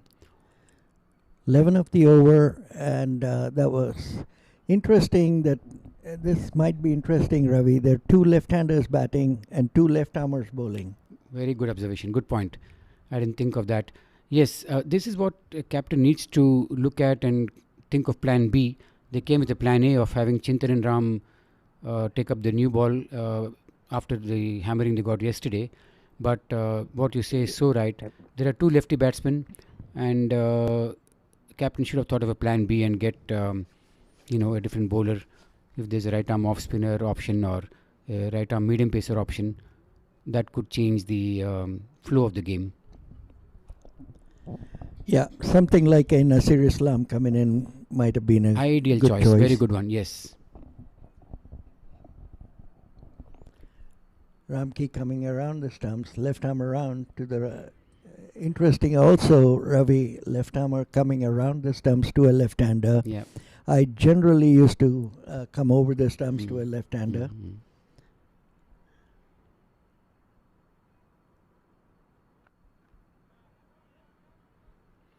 I've noticed Ram be at more comfort as a spinner to bowl around the wicket. He doesn't bowl over the wicket that much. As a spinner, I've always seen him operate from round the wicket. That's Vinod Motwani, another outstanding servant of Masters Cricket USA. Like Sushil, Vinod, Arun, these are people who have been such selfless servants of this institution. Volunteers who come and do things at their own cost, at their own time, just out of love and passion and commitment for this institution. And having said that, Ravi, I mean, don't shortchange yourself for everything you do with the media. The reach that we have gained through media is unbelievable. It's staggering for a body like this to come up to where it is today. It's amazing work, and there's you, there is Nishant, and there is Adnan as the media team. And you guys will see a lot of write-ups from this amazing writer, Ravi Suri. You guys need to read some of his stuff. It's really, really impressive. At any level, it's very impressive. Thank you. Meantime, Jignesh comes up with an outstanding shot to the mid-wicket region, picked up effortlessly, hoisted over the mid-wicket region. You're talking about Ramkishan bowling and Jignesh. This is two classy operators on the screen. Beautifully picked. He picked that length so well, and the line deposited that into the mid-wicket region for a huge 6. What a shot from Jignesh. Jignesh 23 of 14. And another sort of a repeat boundary. Another boundary from Jignesh. Jignesh is really firing on all cylinders. And this is exactly what we as neutral observers want. A Fuzzel getting 100 when he had a tournament that didn't go as well for him. And Jignesh on similar lines. These batsmen cannot be kept quiet for too long. Class is always going to come out and shine. 58 for 1 in 5 overs is very impressive, Ravi. It is. And Arun, unlike yesterday, I still feel as long as Jignesh is there, this game is never out of the grasp of the South team. Jignesh is the key for this game. Along with Naveen. They're all support staff, support casts, I would say. Yeah. The main protagonist here is Jignesh. Given his, I'm not trying to belittle any other batsman here. I'm just trying to say at what level Jignesh can bat, and he has done this in the past. He has always been a prolific run getter, intelligent, street smart cricketer, knows how to play the angles so beautifully. It's very impressive to see when somebody, doesn't matter which place he's from, but to see the talent and see the technique that some of these people have is what makes it so impressive for us to be talking about. So true. So true. Jignesh, again, I'm so proud of this, and I keep saying NJ Cricket because you tend to be proud of where you're from. Jignesh also was a product of NJ Cricket. I remember him making his debut in the Atlantic region. Those are the days when Ramkishan was bowling at his quickest, and there were these selection trials in North Jersey, to which I was asked to come as a selector of the Atlantic region. And Jignesh was just about making waves in the circuit there, and he came for the trials. Ramkishan was bowling to him, and I, with all my knowledge and my experience of Ramkishan, I thought that Ram will really be a difficult man to handle there. Jignesh comes in the nets, plays Ramkishan with the ease which he's doing even today for that matter. I'm talking about 15 years back. He was a youngster those days, Jignesh. He played Ram with all the ease that a classy batsman like him can do. Excuse me. There's a gamble that the North team under Fuzzel is taking up here. They've got Raj Srinivasan to bowl. These are those loopy balls that we talked about, which someone like Vishal did for the South team, as did Ajay Bora, who bowled a brilliant spell to contain. If you want to throw the dice, this is the right time to do, not when the game is much deeper. This is the time to lull the batsman into false confidence and see if you can get the odd wicket here. And one of the things that's been impressive is adjusting to this bowler is going to be interesting for me to watch. So well said. You plucked the words out of my mouth, so to say. Arun, I was also going to say the same thing. A change in pace and a bowler of this, donkey drops that is going to deliver. These are dangerous balls if you're not alert. And they can get you out of your rhythm. They were playing high quality bowling till now, Chintan and Ramkishan. And suddenly you have someone come and bowl those lollipops to you, like this one. And there you go. He almost made a mistake there, getting an inside edge to the fine leg region. This is a dicey phase of the game, and South need to be on their watch out, not to take this bowler too light. Play each ball on its merit and don't predetermine.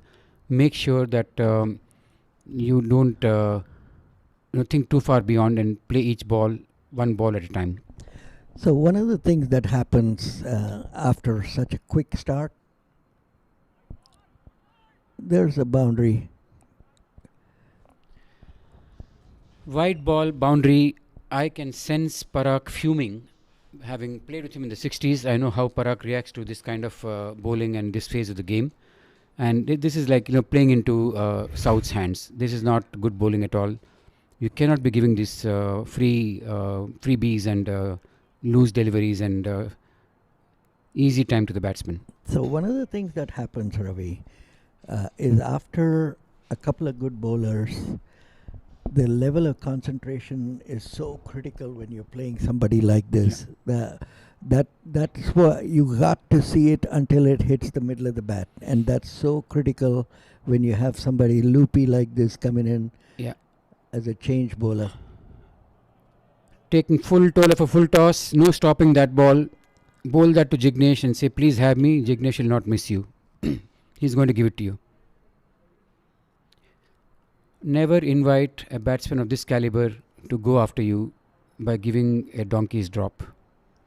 12 runs off that over of Raj Srinivasan. Raj, by the way, batted very well. Yes, he did. And by the way, I'm still on for the gamble. I'm not saying it's a bad move because with 300 runs to play with, if at all you take a gamble, it's at this stage. Yeah. And these things can go either way. I'm not blaming Raj for what he has delivered, nor am I saying Fuzzel made a wrong move. It is a gamble, didn't work up until now. The run rate has already, required run rate has dropped to 6.88. Very doable given this outfield. I'm with Dew. 6 overs, 71 runs, almost 12 runs an over. And they lost just 1 wicket.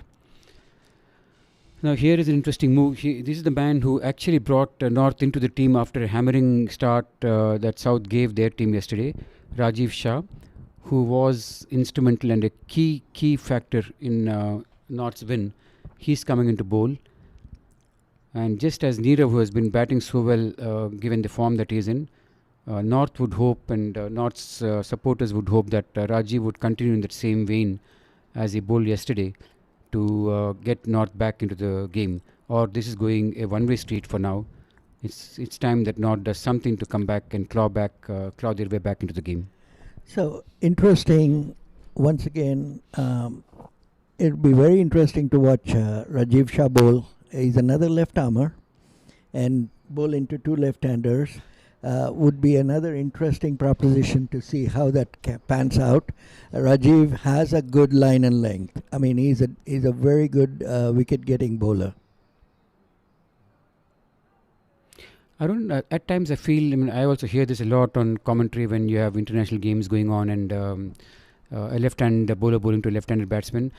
How valid is the statement? Is it overhyped or isn't it player to player? Like some players are comfortable doing this, some are not. Meantime, a ball wide of the off stump and punched into the cover region for another boundary. It's a rank bad ball from Rajiv. Again, you asked that question. I really believe this, that it is, and if you ask a lot of left armers, they may come up with the same answer and say, it is quite hard for me to bowl to a left-hander. Somehow the line and the direction has changed. Right. And it's exactly why a right-arm off-spinner is effective against a left-hander. Right. There must be some truth to it because we've been hearing of this for so many years, and a lot of left-handers have been taken off the attack when you have a left-handed batsman coming into play. So there must be some truth to it. Anyway, back into the game. Naveen is playing another outstanding innings, and Jignesh has got into a flow. Nicely cut, but there is a third man, Fuzzel. Fields the ball. If the third man was a bit wider, that would have gone for a boundary. Nicely timed into the third man region. Still managed a single. From a South point of view, the South supporters will be very happy to see Jignesh Desai get into the right rhythm. He is such a key for this. And here there's a catch dropped. It was a very hard catch. Hard shot, very hard shot, yes. Back to the bowler. Very hard. He might have hurt his left hand. Right hand, sorry. Let's not forget that we are sitting in the warmth of the commentary box where it's not cold, whereas out there in the field, it is pretty cold and chilly right now. A hard shot like that coming back to you, it can hurt your fingers. More so when you're not ready for it. Yes, and Rajiv is really hurting at this point. North would hope that that's not a serious injury and that Rajiv can get over it. Fortunately, it's to his right hand, but he's really hurting and having his wrist in trouble. The cold weather won't help. It could be quite a serious injury from the pain that he's demonstrating right now. It looks like it's quite hard. And part of those catches, yeah, he might have hit his fingers. I think he's getting some ice and some spray treatment. That's a big blow if that injury is bad, because of course it will balance things out. South went through their own a quota of mishaps and injuries. Rajiv Shah bowled out a match-winning spell yesterday, and North would not want to lose him. He's a key member of this bowling attack.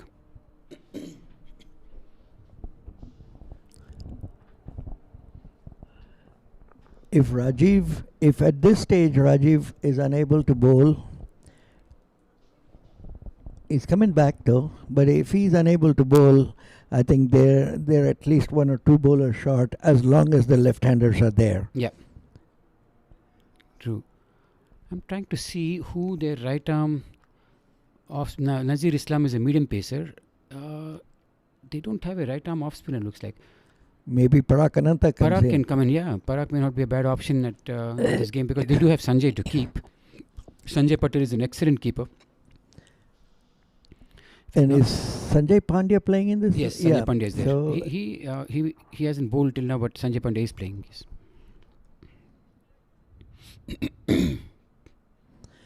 Rajiv is trying to come and bowl his last ball of the first over of his. He's given away 6 so far.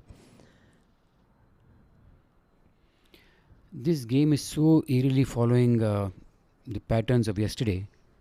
Very much, almost a replay of yesterday's games, except that Rafe is not available for South. Otherwise, it's going on the same pattern. And someone like Jignesh is doing that role of Rafe. Meantime, Naveen drives one to the long off region where Raj Srinivasan tidies up and rolls it back to Rajiv Shah, completes his over. 78 for 1 of 7 overs. Raw looking start, right on course as far as the target is concerned.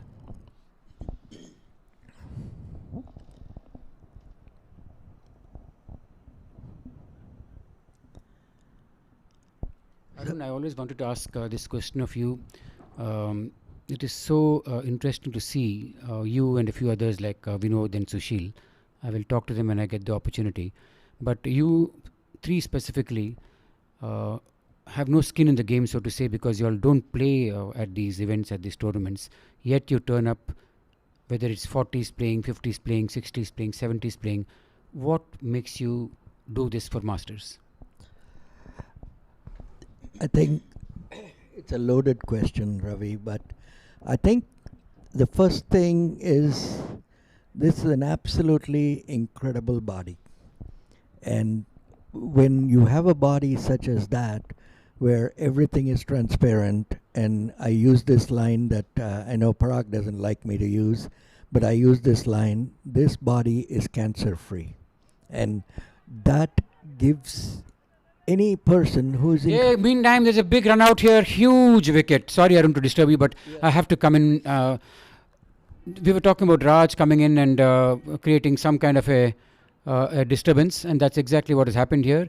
Naveen went to pull a ball that was short of a length. That ball went to the square leg region. Parag Ananta, as we always talk about, he has this knack ability to come and contribute to the game in one way or the other, whether it's with the bat or ball, or here if you notice, he ran quickly to the fine leg region, picked the ball up, throws it to the bowler, and Naveen was struggling. Let's not forget Naveen is coming back from an injury of a hamstring yesterday. Parag does an outstanding piece of work there. So alert to the situation, picks the ball, sends it back to the bowler. That's a huge wicket. Big impact on the game. Sorry, Arun. No, I think far more important than that conversation, because we are here because of this. Yes, we are here to cover the game, more importantly. And it's unfortunate that Naveen, who was batting so well, got out, run out, and that usually really hurts any batsman getting out in that form. You really have to give it to Parag for executing this skill. He sensed that opportunity and grabbed it. And that's what a good cricketer is all about. You have to be at that moment, in the moment.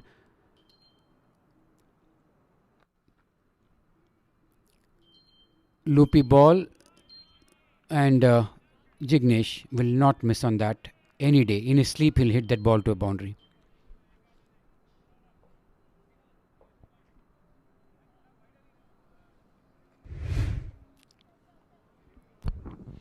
In a sense, Raj has done his job, so to say. Very critical wicket in his bowling. Parag threw the ball back to him. Raj collected it calmly to excellent work by Parag. Ouch. Another full toss. Another boundary. I think the time has come for Fuzzel to say thank you, Raj, for that wicket that you contributed to. Let's look at other options. Went over the mid-off fielder. He was not at long off, but mid-off fielder. Mid-on. It was mid-on. Fuzzel was there and went way above his head. We're still in the power play, so you can have only 3 fielders outside. It's a brave move to get Raj in power play, but he's delivered. He's delivered indirectly, if not It's a directly. desperate move to get a right-hander to bowl.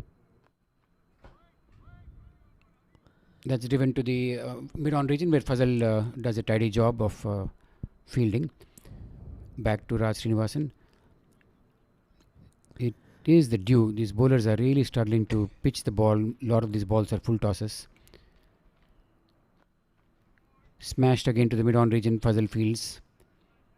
Jignesh is stepping out and batting very aggressively, knowing that you just have a part-time bowler. Jignesh is obviously playing very freely.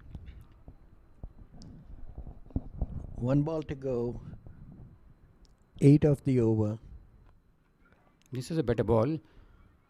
Slowed it down and bowled it a little wider of the stump. See, these are the balls that you can get a chance for a stumping if the batsman is not completely alert.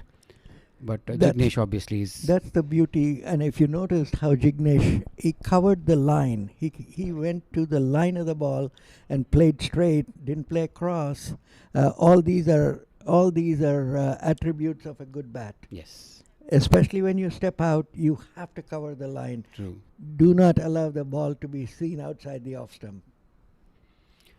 If South is able to play smart cricket from here, 218 runs is what they need of, I think, 192 balls. Very much doable with the dew factor coming in and with outfield as quick as this and having got a great start. You need one man to go big in terms of getting a big 100. A partnership, Ravi. A big partnership. Yes. Another 100-run partnership will make the game extremely interesting. Yes. They've covered the first part of it. They've got 87 runs off of 8 overs. Call it 100. So they just need a couple more 100, but they need another 100-run partnership. Jignesh is taking risks here. This shot was a bit loaded risk, given that he exposed his stumps in moving away from them and trying to hike it to the mid-wicket region. There is a fielder there at mid-wicket. That shot was a bit risky. Repeats the same thing. Hits it to the long. There's no long on above Chintan's head for a boundary. That's a safe shot.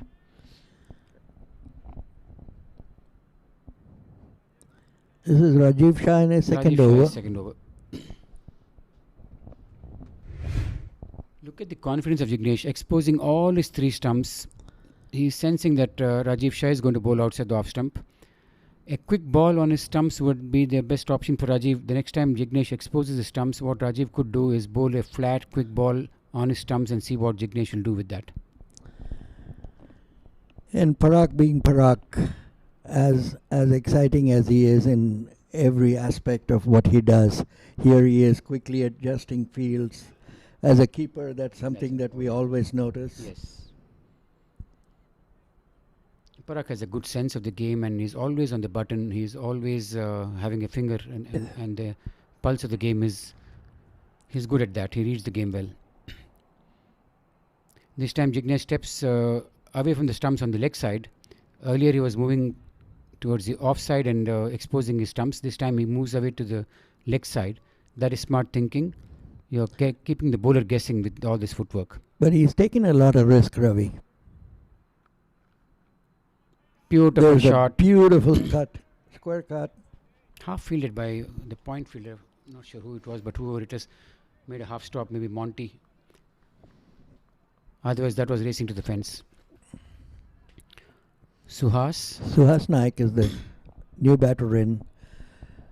Suhas has not had a good knock in quite some time.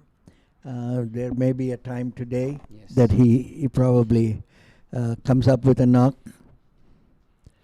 He's got the technique. I just don't know about the temperament. And temperament means, very simply to me, Ravi, temperament means learning to pick the right ball to hit. It's so critical. True. You may have all the shots in the world, but unless you know how to pick the right one at the right time, that's the difference between a great batsman and ordinary. A very good example of what you say is Parag. He may not have all the shots that some of the other batsmen have, but look at the average that he has in IMC games. It's about 30. And for him, the batsman who comes way down the order, he doesn't have a fixed spot where he bats. He's a floater. Excellent. He's a floater and he has an average of 30. It's all because of his strong mind, strong temperament and knowing exactly when to execute what shot. That's out. Soft, like you just now mentioned about Suhas and his choice of shots. Unfortunately for him and good for the North team, Suhas drives that tamely into Ram's hands. Discretion. Rajiv Shah delivers again. It was a good looking shot, Yeah. but the key word there is discretion. And if you had to hit that, it had to be along the ground. Again, you might sit here and say hindsight is 20/20, but you just came in. Your job is to first not be looking at these kind of shots, exuberant shots. And when you have a Jignesh firing on all cylinders at the other end, your job is to rotate the strike and play along the ground. That's right. Jignesh needs support again here. Is it Farhan who's coming in or Rahim? It could be Farhan. I think it's Farhan. This will again be a very critical and crucial partnership. Farhan has been in top form right from the tour to England. He has been scoring runs regularly. When the 60s played here about a month back, Farhan got a lot of runs. In this tournament as well, Farhan has been scoring. And his confidence will be really high with all those scores under his belt. If he can give the required support to Jignesh, South will be really looking forward to that. I'm surprised Raj is bowling another over. Jignesh dabs it to the fine leg region. Paddle sweeps it for a single.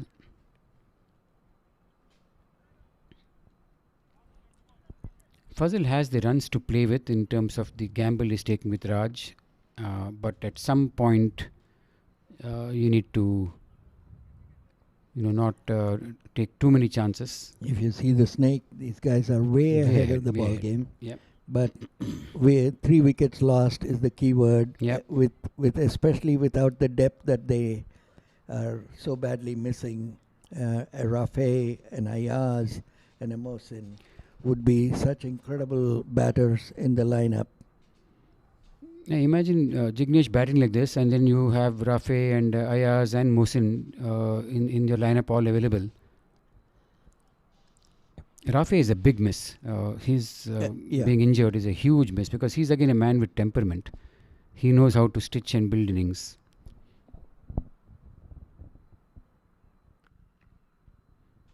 That is a good ball.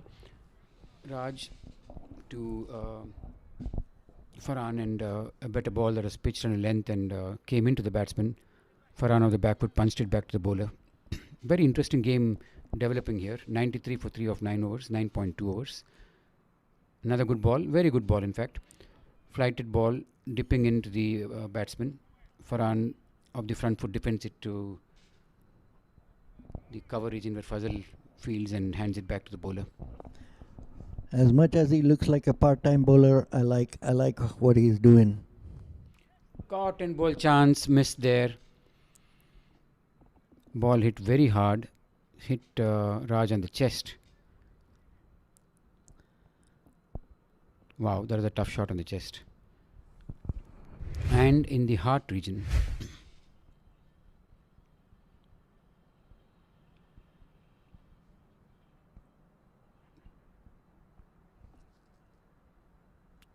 Ooh, boy.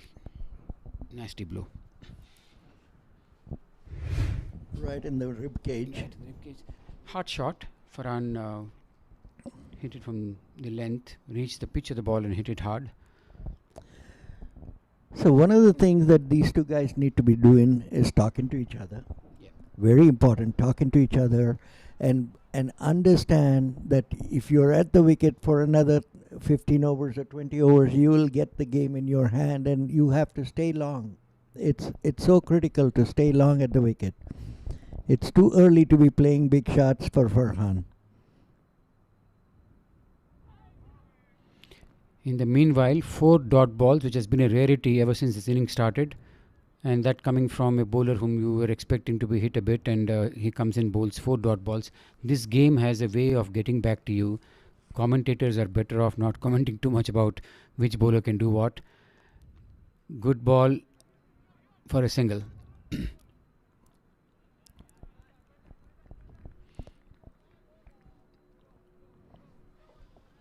94 for 3 of 10 overs.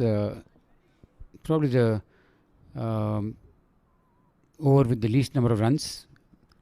2 runs in that over. Clearly. Wonder what What- Jatin is going on telling Raj. He's been talking often with him, conveying something. Not sure what Jatin is trying to tell Raj. One of the things, Ravi, at this stage is for Farhan to understand and play his game. His game is not going out and hitting as he is just trying to do, but understand you play your game and build a partnership and let Jiggy take care of business. It would be the right way. Very, very well summarized, Arun. That is so correct because this game is of partnerships, whether it's bowling partnerships or batting partnerships. And when you have one man who's in such good form, the other person needs to take 0 risks. All he needs to do is rotate strike, hand over the strike to the other player who's in a free flow, and ensure that he is at strike constantly. If Jignesh loses strike, that will put him off rhythm too. Very, very, very true. That's a great point, Ravi. That's a great point. And that happens quite a bit. Especially when a new batsman comes in and doesn't take runs, doesn't rotate strike, it could frustrate the other guy. Very well bowled, Rajiv, to Farhan on a length and pushed Farhan back. Farhan defended it back to the bowler. That was a good ball from Rajiv. Arun, what you commented it earlier is making a lot of sense. If you notice, Rajiv is bowling better to right-handers as Yes. against to left-handers. Good ball, but very smartly played. Hit right behind the bowler's head to the fence for a boundary. That's a smart shot. That's very little risk in that shot. Over the bowler, full face of the bat.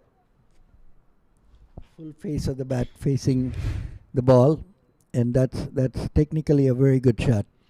and very safe because it went over the bowler. That's right. That has minimum risk and maximum result. Very well done, Farhan. Good way to get off the mark or get your first boundary. Rajiv to Farhan. That's another wide. Ball going down the leg side. 99 for 3 of 10 overs. 10.2. Another ball, very well fielded by Chintan. Covered ground very quickly and fielded the ball. Farhan did hit it in the gap, but Chintan was there up to the task. Only a run, only a Only one run. single. That's very good coming from the boundary. And if Hassan can give us a replay, if you notice what Rajiv is doing is very smart. He's keeping the ball a bit away from Farhan, not bowling into his zone, but bowling wide outside the off stump, making Farhan drive. Jiggy at his very best.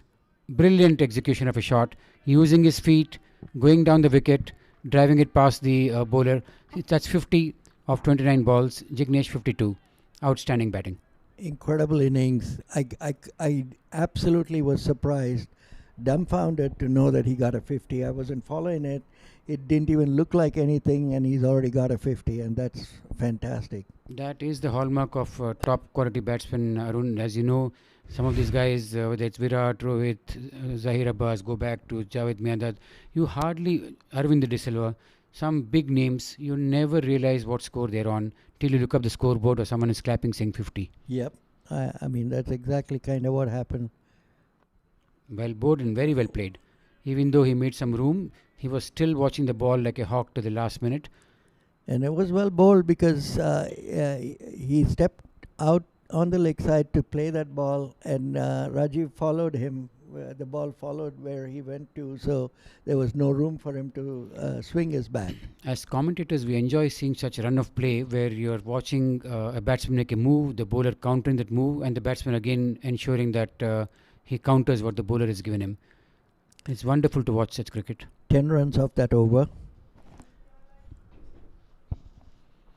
Highlights of Jignesh's knock of 50. Some outstanding shots. This one is easily so far the shot of the innings. Placing the ball everywhere. Excellent, excellent knock. He must have had at least 7 fours. Yes, and a couple of sixes.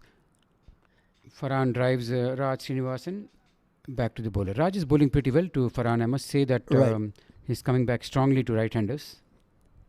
In fact, Farhan should be smart and take a single because Raj is not bowling as well to Jignesh. Good shot. Well played. Very well played. Waited for the ball and that's going to the boundary. Very well played. 4 runs. There is no stopping this ball on Grand Prairie outfield. That's a technically very sound looking shot. Waited for the ball. Loopy balls that Raj bowls. Waited for it. Found the gap. Placed it so very well. Each time batsmen have used their wrists, Arun, from morning we've been talking about this. Fuzzel used his wrist in one instance and then we saw Jignesh use the wrist. And here again, Farhan used his steely wrist to hit it to the mid-wicket region. And that's always a sign of a quality batsman if you're able to use the wrist to direct the ball to where you want it to go. And wasn't a ranked bad ball. He made it a good ball. And there's the single that you were talking about. Yes. Got a boundary. Another decent ball. There was nothing wrong with this ball either. And he just played it well off the back foot. He's already shown me 2 things. He can play well off the front foot and off the back foot. Yes, Farhan is a quality cricketer. I think the tour to England has given him a lot of confidence because he's come out of his maybe a shell or whatever he was going through, because Farhan was a name I heard of but I've not seen him perform at this level that he's so capable of. But England tour has opened the doors for him.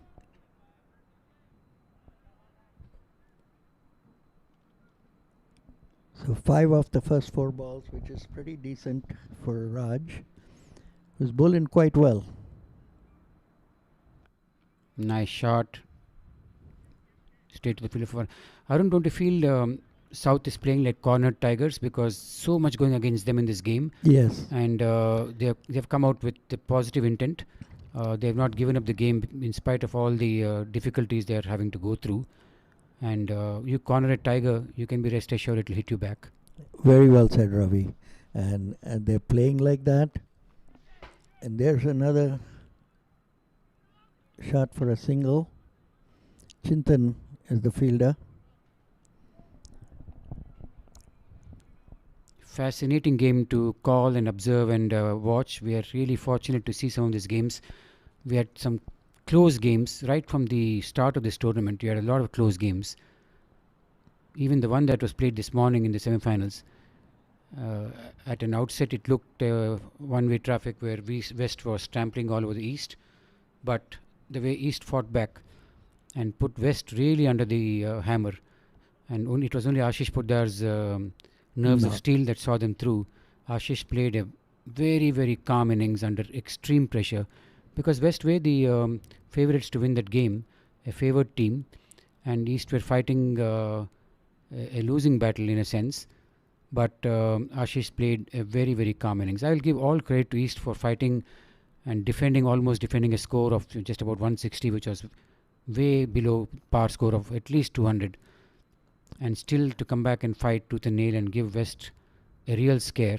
All credit to the East team. But Ashish is the Iceman. In this tournament, he's done this, I think, a third time to pull his team out of the deep woods. Yep.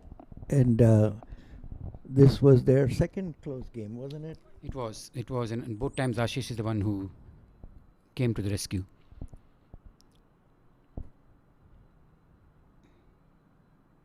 Jignesh is looking very dangerous here. That ball short of the boundary. Uday, ball doesn't carry to him. Looks like it was mistimed by Jignesh. I thought he timed it better than what it turned out to be. Correct. When it left the bat, I thought that was timed and going into the stands. Well, in a way, it's lucky that... Yeah. Sometimes it's good that you don't time it as well. Yeah.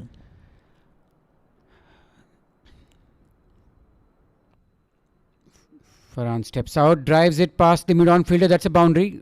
There's no stopping that. Ramkishan can run as much as he wants, but he's not going to stop that. That's a beautiful shot, stepping out.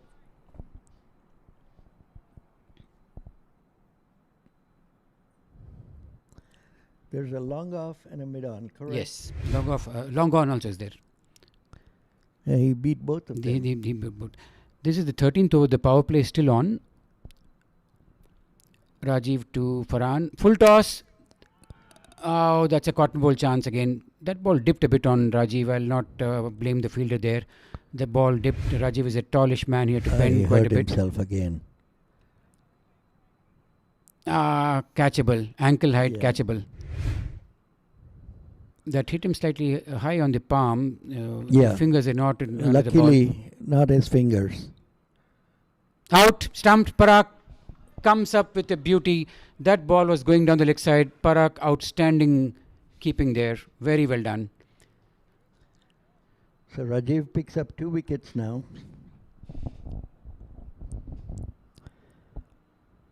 Arun did comment that Farhan was trying to go over aggressive, and just after a cotton ball chance that was dropped, he should have calmed down a bit instead of jumping out at the very next ball. But look at the stumping. I want to talk about the stumping for a minute. It's easier to stump when the ball is coming outside the off stump for a keeper. You can collect it. This ball goes down the leg side. Parag moves to his left, collects it, whips the bails in a splash. Outstanding keeping from Parag there. Very, very well done.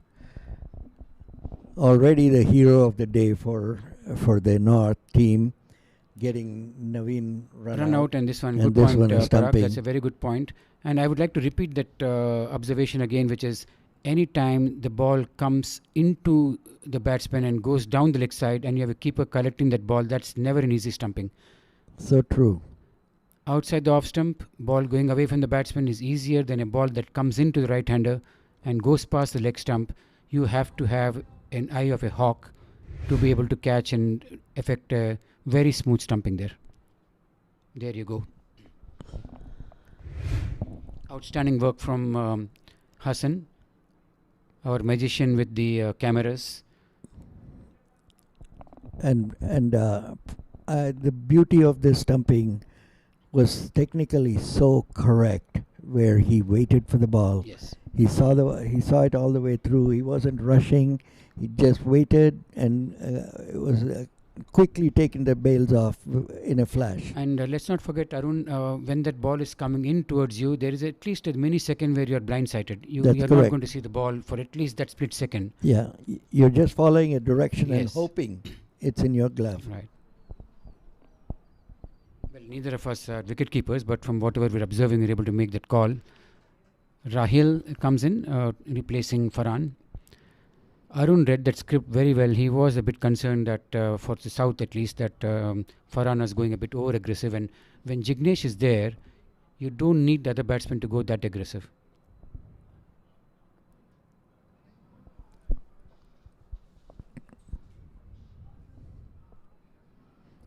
Once again, it'll come down to just that one word: partnership. Somebody's got to stay with Jiggy. Somebody has to really shoulder up, stay there, rotate strike, and give the stance that Jiggs needs. And he's very capable of taking it as long as he's got the support. And don't frustrate him by not taking those singles, because then it's going to change Jignesh's game. Bang on, Arun. Just as Fuzzel got a support from Paresh, Jignesh is doing a Fuzzel, but who will do a Paresh is the question here. You got it.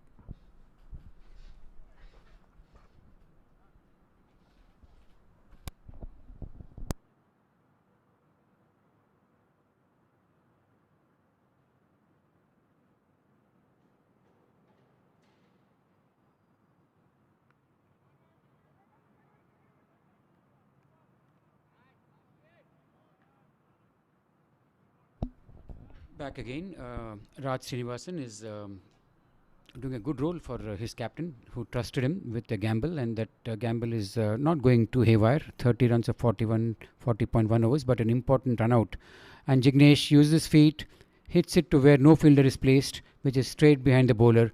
You're never going to have a fielder there. Safest region to get a boundary off. This is exactly the way to playing such a bowler, slow bowler. Don't play him across, because it's so hard to time it. This one, straight up, full face of the bat, is exactly where you want to be. This is a masterclass from Jignesh. Those of us batsmen who want to learn, watch and learn, everybody is advised to watch what Jignesh is doing here. This one through covers. Wow, outstanding shot again. Placed it way through the covers and no fielder there. Look at the way he angled the bat to go past and find the gap. Beautiful wrist work Brilliantly hit. and angled the bat to hit it powerfully through the covers. So 2 fours of the first 3 balls. Again and again, Jignesh is saying, I am here. Can someone stay with me? Somebody from South needs to take note of that and say, Jiggy, I am here with you. Jignesh is doing his bit, but he needs partners.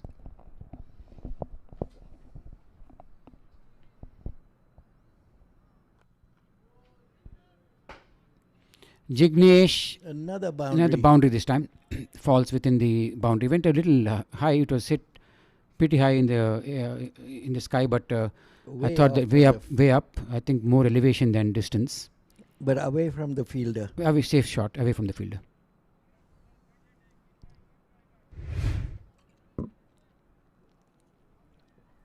Three fours in a row.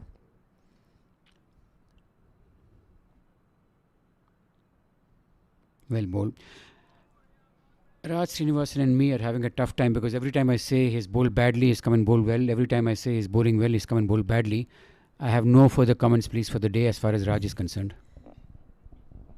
I think he's still a troublemaker. That's what I would say.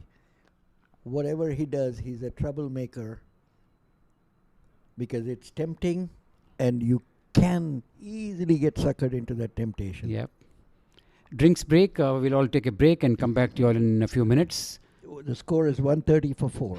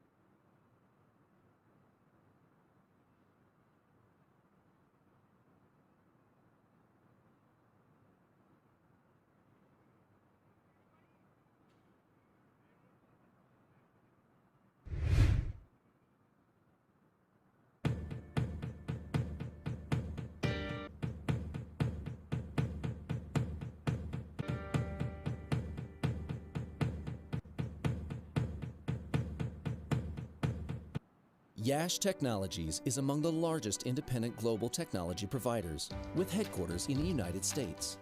With over 4,000 worldwide employees, we pride ourselves on being large enough to offer a complete portfolio of IT services, while being small enough to provide personalized attention and customer service.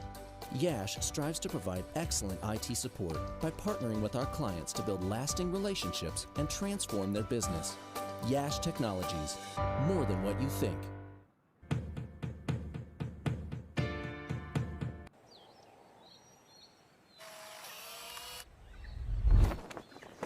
It's an impossible shot.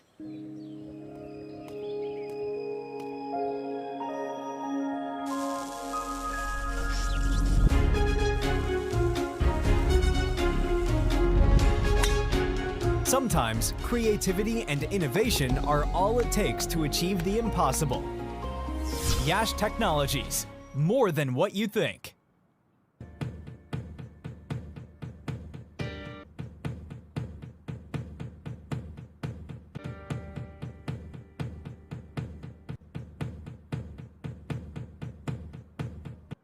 Yash Technologies is among the largest independent global technology providers, with headquarters in the United States.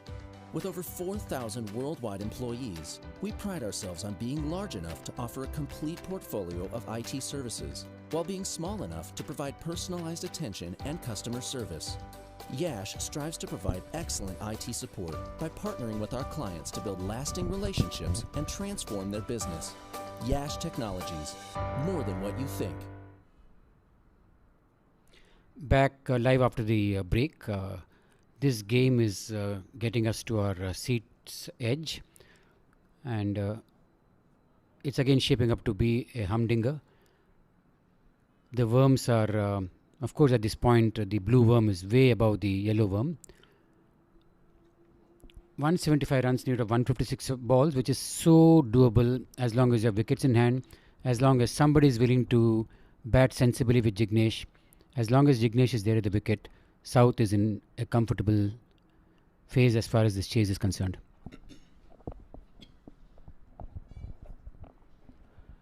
$130 for 4 of 14 overs. Jignesh of 67 of 40 balls. Rajiv to Jignesh.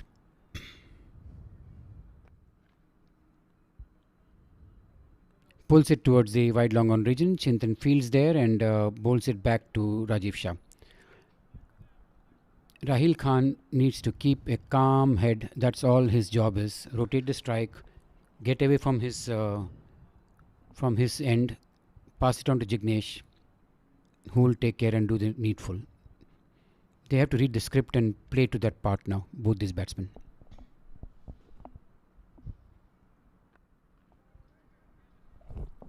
At this stage, dot balls won't bother them. It's not a big deal.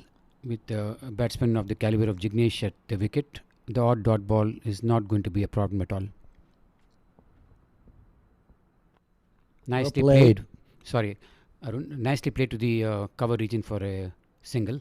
That's exactly the role Rahil needs to execute at this point. Rahil, and then next to come is probably Rahim, and he's also a good bat. So there is still some hope. There is batting to come. Yesterday they showed us that they have a lot of depth. There's Rahim, and meantime that ball was in the air. Slight heart in the mouth moment for Jignesh, but that didn't carry to. I'm not sure who. I think it was Nazir Islam at the covers. Jignesh lofts this. This could be a touch and go. No, that's gone to no man's land. That ball wasn't timed, as Jignesh has been doing through the innings. Like I was saying earlier, Ravi, the sweep shot is one of the most dangerous shots, as easy as it looks. You're right. Because you got to time it right. Yeah, the bat needs to come down at the right time. The angle of the bat needs to go. That's a shot between the two fielders there. There is a beautiful shot. That was a good effort by Uday, but he couldn't stop it because that ball was timed so well.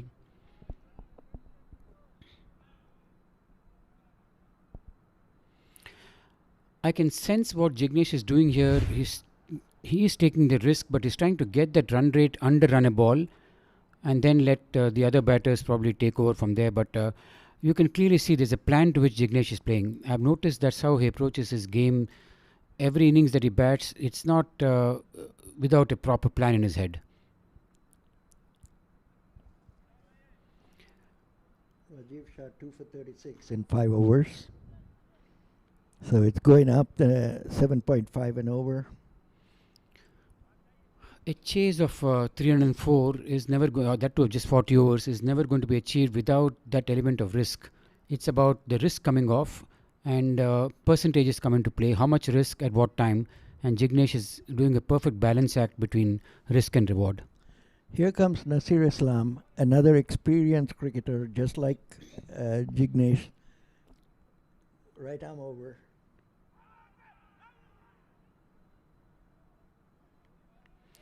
These cricketers, Arun, as you know very well, luck is a huge factor in this game. There are some of these cricketers who are blessed with that ability to bring about a big impact through their performance, whether with bat or ball. And Nazir Islam is such a blessed cricketer that I've seen him, provide those moments where a game can change. And you rightly said that his bowling here again could be something which could have a big impact on this game. Such players are called bowlers with a golden arm. Mudassar Nazar, good example, Pakistani former cricketer. Very simple looking bowler, but always came up with a wicket. Mohinder Amanat, another example. In that World Cup of 1983, whoever thought that Jimmy Amanat will be the man of the match, that too for his bowling. Parag chasing down and throws beautifully. This guy is one fit guy. For a 60-plus-year-old guy, people will not believe how fit he is. And he is a very good example of effort translating result. The effort that he puts into his fitness, like I said, every morning, 5:30, the alarm may not ring, but Parag's fitness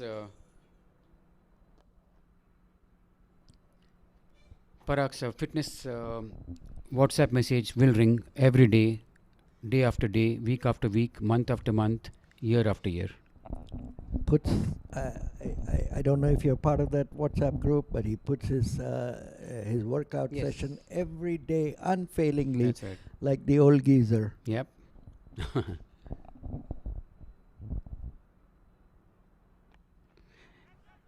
Nicely pushed to cover for a single.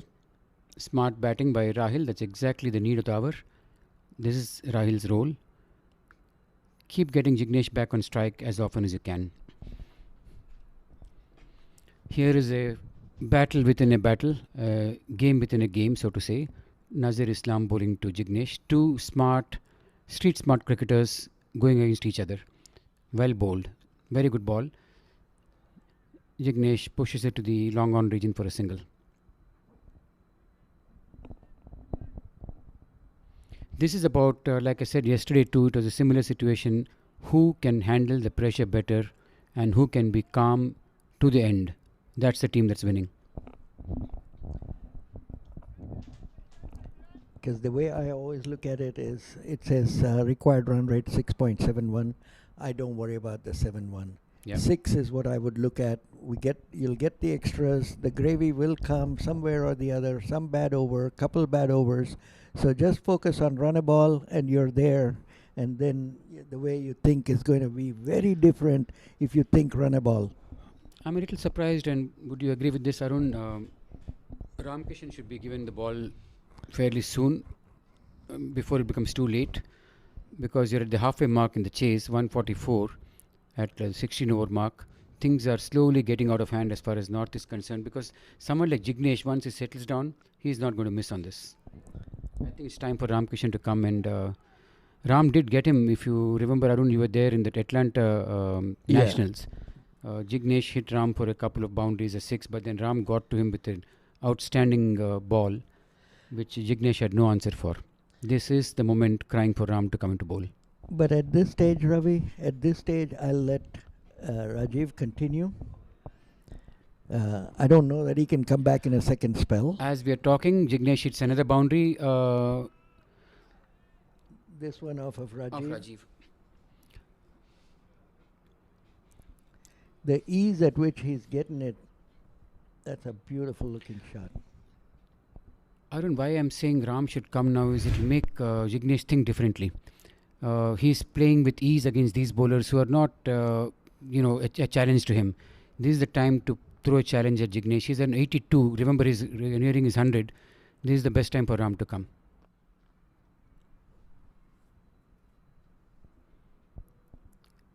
Jignesh drives it to long on region where Uday fields and gives it back to the bowler. Jignesh on 83. 83, I'm sorry. 7 of the first 3 balls. Yes. And I think your analysis is probably very good to get Rajiv out. Because there are several psychological factors here, Arun. One is Jignesh nearing 100. Second thing is Jignesh has got into a zone where the bowling that's coming to him is in a sense child's play. While I don't want to demean any bowler, the fact of the matter is Jignesh is finding this bowling very easy meat for him. You have to get Chintan and Ram who can challenge Jignesh. Just an over or two. I'm not saying for a long spell. Couple of overs to see what Jignesh can do. Yeah, and rightfully they were taken off early because they got hit. Yes. And they know how to get back. They both are experienced. They both can easily bring the game back into their hands. They're very capable of doing that. That is so true. As much as champion as Jignesh is, Ram is an equally strong champion, and you need to bring such a challenge to Jignesh at this point of the game.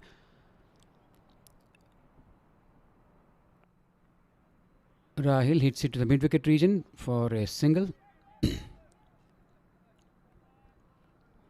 10 of the over. I think a minute back we saw Mohammad Farooq, the over 40s captain, who will be touring Karachi, Pakistan for the T20 World Cup of over 40s. Looks like Farooq has come to take a quick look at the game here. Outstanding cricketer, there he is. Scored a ton of runs. Somebody is unhappy at him, throwing a bottle at him. That is not good to see.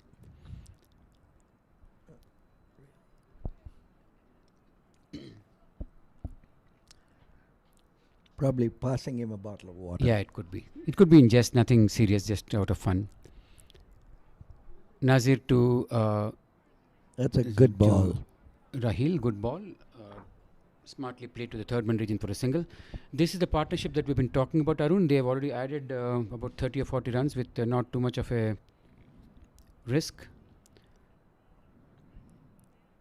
They must have added about 30 runs. I'm sure we'll get a quick input from, Nazir to Jignesh. Good ball. Made Jignesh defend after a long time. A dot ball to Jignesh after a long time. That's exactly what I'm implying. You need to get a bowler who will challenge Jignesh now rather than give him runs when he's in such a free flow. Nazir to Jignesh. Short of a length.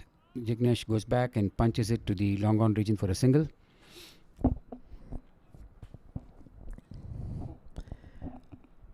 And like you said, I think the boundaries will stop if you bring a Ramki or a Chintan. Yes, and the rhythm will change.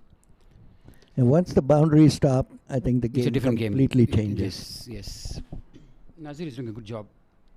Well bowled, very well bowled. Slowed it down. A very bad shot. Poor option from Rahil. Again, he's missing the script. That is not your role. You have to be there and support Jignesh. You don't need to go across and look for boundaries. Nazir to Rahil.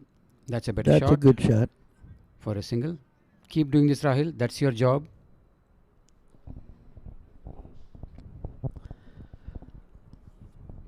Sometimes, I always say this, sometimes defense is a great form of offense. So well said. Bow down to a good ball Yep. and take care of the bad balls. Just wait on them. You're going to get plenty of those. If you watch interviews of Sachin Tendulkar, who is called God of Cricket, he has always talked about game awareness. When he was asked what is it that you would advise an up-and-coming cricketer or an enthusiastic cricketer on what he needs to improve on, Sachin is known for saying game awareness. And here in this context, the game awareness is for other batters to realize what zone Jignesh is in. He will single-handedly win this match, as long as he's there at least. And the role of other batsmen who are supporting him is about that game awareness. You realize what is required and do the needful. And it's less than 150 runs.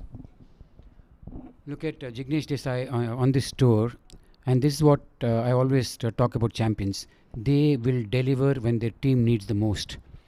In those earlier games, it didn't matter whether Jignesh scored a 10 or a 20 or a 30, but this is the semi-finals. This is when your champion batsman needs to deliver, and that's exactly what Jignesh is doing. Deep regard and respect for players of this caliber who know when to stand up and when they should deliver for their team. Yes, there's still a long way to go. It's only halfway there, but still, look at the circumstance in which Jignesh is delivering this innings. Everything up against the South team. Everything was going against them.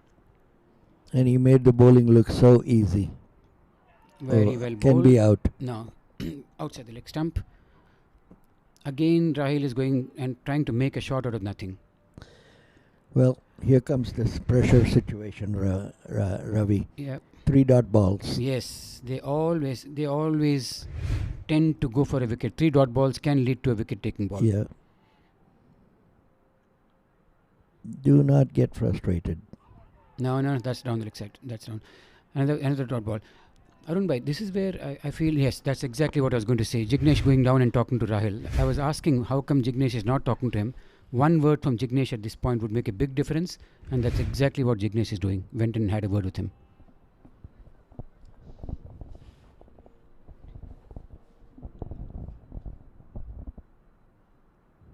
And there comes sense. That word from Jignesh is exactly what was asked of Rahil.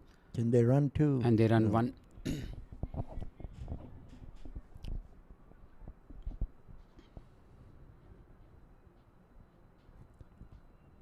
The previous game too, lack of game awareness or not being on the button cost Rafe a wicket.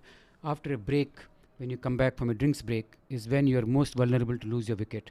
I was talking to Rafi about it, and he confessed, saying that he, for a moment, lost that important aspect of the game. When after the drinks break, he went for a bad shot without settling back down, and that again was a turning point of the game yesterday. Here too, it was so important of Jignesh to go and have a quick word with Rahil, not to get frustrated with what happened there, and make sure that he buckles down, rotates the strike. It doesn't matter whether Rahil is 9 out of 20 balls or 25 balls. It has no relevance at this point. He needs to be there. That's more important. And not needs to be there, not get frustrated, not play, be selective with your shots. This situation is crying for a Ramkishan to come and bowl. Fuzzel should act soon and make a change here. But that's a good point, Arun, with Ram coming to bowl. Nazir is bowling a tight spell. So if you have both bowlers bowling tight, that is the best way to go for a wicket. Yes. Nazir is doing a very good job, but he needs support from the other end. You can't leak from the other side. But I think what the captain is thinking is he is very concerned about Rajiv Shah finishing off his overs. Second spell may not be something that is viable for him. So it is sacrificing something else just to finish him off. And I wouldn't be surprised if he goes back in. True. We have been talking for last few minutes from a South perspective. Being neutrals, we need to look at what North needs to do. Of course, we have been so enamored and got caught into what Jignesh is doing. That's the brilliance of that batting. But North cannot let this game slip. They need to come back into the game quickly. And they need to huddle up and see what they can come up with to counter the brilliance of Jignesh. It's not that North doesn't have the bowlers or the capability to stem this run flow, but they need to get their wits about them. They do have some bowlers. Chintan is there, Ram is there, Nazir is doing a good job. They need to huddle up a bit and lift their spirit at this point. They look a bit down for me. There. A word from Nirav to somebody in the fielding unit. Parak is a good man at that. They need to lift up the team and get one break. One break is all that North needs from their perspective.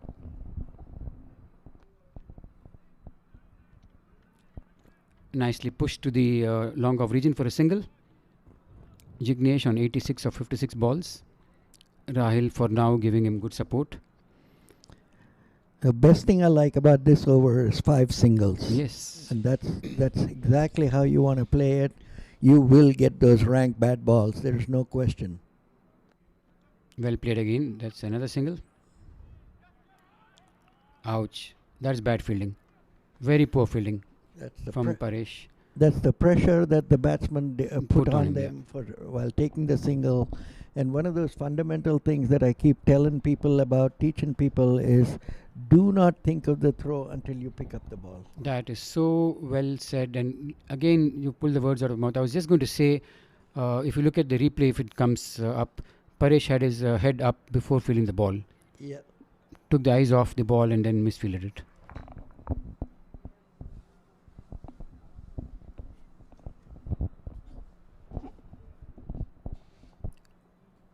Rajiv Shah has bowled how many overs? Let's see if this is last over. It can't be. This is the 20th over. So 139 or 120 balls should be a walk in the park with 6 wickets in hand, that too with Jignesh at strike. But this game has been one of glorious uncertainties for a reason, which is you can predict as much as you want, you can show that a track as much as you want, but what can transpire there is way different than what is looking at going to happen for the moment. Things can change. If you were to look at DRS numbers right now, it will look like South has Already won the game, yeah. 2 for 48 after 7 overs. Rajiv finishing his spell, last over of his spell. Good ball. It was a good ball. Driven to long on for Monty to come and tidy up, and a single of that ball. 167 for 4 of just 20 overs. What a response to a stiff target.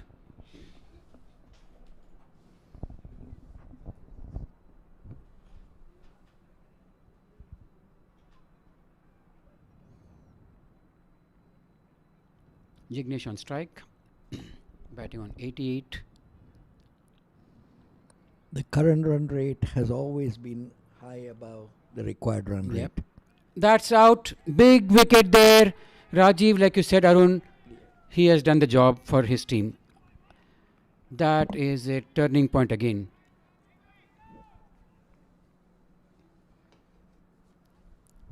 That's a huge wicket. Huge losing wicket. Jignesh Desai. First bad shot from Jignesh pays a price. Smart catch. You watch Neerav anticipate the ball. If a replay comes again, even as the shot was played, Neerav moved to his right.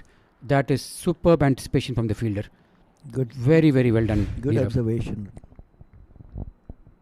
If you can get a replay of that, we will notice that even as the shot is being played, Neerav is moving to his right. And that's what a top class fielder should be doing. Oh, Fuzzel is not fielding. Who's captaining then? Parag.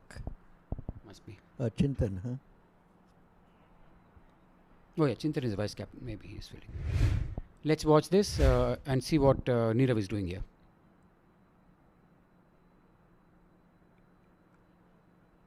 There you go. It's so important to get in position to catch a ball. Anticipation is a very critical component of your fielding.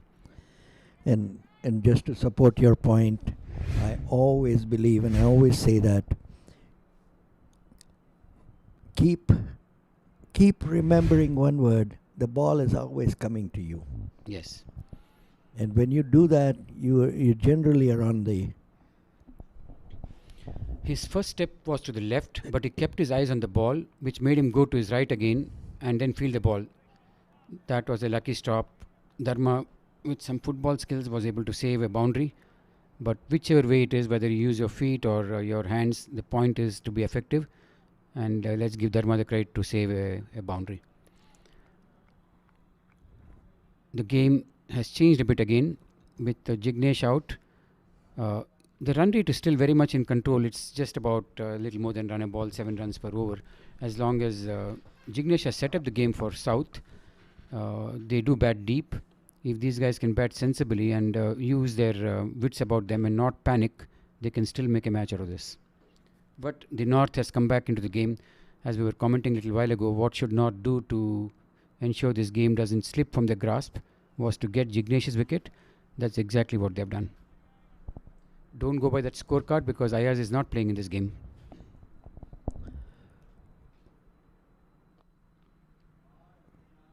That was a good shot. Smart use of the feet, Mustafa Himani. Mustafa is another batsman who's been in good form this tournament. He's been scoring in every game, and that confidence he has carried into this innings as well. You could clearly see use of feet and the confidence with which he sent that ball to the cover fence.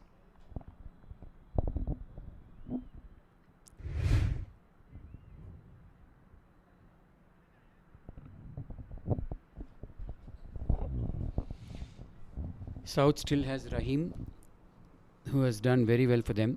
Rahim can be a critical wicket as far as the resources for South is concerned.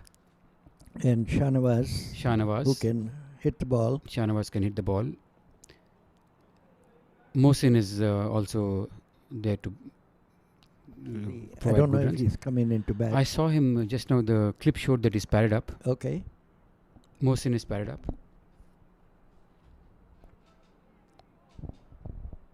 Rafi, I met him at the break and he was unable to hold the bat because of the injury to his wrist and fingers. So that's a huge loss. If I'm sure he'll come into bat if there's only a few runs to go and he needs to give support to the other guy at the wicket. Rafi, I'm sure, will come in and bat, but he won't be at his effective best given that he can't grip the bat. Nazir Islam to Rahil. Outside the off stump, Rahil goes for a cut, misses the line completely. Parag, smart as always, behind the stumps. Very efficient. Nazir to Rahil. Very well bowled. Edged.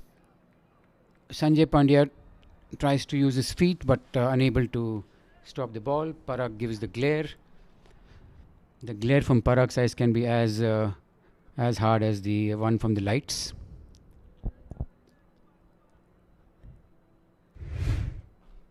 That's a beautiful shot. It was a good shot. What's it they say? Cultured edge. They're still in the game. They're in the hunt. 128 of 112 balls. As long as they have those wickets in hand and they keep going at about 6 and over, they can take this game deep, and you never know from there. And that's the key word. Take the game deep. It is. Nazir Islam, smart cricketer. 3.3 overs for 18 runs, while others are going at 9 or 10 and over. Nazir comes and puts breaks. Another good ball. Very, very well bowled. This could be close. And he's out. He's giving him out. He is giving him out. There goes the finger. Slow motion. I don't think there was any doubt about that it call. Was a straight ball. Yeah. Absolutely straight. Nothing to doubt that. That is out. I think that wicket of Jignesh is a game changer. Huge game changer, turning point. That is as plumb as you can get. Yeah. Very well bowled. This is what I was talking about, street smart cricketers. And Nazir will always contribute to the game in some form. Not most often through his fielding. That's the least way that he would contribute. But through his batting and bowling, certainly he does ensure that there's some contribution from him. Either in a match-winning way like the 100 that he got the other day, or the odd wicket here or there. But he's always a contributor.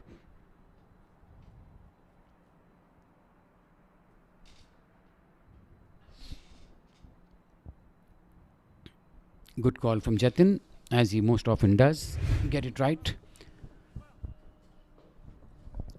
Rahim, in a sense, the last hope for South is coming into bat. Given the good form Mustafa is in, if Rahim can stitch a partnership with him, there is still hope for the South team. And with Shahnawaz to follow this batting to come, but they again need a partnership. At this stage, it's an uphill battle, but this game has seen so many Twists and turns. twists But I and think turns. it's pretty loaded in North's favour at this point. That too, given that Ram has overs up his sleeve and Chintan has overs up his sleeve and Nazir is bowling so well. Nazir has 4 more overs to go.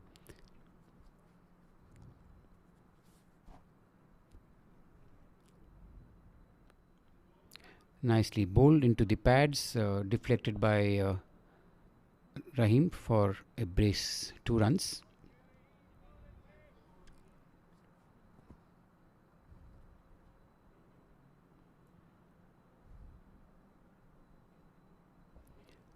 The frequency which boundaries are coming, that has reduced after Jignesh's departure. It's pretty natural. Jignesh is such a free-flowing attacking batsman. Runs were coming at such rapid pace with him at the wicket. Pitched right up. Rahim pushes it to cover. Ramkishan fields and lobs it back to the bowler. That's sensible batting by Rahim. The first one that he played on the leg side was also very safe.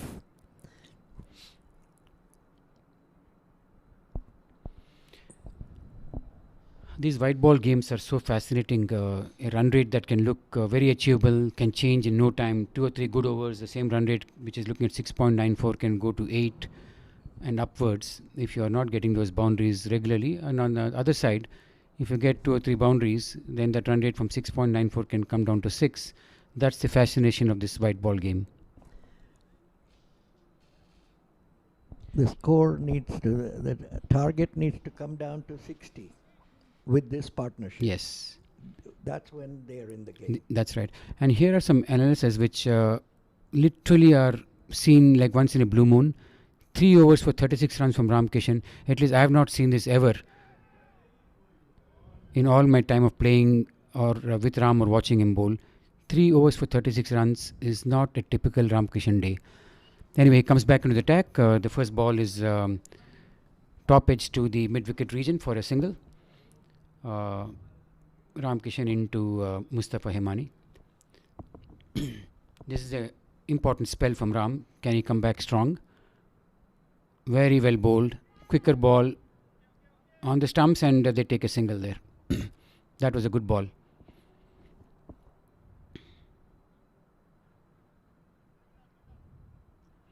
Ram is coming to bowl at a very critical juncture. I'm pretty sure that he has the ability to stitch together a very good There's a good spell ball here. That went down the leg side. Good ball. Went down the leg side.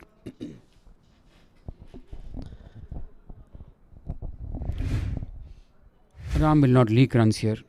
I'm pretty sure of that. He and Nazir will be a terrific combination to put lid on the scoring rate. Well bowled. That should have been fielded, Ram. In your earlier days, I'm sure that was going to be fielded. Pushed past him to the long on region for a single. 183 for 6. 3 runs of this over from Ram. 2 balls to go. Slight change in the field. Ram is moving his cover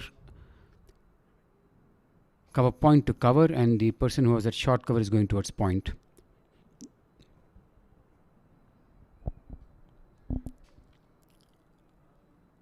Ram to Hemani, who uses his feet, dances down the wicket and looking for a single. Rahim has nothing of it. No run there.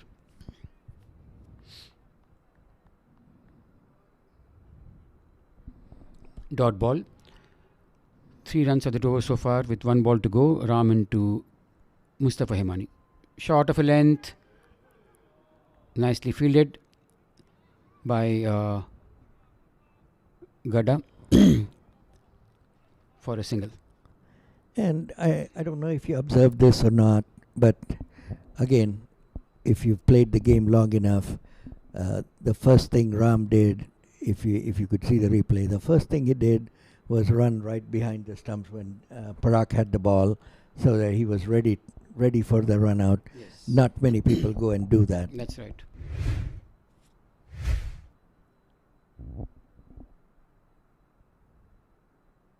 There you go. What? That's what Arun was referring to, which is ensure that you're behind the stumps. In case of a opportunity for a run out, you have to be there on the spot.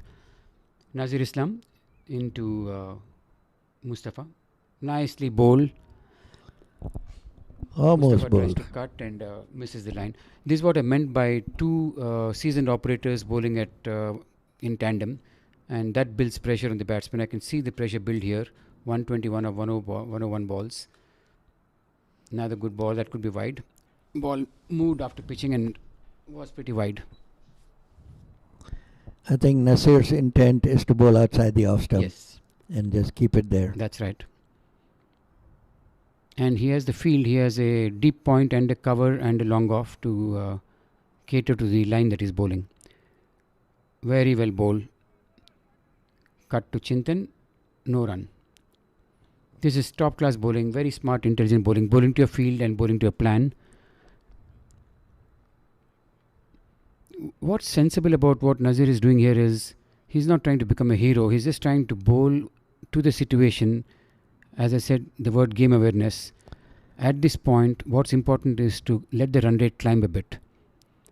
And that can happen through dot balls. Good ball. Hit to the long on region for 2 runs. He didn't time that well.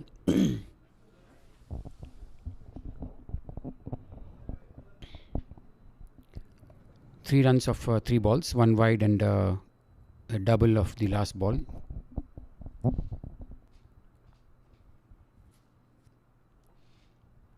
Nazir Islam into Mustafa Himani. Well bowled. Mustafa drives it to the mid-on region. Paresh moves across to his right to field the ball. Single.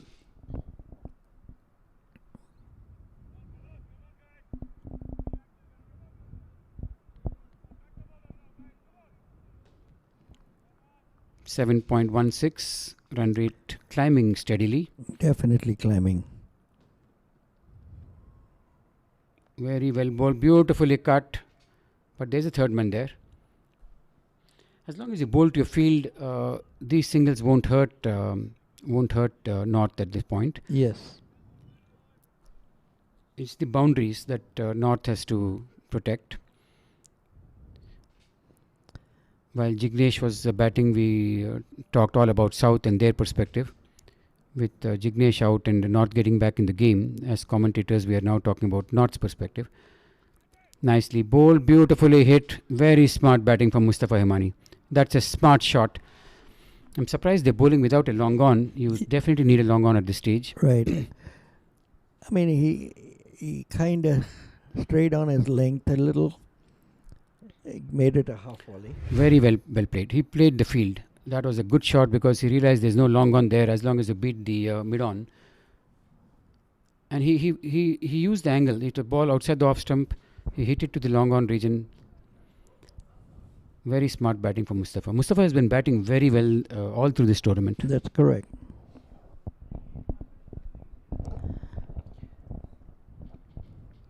The worms are trying to come together. South worm was trying to get away from the north worm, but slowly, ultimately, the friendship seems to be coming together. They want to bind. Ram to Rahim, who Played it beautifully to mid wicket. flicks it to mid wicket. Chintan tidies up there. Beautiful game shaping up again. That's what happens when you have two quality sides pitted against each other. As long as the players on both sides step up to the plate, you will see a good game. And that's what we're seeing here again. The word out. No, that's going down the leg side. Right now, these two guys for South need to bat long, Yeah. get the score down to 50 or 60 runs to get. Yes. That's when there's a game. And even if it is a 9 and over at that stage, it's still doable. Very much doable. Very much doable. This is a game too close to call as long as Mustafa is there, because he's been. There goes Mustafa, might be out here. Oh, that's a catch. Sitter catch dropped. That's an easy catch drop by Monty. That was a dolly. Mustafa, I don't think even hit it very hard. It was a Yeah. shot that didn't have much power. He just lobbed it. And that should have been taken. Overran. Monty overran and dropped a sitter.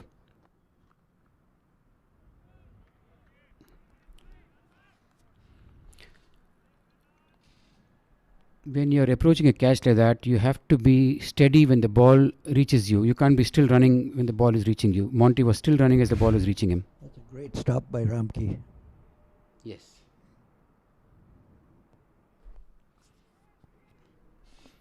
Wow.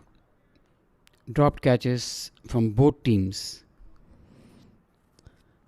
I don't know if this is going to become an important drop, but It could be given Himani's form and the freedom with which he's playing. 15 of 12 balls, and even yesterday Himani had runs. The previous games Himani had runs. And let's not forget, Rahim is a very capable batsman. And like you correctly said, Arun, if it comes down to 60, it genuinely becomes anybody's game. And then the pressure tells. at that stage, even 8 and 9 and over Is still doable. doable. Because Ram is going through a spell and he won't have too many overs left. And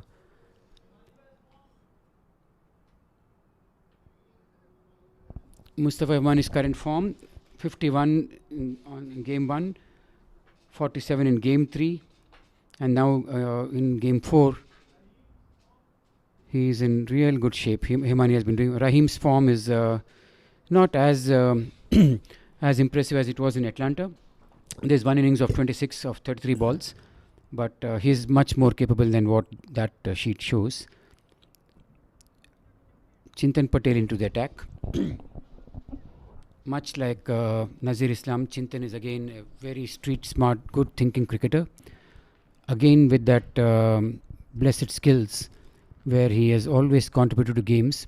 I've seen him turn games in New Jersey leagues. Very critical wickets at right moments, crucial runs when the team badly needs. He's one of those who stands up when the situation demands.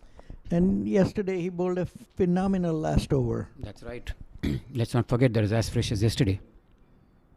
Chintan Patel to Rahim. Floats one up. Rahim goes for a cover drive. Misses it completely. Parag cleans it up at the behind the stumps. Very well bowled. That ball was slowed down by Chintan. Chintan to Rahim. The run rate meantime has climbed to 7.35 from 6.99. Well bowled again. Out. There's an appeal for stumping. This will be interesting to watch. I watched the back foot move across and could be in the air. This is a very crucial moment of the match. Let's watch the back foot. That back foot went out of the ground, out of the crease. This is very close. I think this could be out. His back, is it? This is going to be a Touch and go. touch and go. Hassan's magic will show us. The line belongs to the Line umpire. belongs to the umpire. As of He's now, the foot is. Wow. I don't want to be an umpire here, please. I'd rather commentate on what the umpire decides. I think it'll be safe, not out. Not out. Good call. That was a good call. Great work again, Hassan. Hassan, great work. Great and work. The good part was Rahim was very alert to the situation, and given that he is pretty tall, he had long levers and a long reach to get back in just in time. Well, 2 dot balls will bring a wicket. Chintan is bowling beautifully there, varying his pace, slowing it down. Even yesterday, Himani did exactly this by slowing it down, and that's so critical to understand that you have to vary your pace, and at this phase of the game, slow it down. Don't give pace to the batsman to work with. Chintan is bowling much slower in this spell than his first spell. You Of know course. what, Ravi? If Parag, if he got this stumping, I would give the man of the match to Parag. Yeah, it was a flash. It was, I mean, look at the run out, yep. stumping. That's right. And then this And, one. yes. That is very critical. And I'll give full marks to Rahim for his alertness at that situation, Arun. Even Yeah. a second late, he's gone. Millisecond late, he's gone. Mustafa uses his feet, drives to the point region, and Nazir Islam saves the boundary. 2 runs. Only 3 of the over. The run rate is definitely climbing. And it will It will. continue to. And yes, as good as Mustafa is, he's still not a six hitter. He'll get you the odd boundary, and he would have been an ideal partner for Jignesh. But I'm not sure whether he'll be able to steal the show all on his own. Once again, if I'm the batting side, just because you only got 4 in this over, I would not panic. Yes.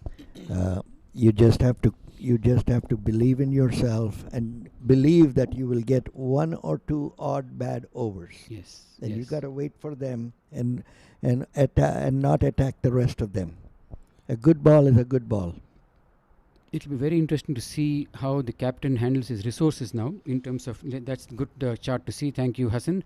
Ram has 3 overs left. Chintan Patel has 5 overs left. Raj Srinivasan 3 overs left. Rajiv finished his spell. Nazir Islam has 3 overs left. 1, 2, 3, only 5 bowlers used till now.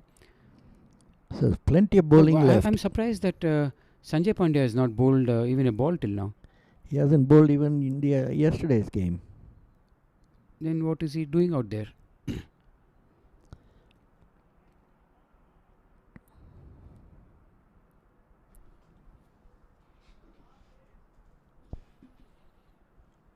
All close games, as you can see.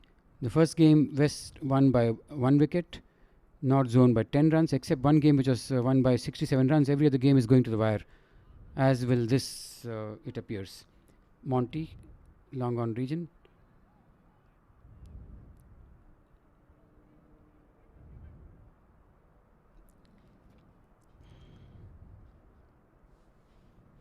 Ram to Rahim. Wide of the off stump, called a wide.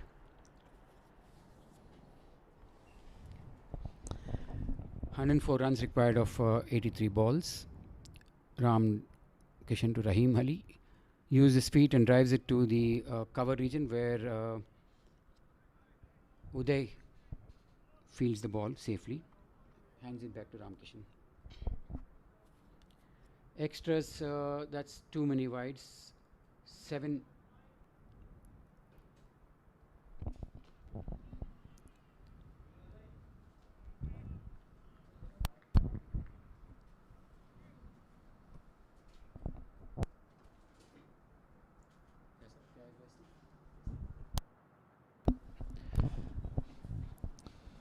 Mustafa Hemani Is goes this for a buys swing. or wide? It'll be buys because it's between bat and legs, and that's 4 and runs. that's a boundary, important boundary. Important runs there.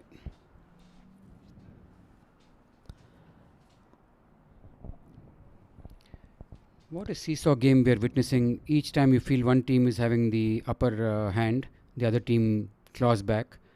And here too, just as North were looking really good to be restricting run rate and getting a grip on the game, there are some runs leaking in this over.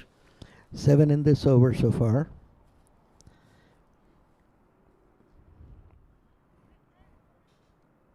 That catch drop will haunt the North team if this game goes deep. Obviously will favour South. Very critical moment of the game. So When Monty dropped it was pretty much a sitter, you would call. yeah, 98 runs required. Driven to the cover region where Chintan fields safely. No run, dot ball to finish with. 98 of 78 balls. Arun, what's good about both these games is you expect no less from a semi-finals. You want close contests in semi-finals. You don't want a team to walk away with a easy stroll in the park. And that's what all the 4 teams have shown, that they are well balanced. The thing competitive. I like about South yesterday and today is how they have not given up the game, Yeah. and they're fighting back as hard as they have been. It's a very good sign for future for them. I agree with you. It's a very good sign. And it's more so today, the bravery they've shown and the it's a water break, is it? It's a water break right now. Yeah, it's a drinks break. We'll come back to you all.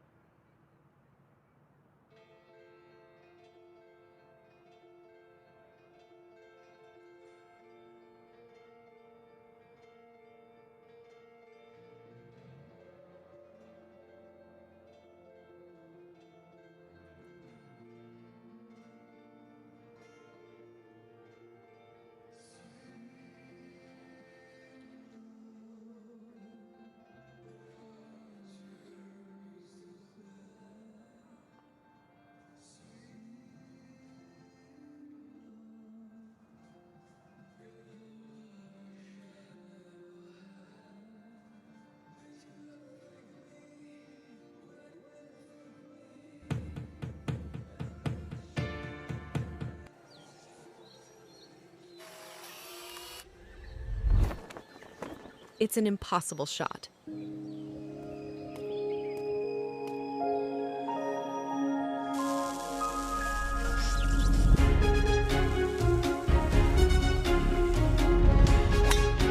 Sometimes creativity and innovation are all it takes to achieve the impossible. Yash Technologies, more than what you think.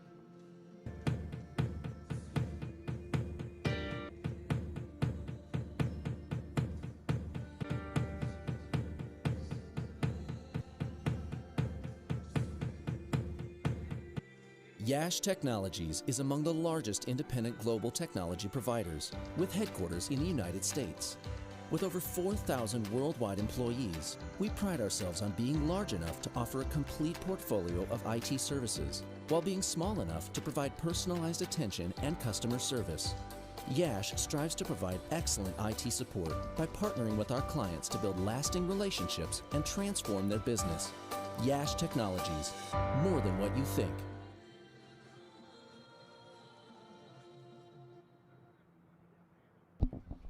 We are back live again.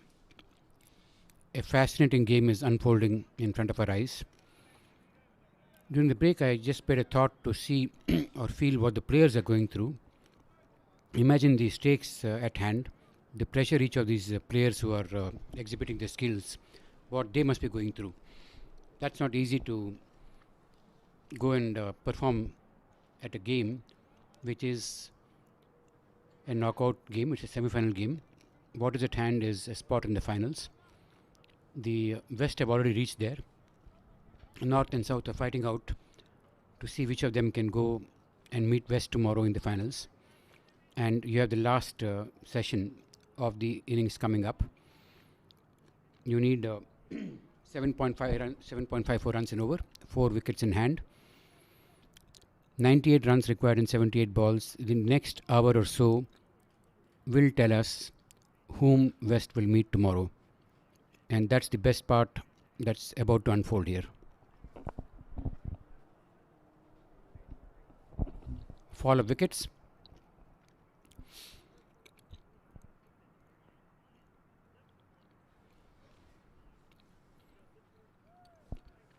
Meantime, we're back at the game.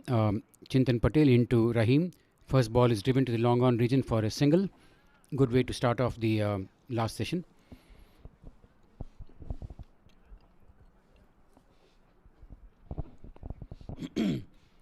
We have been commentating close to about 5 hours and you don't have a clear winner as yet. That is how good both these teams have been and that is how competitive this game has been. Chintan Patel into Mustafa Hemani. 19 of 20 balls. Flighted ball. Mustafa tries to drive it and gets a sweet edge to the third man region where Sanjay Pandya fields it safely.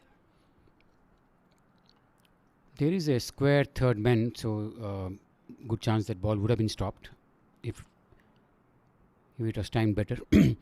Chintan to Rahim, hit back to the bowler. Chintan, as always, coming up with a very telling spell. Smart bowling, ensuring that boundaries are not taken off him.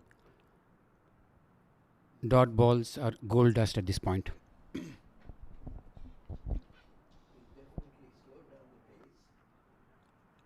Beautiful shot, but there is a fielder there at deep point region.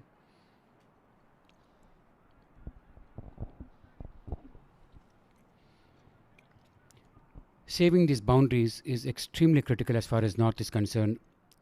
You don't give boundaries, the pressure keeps building because you are in the business end of the innings now. Every dot ball, every time you save a boundary, that will help the North team and it will put pressure on South.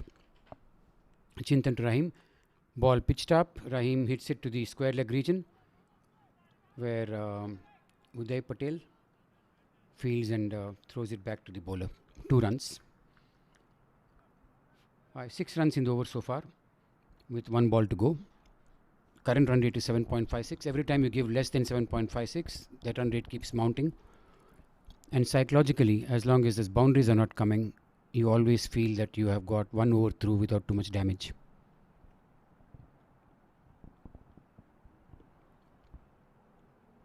Bowled him. Chintan bowls a typically well-flighted ball and Rahim yorks himself out. That is a telling blow. Rahim has not contributed the way he did in the 50s Nationals. Very well bowled and a huge gap between bat and pad and yorked himself in a sense. I think Mohsin is it? Mohsin is coming into bat. Mohsin had a nasty injury when he fell on the ground and hurt his nose.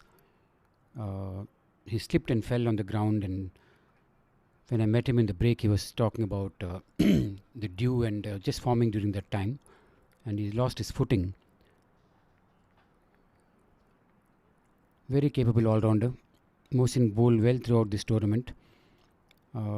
Has an opportunity to put up his hand with the bat as well. But it is a stiff run rate that's climbing with every over. 7.6 required now. 92 of 72 balls. With Chintan, Ram, Nazir Islam and now Sanjay Pandya. All experienced operators coming in and doing their bit for their team at a very critical juncture. Sanjay Pandya bowling his first over of the game. He has been expensive in this tournament, and that could be one of the reasons why. Otherwise, he's typically, especially for Parag, he's typically a new ball bowler starting the game. He was a Parag favourite for a long time and he lived up to it as well. Sanjay Pandya was the one sharing the new ball with Humayun throughout the World Cup in Cape Town and earlier games.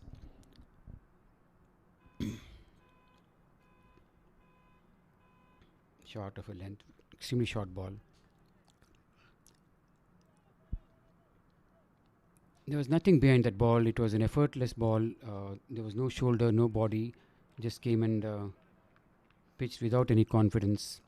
Sanjay Pandya needs to up his game and respond to his captain's call here. One of the reasons for that, Ravi, is that the follow-through is not there. He wasn't landing on that foot. Yeah. And putting that weight on that foot, the landing foot. Yeah, you're so right, Arun. If you look at it, he approached the crease so gingerly. That's a slightly better ball, but still at least a better ball than the previous one. But with that body movement, you cannot afford to be short. You have to pitch up if you have to do anything. I've always felt this way, Arun. I'm not sure how you feel about it because you have been such an experienced bowler. Anyone who's had a prior bad game, he needs to come to the ground half an hour early and get into the side nets, or if the nets are not there, at least to the outfield, and try bowl 15 or 20 balls to get into some rhythm. I don't know how many of these bowlers do that. Specifically when you come out of a bad game, you have to bowl a bit and get into that rhythm during your warm-ups. I call that discipline. I call that pride in what you do. Yeah. And you have to do whatever it takes. I like that word, pride. If you're not taking pride in your game, you are playing the wrong game. Very well bowled. Brilliant ball. Mohsin beaten all ends up. That is the Sanjay Pandya that we were used to seeing earlier. This was bowled beautifully. Nice. There's the revs on the ball. That ball and you can gripped and turned. You can see his action has changed.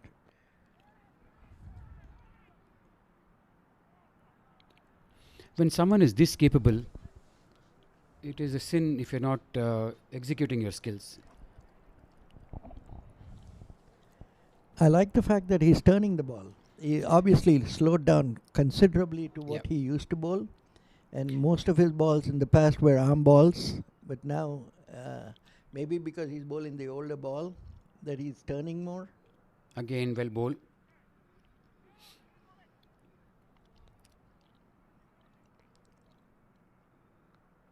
Arun, you'll agree with this that as long as the bowler is making you drive, it's all fine. You should not let you cut or pull. A drive is fine because you might still go for runs. However, in the drive lies your chances of getting a wicket. You can set a field for a drive. You can't set a field for a short ball. Yeah. This is the ball we talked about. So beautifully bowled. Beautiful. That's a left-hander's dream ball. Ball. Yes. Meanwhile, the run rate is constantly climbing, and there are just 3 wickets in store, 7.91, and from here on, every time you get less than 7.9, you're looking at the run rate going to 8s and 9s very quickly. There's going to be an exponential climb if you're not keeping up with the run rate. Chintan Patel into Mustafa. Well bowled, driven past the bowler. Nice shot. They'll run 2. They'll run 2.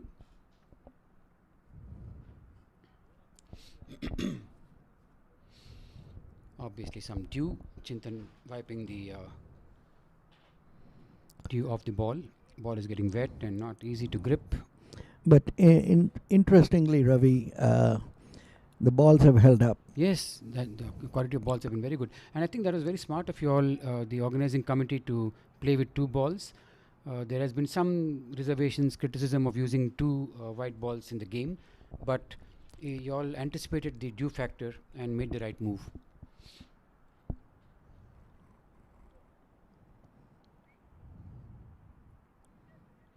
That's why I always liked your stand, Arun, on the tournament committee making the call and not have any players or the executive committee or anybody else, interfering with those calls. Because the tournament committee can view this completely independently. And it's not that the executive committee is not a part of it, but the only big reason is they're all conflicted because they're all playing the tournament. Right. And that's why, even for optics, it's not a Yeah. good idea. Meantime, Chintan goes down the leg side. While it appeared a wide for us, it obviously brushed Mohsin's pad. So no damage as far as And Parag did a good runs job are behind concerned. it. Parag, as always, is very safe behind the stumps. A dot ball. At this stage, that's gold.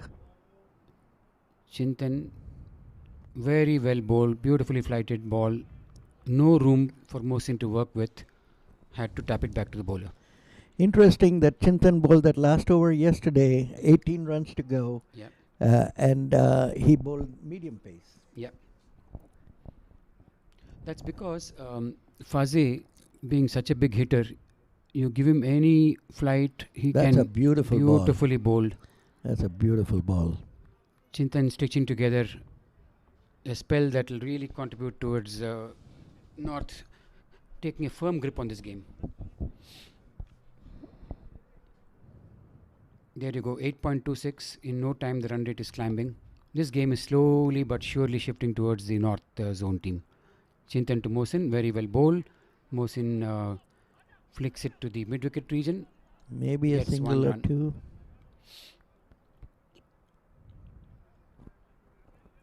.3 required, 83 runs in 60 balls. With not too many big hitters to come. Well, Mustafa is batting very well. You couldn't classify him as a big hitter like in the Fuzzel or the obviously the Jignesh mold. Mustafa is going to be a very, very good support player. But I don't see any big hitters. Shah Nawaz is a person who can clear the fence. But the run rate is climbing steeply. It's not going to be easy from here on. It's an uphill battle for South. If I were a betting man, I would bet on North right now. That's a safe bet, Arun, particularly with Jignesh gone. This game was all about how deep Jignesh can bat and how big a 100 he can get. Given that Rafe and a few others were not available, Aya's not available for personal reasons, Rafe due to injury. That's another good ball. Now Sanjay Pandya is bowling like the Pandya that we know. There's good bowling. Pitch it up. You don't need to bowl short. Make them drive. Make them earn those runs. Sanjay Pandya into Mohsin. Another good ball. Extremely good ball.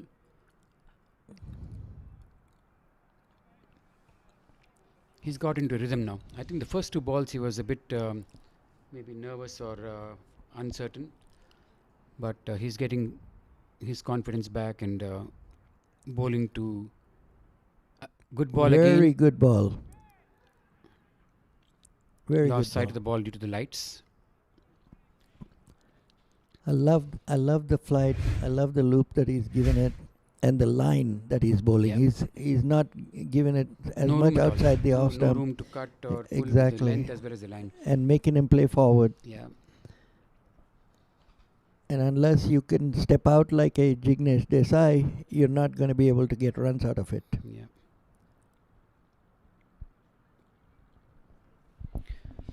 .82 in 57 balls is looking a tall order. That too with the way Sanjay Pandya is bowling and how Chintan is bowling.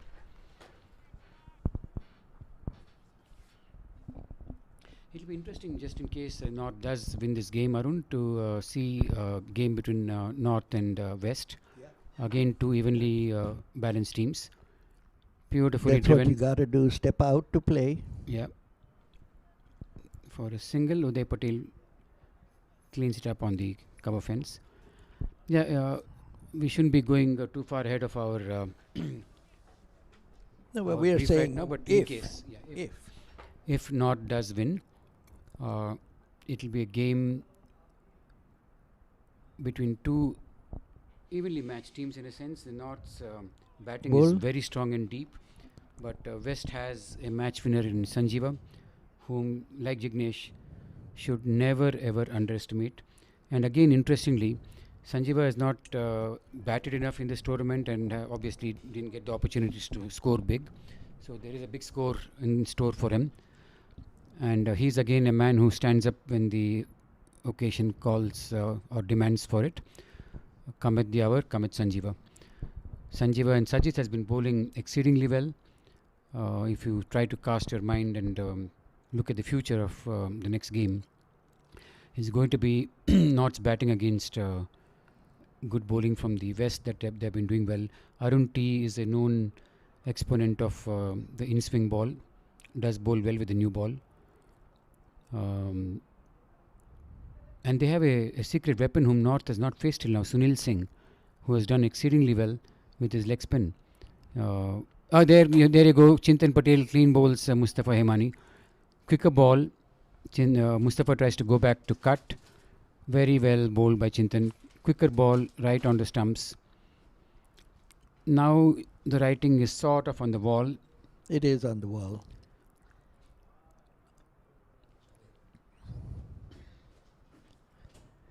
Tomorrow's game in the morning also should be a good game, Ravi. East it should is be playing, East is playing well. South should be able to compete against East Yeah, much better than they have against North. yeah. North being the number one side, unbeaten in Yeah, the North is tournament. unbeaten in the entire league phase, including the semi-finals if they win this today. Shahnawaz is coming into bat. Last hope as far as South is concerned.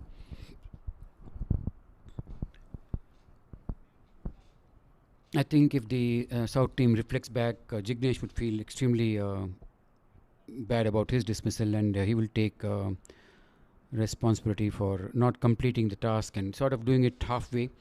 He had the game in his grasp. He had the bowling at his mercy. And just that small piece of indiscretion. Yesterday too he got out to Rajiv, and today also he got out to Rajiv Shah.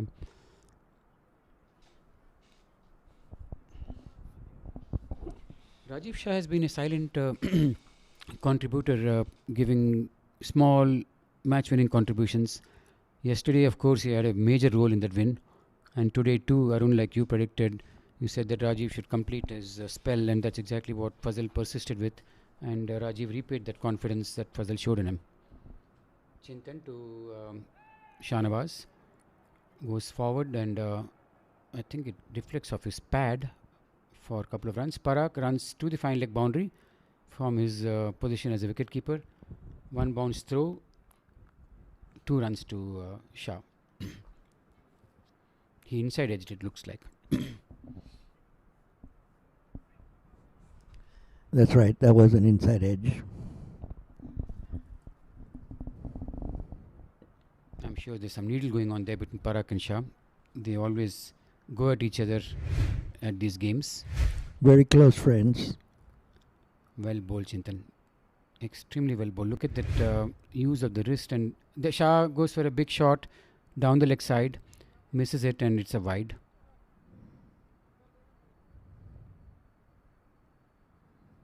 Chintan Patel into Shahnawaz. Flights the ball. Shah goes back. It's a quicker ball. Smartly played by Shah. He read that change in pace, went back and defended it for a single. Chintan is varying his pace so well in this spell. You could make out the slower one, the quicker one. All those toys are coming out. The difference was night and day between the first spell and this one. Yep. Chintan to Mohsin. Pitched up and Mohsin deflects it to the long on region for a single. Paresh tidies up. Run rate is mounting now. It's really getting out of hands. Only 4 runs in this over. 5 runs including the wide. 5 runs. 9.12 required run rate. 2 balls to go. Chintan to Shahnawaz. Flights 1. Shahnawaz goes for a big hoik. Misses the line. Parak is there. Threat as always looming behind the stumps. Good offer from Shah. You have no option but to go for it at this stage. If it's in your zone, you have to go for it. Last ball over. Chintan into Shahnawaz. Flights 1 up. Shah comes forward, defends it back to Chintan. This is such good bowling. There is no scope to do anything with that ball. Excellent over. Very good over. 8 overs to go. Lot of credit to the North bowlers to handle that ball with so much due. These conditions are against you. And for you to come and fight, at one stage this game was so much in South's grip. 120 runs of maybe 98 balls, very doable, and that's when they lost Jignesh. That was a huge turning point. Credit to Nirav for his anticipation and taking that catch. Good bowling. And good bowling too, yes. Sanjay Pandey has been doing very well. This is a good signs for North as far as tomorrow's game is concerned. If they can get Sanjay very well bowled again. LB. This is very good umpiring. I must say, umpiring has been absolutely on the mark. I was talking about North getting an additional bowler into his rhythm. This spell of Sanjay will come in very handy tomorrow in the finals. North was short of one bowler, and Sanjay getting into rhythm is, like I said, very, very good signs. Outside the off stump. No, that's not a wide.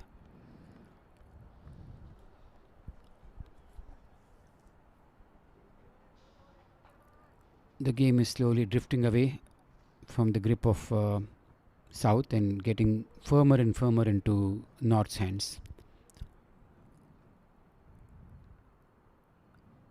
Sanjay Pandya into Mohsin. Flights 1 up. Mohsin gets inside edge and the ball is running. Parak is running behind the ball. He should be able to field this. Good save again. Just 2 runs. Good throw. What an effort that this man puts. And again, like I said earlier, it's the pride that he takes in what he is doing. And that's what everyone needs to do. Take pride in it. It brings a lot out of you when you have pride behind what you're doing. The one thing I observed in Parak, Arun, is having been his teammate recently in the 60s. Everyone who steps onto the field wants to win, but Parak wants to win more than you. That's the difference. We all want to win, but Parak wants to win it more than you.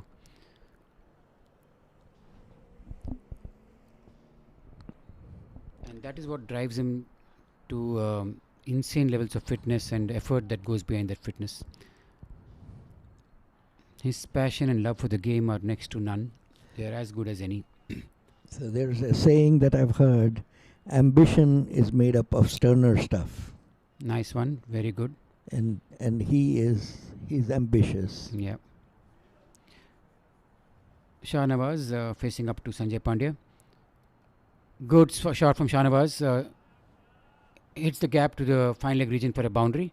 Nicely picked, slightly loose in length and line from Sanjay Pandya. Shahnawaz is all over it and hits it to the fine leg region for his first boundary.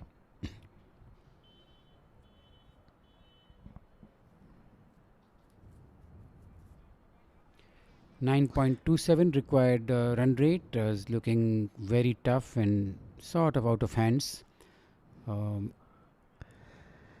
key for Sanjay is to bowl outside the off stump. Right. Very, very simple cricket at this stage. Sanjay Pandya into Shahnawaz. Last 2 balls of the over. Again on the leg in middle, and Shahnawaz swings it again to the mid-wicket region. This could be going for another boundary, but then you have, I think it's Nazir Islam who comes in and saves it. It's 2 more runs. Parag not happy with the fielder's effort.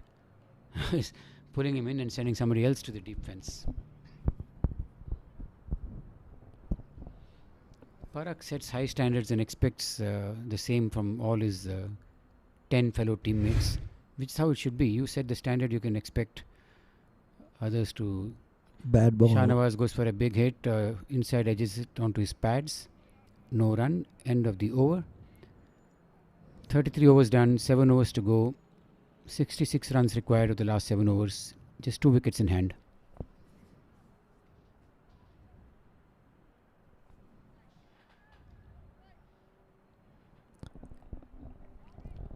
The problem with Mohsin when he's batting right now, technically, he doesn't have a shot over covers. He has to pull it to mid-wicket. So regardless of where the ball is, he's trying to do everything to pull it over mid-wicket, and Chintan is bowling beautifully outside the off-stump. So well observed. That's a good point, Arun Bhai. If you have a range in which you don't have a shot and the bowler smells it, and a bowler like Chintan Patel, who's a smart thinking cricketer, he has smelt exactly what you were talking about, and he is constantly going wide of him outside the off stump because that cover drive is not there. Bowling change. Nazir Islam comes in, replacing Chintan Patel.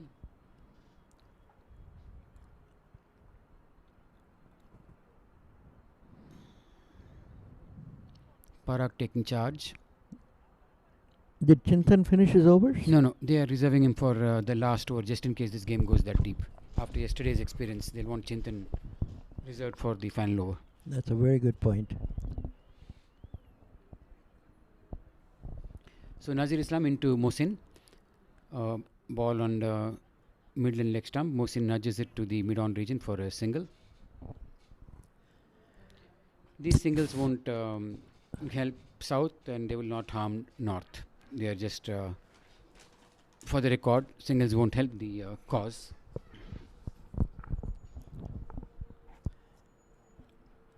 It'll be interesting. This matchup will be interesting because Nasir could very likely bowl on the stumps, which may be the only opportunity for Shahnawaz to pick on. That's exactly what Shah does here, but he's going to get caught. Oh yeah, that ball slipped out of Nirav's hands, but on a second attempt he grabs it. Fall of the 9th wicket. Shahnawaz caught in the point region. Ball took the outer half of the bat to go to point where Nirav almost makes a mess of a dolly. But when your going is good, you don't drop such catches. Nirav has had a wonderful tournament.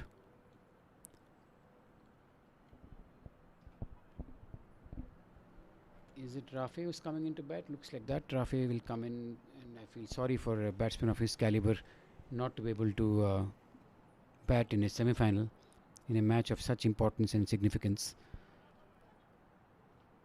Rafe will come in and probably bat with just one hand.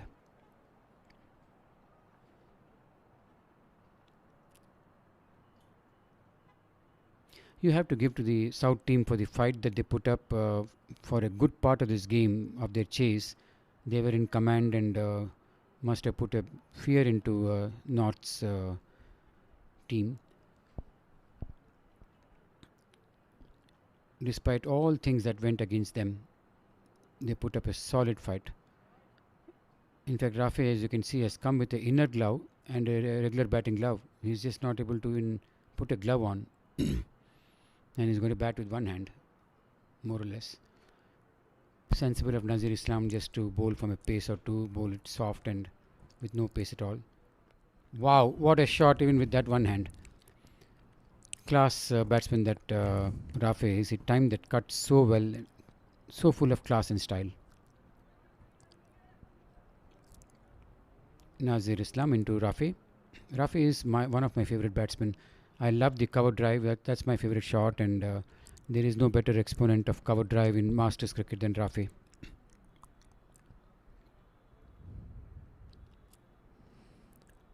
Pretty brave of him to come in spite of a very deeply injured hand.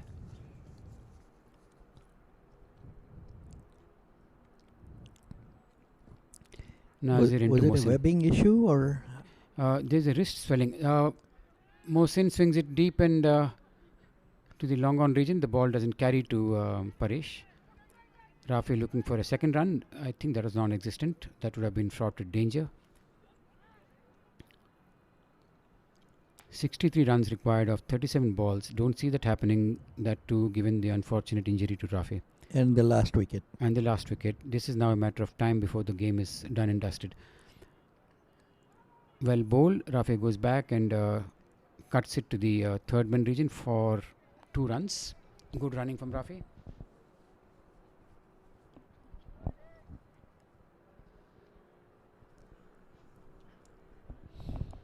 We've had a wonderful tournament up until now, and it's all built up to a beautiful showdown tomorrow between North, who are obviously the most likely winners here, and the West. And we were trying to build up to that game, looking at the resources on both sides and to see what matchups will work. Sanjeeva will be a batsman to watch out for as far as North is concerned. That's a threat. They lost Uzair Nana. They lost Uzair Nana to injury. That's a big blow. Rahul Kona has been doing very well with the bat. He's kept very well too. Who else has been doing well? Ashish Poddar has been doing exceedingly well for them, but with an injury, he himself is coming low down the order to lend the finishing touches.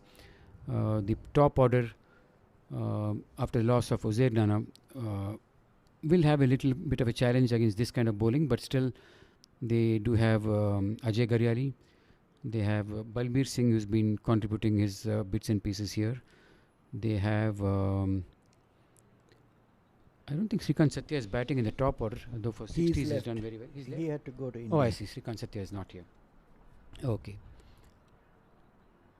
So they're thin on batting. They're thin on batting. Sajid will have to shore up. They're a bit thin on batting. With it's their bowling that is always a threat. Arun is a very capable bowler who has done well in these Masters games and very much capable of getting initial breakthroughs. Sajid has been the standout bowler for them. Like I said, Sunil Singh is a threat. He's been bowling very well. Ajay Garyali has been very steady. You're right, Arun. They seem to be stronger in their bowling department, and batting is going to be very heavily dependent on Sanjeeva. Raj Badadri, capable batsman. Rahul Kona doing well, like I said. But Sunny Singh. Sunny Singh, yes. Today he had a good knock. And Sunny Singh is another of those type who can take the game away from you quickly. And this game, that's why they call it glorious game of glorious uncertainties. You never know who will step up onto that big stage come the time and come at the hour. There could be a dark horse there. I'm expecting both the games to be very good games tomorrow. Yep. East versus South and West versus North. I'm concerned about the injuries that South has, Arun, tomorrow for them because it's going to be a morning game. It's already pretty late in the night. They have to turn up early in the morning. I don't see Rafi playing tomorrow with that injury. Fuzzel is not fit at all. Mohsin is nursing an injury. Ayaz is not there. So that will be a depleted team. But then you have Jignesh, that match winner. Jignesh, Naveen. Naveen is in terrific form. Rahim is a bowler. Yeah, you're right about those teams being balanced overall, in spite of all the troubles that South is going through.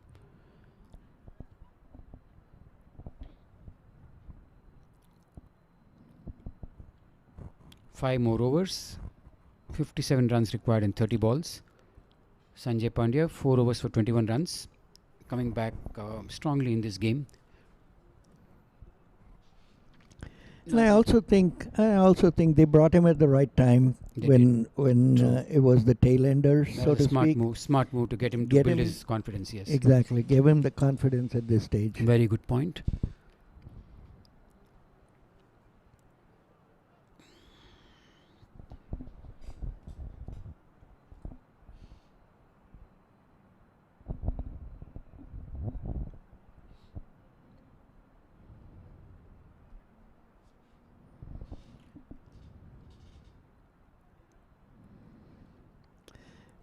I think he's actually we may be surprised tomorrow. I think with some work tonight, he may be ready. Ravi, he's looking good with the bat right now. Yes, but I mean, he's braving it out. He's batting with just one glove, Arun, but the other one is a Yeah, inner glove. I get that, but he's able to do well. Yeah, I think the class speaking, his ability and class. The injury is still there, but given his ability, look at that cut, for example. Look, he's timing it very well even now, despite that injury.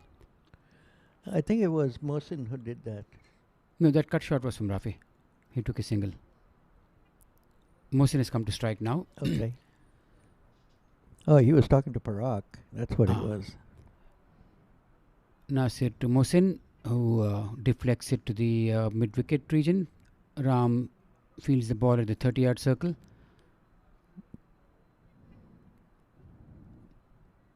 It's a dot ball, no run. Nazir into Mohsin. That's a big shot from Mohsin, but there is a fielder to tidy up there. It is Uday Patel. Fields the ball and throws it back to the bowler. 251 for 9. 54 runs required of 27 balls. Exactly 12 per over. In a regular T20 game these days, this is a very doable, reachable target, but not when you're 9 down and good fielding, good effort there from Uday. That was very well fielded. Parag likes that effort. Anytime you put your body in line and save a boundary, I think that deserves a round of appreciation, which is exactly what Parag is doing.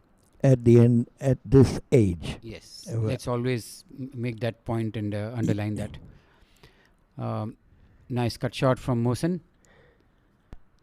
Might get a boundary after a long time. No, there is Raj Srinivasan to save that.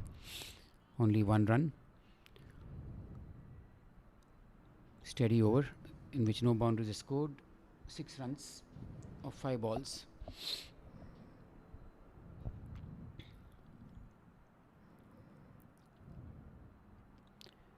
In a sense, it's just delaying the inevitable. This partnership is doing their best, but I think the climb is too steep.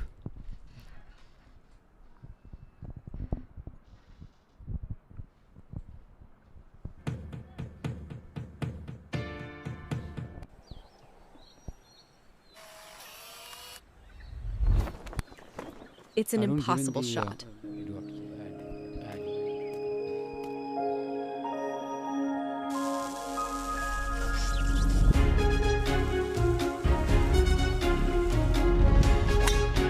add. Sometimes creativity and innovation are all it takes to achieve the impossible.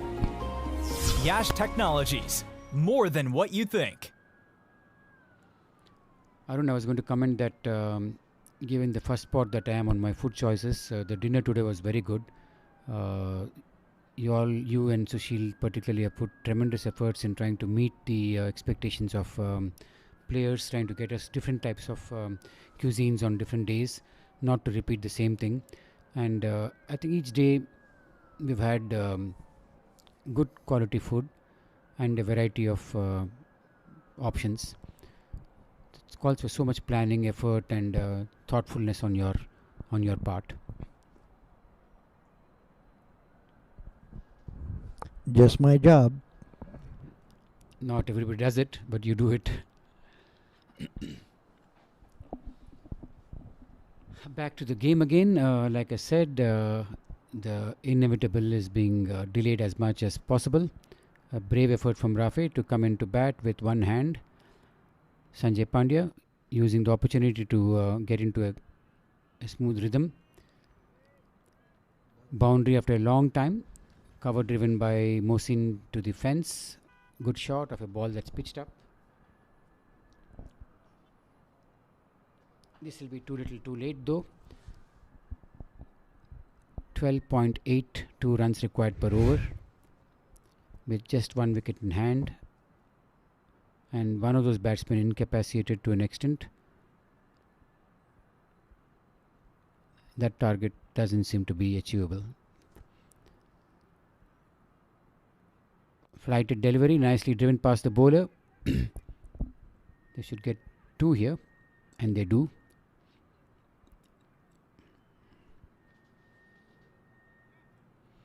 You have to give it to the North for playing in almost all the finals. They have been a constant factor there. It shows that that is a consistent team, that they have match winners.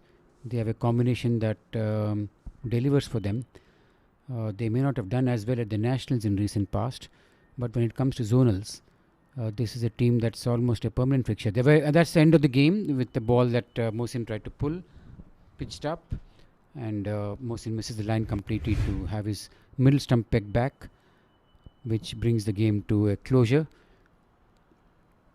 North wins pretty comfortably with 45 runs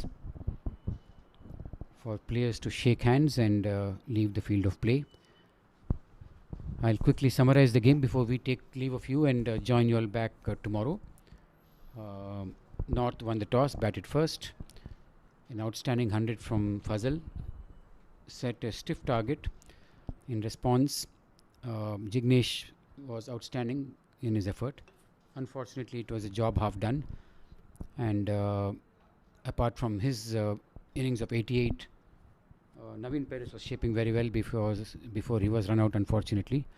There was not too much from there on, and the target proved to be too stiff. Decent bowling and good fielding from North ensured that they don't lose grip of the game at any stage. 45 run win, and we will see a finals between North and West tomorrow. Before we call off for the night, Arun, you have anything to sum up and say? No, I'm looking forward to these two games, Ravi, tomorrow in the morning. Yes. So do join our morning crew who will take over in the morning, and you will see Ravi and me in the evening tomorrow for the final game. Looking forward to both the games, and wish all the teams the very best again. Thank you all. Good night.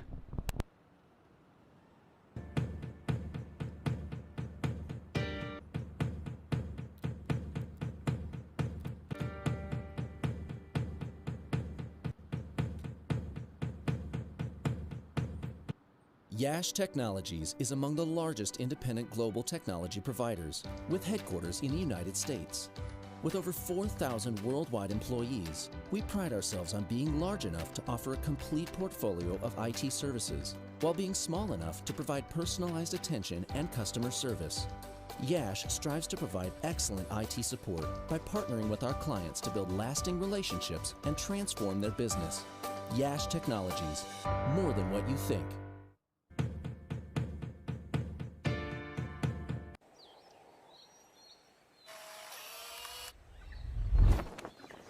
It's an impossible shot.